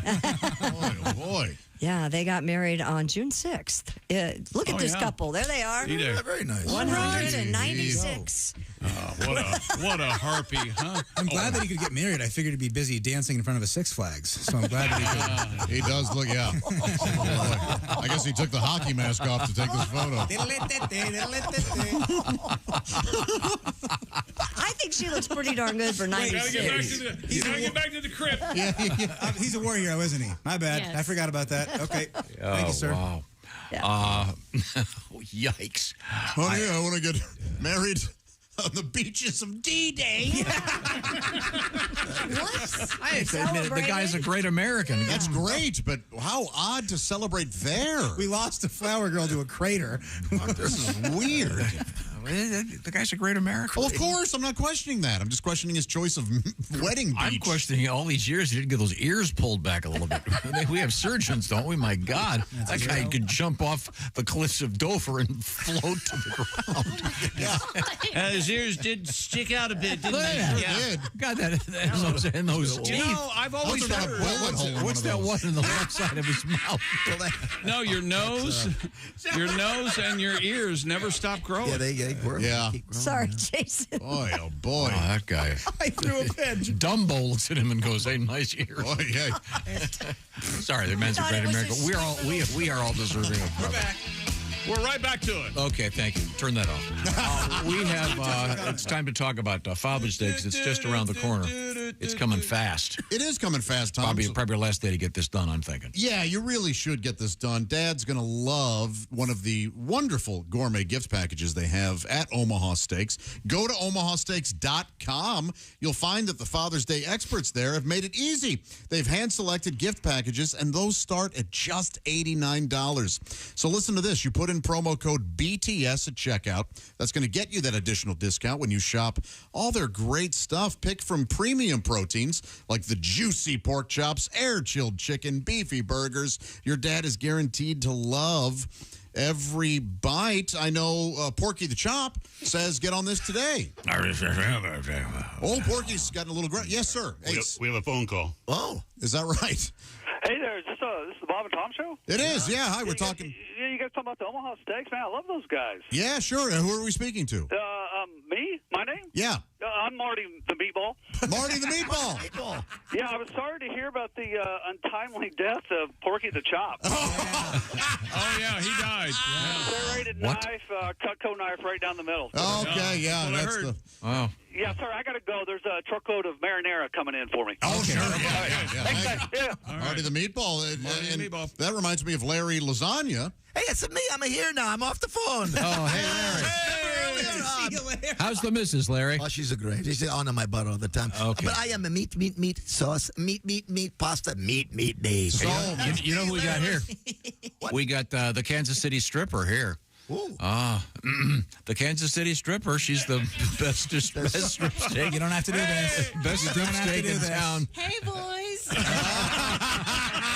a nice strip. See, Omaha Steaks. They've got that Kansas City strip. Oh, it's a strip steak. Oh, so sorry. No matter what cut of meat you get, whether it be a chop, a strip, or a ball, you're going to enjoy Omaha Steaks. Don't they have those jumbo franks? They sure do. Yes. Do they have a representative? Yes, they do. In fact, why don't I get Jumbo in here? Jumbo.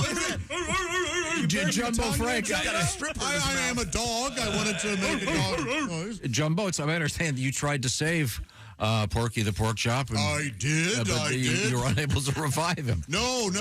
Turns out there is no saving him. I tried to resuscitate him. HR said don't. I have a question. Yes. Any chance we can talk with Black Truffle Butter? Just stop. Just stop it. What the hell? You got to cut it out. We were doing so well after Hey Boys. We got through the stripper. Yeah. That's omahasteaks.com. Promo code BTS. Yes. You put that in at checkout, all right? Use that promo code. If there's one thing Omaha Steaks knows, it's that, there are two things. Go to omahasteaks.com. Dads want steak. And they really are a wonderful, wonderful gift package. Your dad is going to love them. In fact, we have a letter from a gentleman that I have misplaced. But he said he ordered it, and his dad really loved it. Yeah, he did. So. Oh, my Lord. Thank you, Omaha Steaks, for your indulgence, and it makes a very fine gift. I feel like a steak sandwich right now. This is the Bob and Tom Show. Become a Bob and Tom VIP and get your Bob and Tom fix 24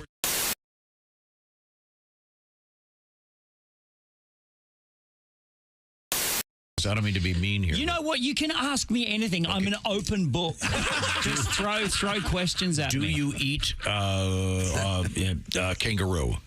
I personally don't. I'm vegan, so I'm one of those folks. Sure. How far into the interview did I manage to get that grandstanding in? It's okay. No, but kangaroo is a delicious lean meat. People love it down there. Tom can't eat kangaroo. No, it makes me jumpy.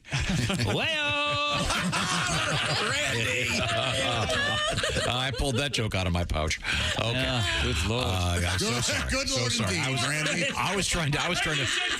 See, this is the thing. You're trying to set me up for gags. I'm just dead bad. I'm now the straight man. I'm playing I'm not the wacky character on the side. I'm just going to set them up, lob you some big balls, and you can knock them out of the park. Thank you. Our guest is Randy Feltface. Mr. Feltface. Do you have brothers and sisters? I don't. I'm an only, and I'm like the last of my species. You're the last of the Feltfaces? Yeah, I'm a critically endangered species. Are you on Felt Facebook? I am on Felt Facebook. I started Felt Facebook. Okay. Yeah, it's just me and Grover. Yeah. Sometimes he's near and other times. At Randy Feltface. At Randy Feltface. At Randy Feltface on all of the socials. Instagram. I just put him up on Instagram. TikTok. Are you TikToking? I'm not TikToking. I'm Instagramming. Get on the TikTok. Okay. We'll make one right after this. We'll just dance around like a couple of boomers trying to get attention. All right. How old are you? I'm 42. Oh, okay. Great. Yeah. I'm 44. Oh, congratulations. Thank you. Yeah. How are you finding your 40s? I love them, man. Yeah? Yeah. Oh, It's mate. like a good mix between being an adult and still identifying as younger than that. Right. Yeah. You can still get away with. I have no idea where you are, by the way. I'm just looking generally in the studio. Are you finding like you've changed? Have you grown? Have you matured? I have. Yeah. Yes. Yeah. Okay. Like a fine cheese. Exactly. Okay. And the aroma is there too. Yeah, well, there you go. That's the state aroma of you is an aging cheese. More sort of a Limburger. Yes. Finally, I feel seen. Thank you, Randy. I smell like a gym sock at this point. I've been on tour for so long. I'm literally just a felty. The sweat just seeps into my felt. The puppet is dancing. I've never been happier. Mr. Feltface to you. There is Pat Godwin in the performance room. Hi, chick. There's Josh Arnold. Hello. The I Hate Steven Singer sidekick chair. There's Willie Griswold. Willie can't speak. He's laughing so hard. Yeah. There's Ace Cosby. You gotta watch this tonight on YouTube. I'm Chick McGee. Yes, you can see all this on YouTube. And here is Tom. Now, where do you find it on YouTube, Ace?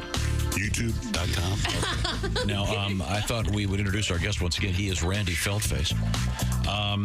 Are you self-conscious about not having ears? I work great on radio. Okay. It's literally just me dancing. Yep. Tune in on YouTube. It'll make more sense. Yeah, sure. No, you probably have trouble hearing me since you don't have any ears. I do. They're just very small. Okay. really, really tiny. Yeah, yes. Little ears. Same goes for the nose, obviously. Yeah. No, okay. I don't have a nose. Okay. Randy, you don't have a nose. How do you smell?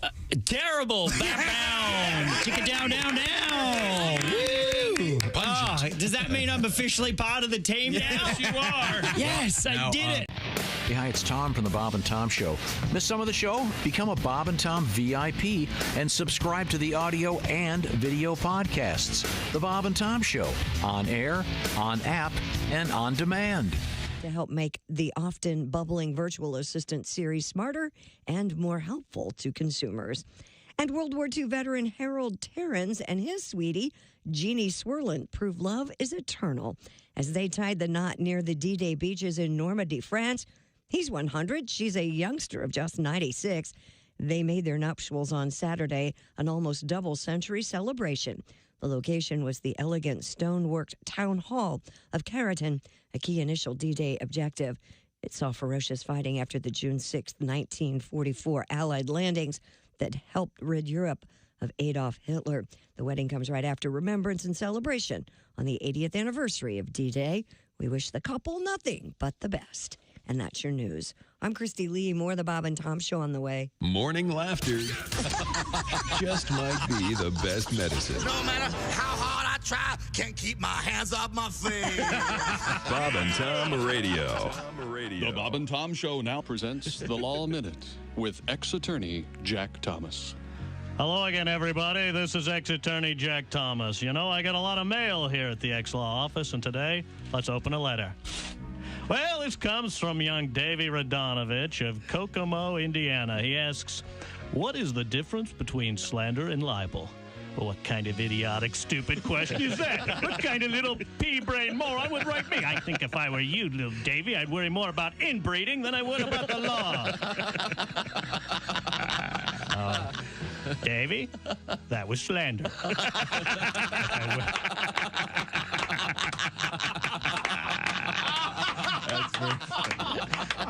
If I would have written it down, it would have been libel. This has been the Law Minute with ex-attorney Jack Thomas. Remember, ladies and gentlemen, the law is your friend. It's the lawyers you have to watch out for. And remember this, the preceding has been a joke, not legal advice. Learn to know the difference.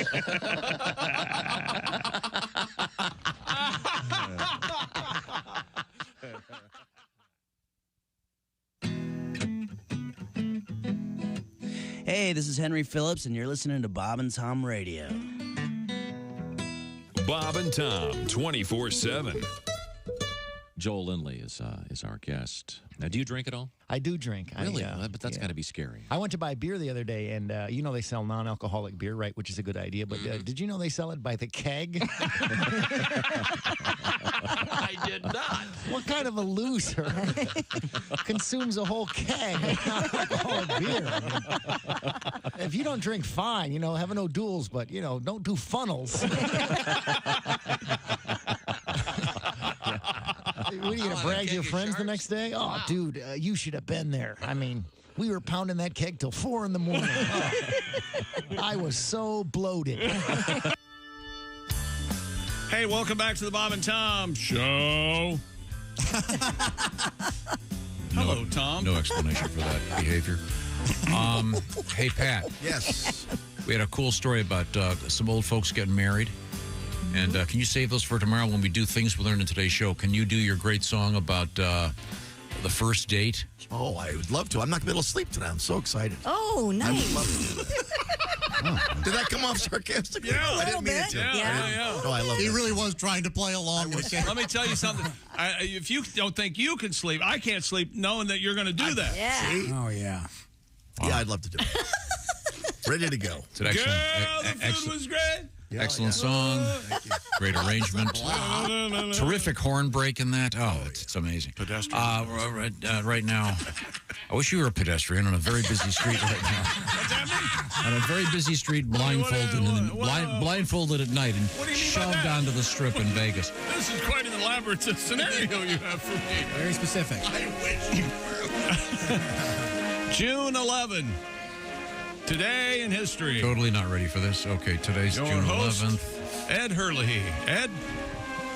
6'11". Oh, these names are One away from a fine convenience store. 7 feet tall of the days. Are they still saying, they're not saying BC anymore, right? Hey, that sounds like a Ace Cosby joke. 6'11", the tallest of all days. No. Almost 7 feet. I wish I could defend them. That makes as much sense as 1184 BC. Are we still? Is the BC still a thing? I learned in art history, now they say BCE. It stands for before the Common Era. And the last time I said that, a lot of people sent me very mean messages saying, no, it's Christ. It's always Christ. Get that out. Don't. I mean, what you said is correct. Some people are using BCE. And no one ever says, we wish you a Common Era must. No. We wish you Yeah, right. Common Era You know how must. people get upset when they talk about superheroes and these fantasies that people believe. Oh, my gosh. It's the same thing with Marvel. What happened? What was the date? I don't even remember. 1184 BC. Troy is sacked and burned during the Trojan War. That was a heck of a thing. This is the It was based all over on condoms. calculations by. Wow, I've never seen this one. Eratosthenes. Yeah. Okay. This was the Trojan horse and all that stuff. Heck yeah. This is pre-calculator, so he did it with like an abacus or something. All for a woman. Helen, right? man, she must have been super hot. So hot. So hot. All of the big wars. Now, what's interesting that when that happened, the pyramids of Giza had already been around for 1,000 years. That puts a date on it. That's so crazy. If you don't think ancient aliens had something to do with it, you're a fool. A fool. How would they have built those pyramids? Scaffolding. It's easy. Scaffolding, wheels. Sand and scaffolding. And if you've got scaffold and you got slaves, things get a lot easier to make. Just telling you. You are a born foreman. You know that. Okay, how about this one? I'm doing this in the form of a question. I'm directing this question to Ms. Hooker. Yes. Now stop whatever you're doing and listen. The one who's really listening. Yeah, all morning, not making any trouble. You're just unbearable. Had the hello boys. Okay, the King and Queen of England in 1939 were in the United States of America on a visit. They went to a party held by Franklin Delano Roosevelt. What time did he roll in? What? I know what you're going to ask her. Chick's now making a polio joke. Nothing funnier. Right. P.T. Barnum. No. What did they eat? What did they eat? For the first time, they're in America. In 1939, they famously ate Fried chicken. I know. I know what it is. Oh. Jumbo Franks? Apple tartlet? No, hot dogs. hot dogs, ladies and gentlemen. We'll have funny? We'll have to that's complete so this weird. tomorrow. Hot dogs? Yeah. It's a famous. They ate hot dogs. Yeah, really, it's a famous thing. I don't believe Glizzies. Yeah. And, Lizzie's hot dogs? No, that's what they They call cooked him them. there on the fireside. They chatted. it was Roosevelt. The Queen. Fireside chat they had, did they? Yeah. Now, where's my first cousin? The Queen went down on that like an Otis elevator in a skyscraper. My blanket's on fire. I had no idea. You got too close to the fire. I had no idea. That was the first and last chat. Bye. This is the Bob and Tom Show. For a complete copy of the Bob and Tom Show contest rules, go to bobandtom.com/contest-rules or just scroll down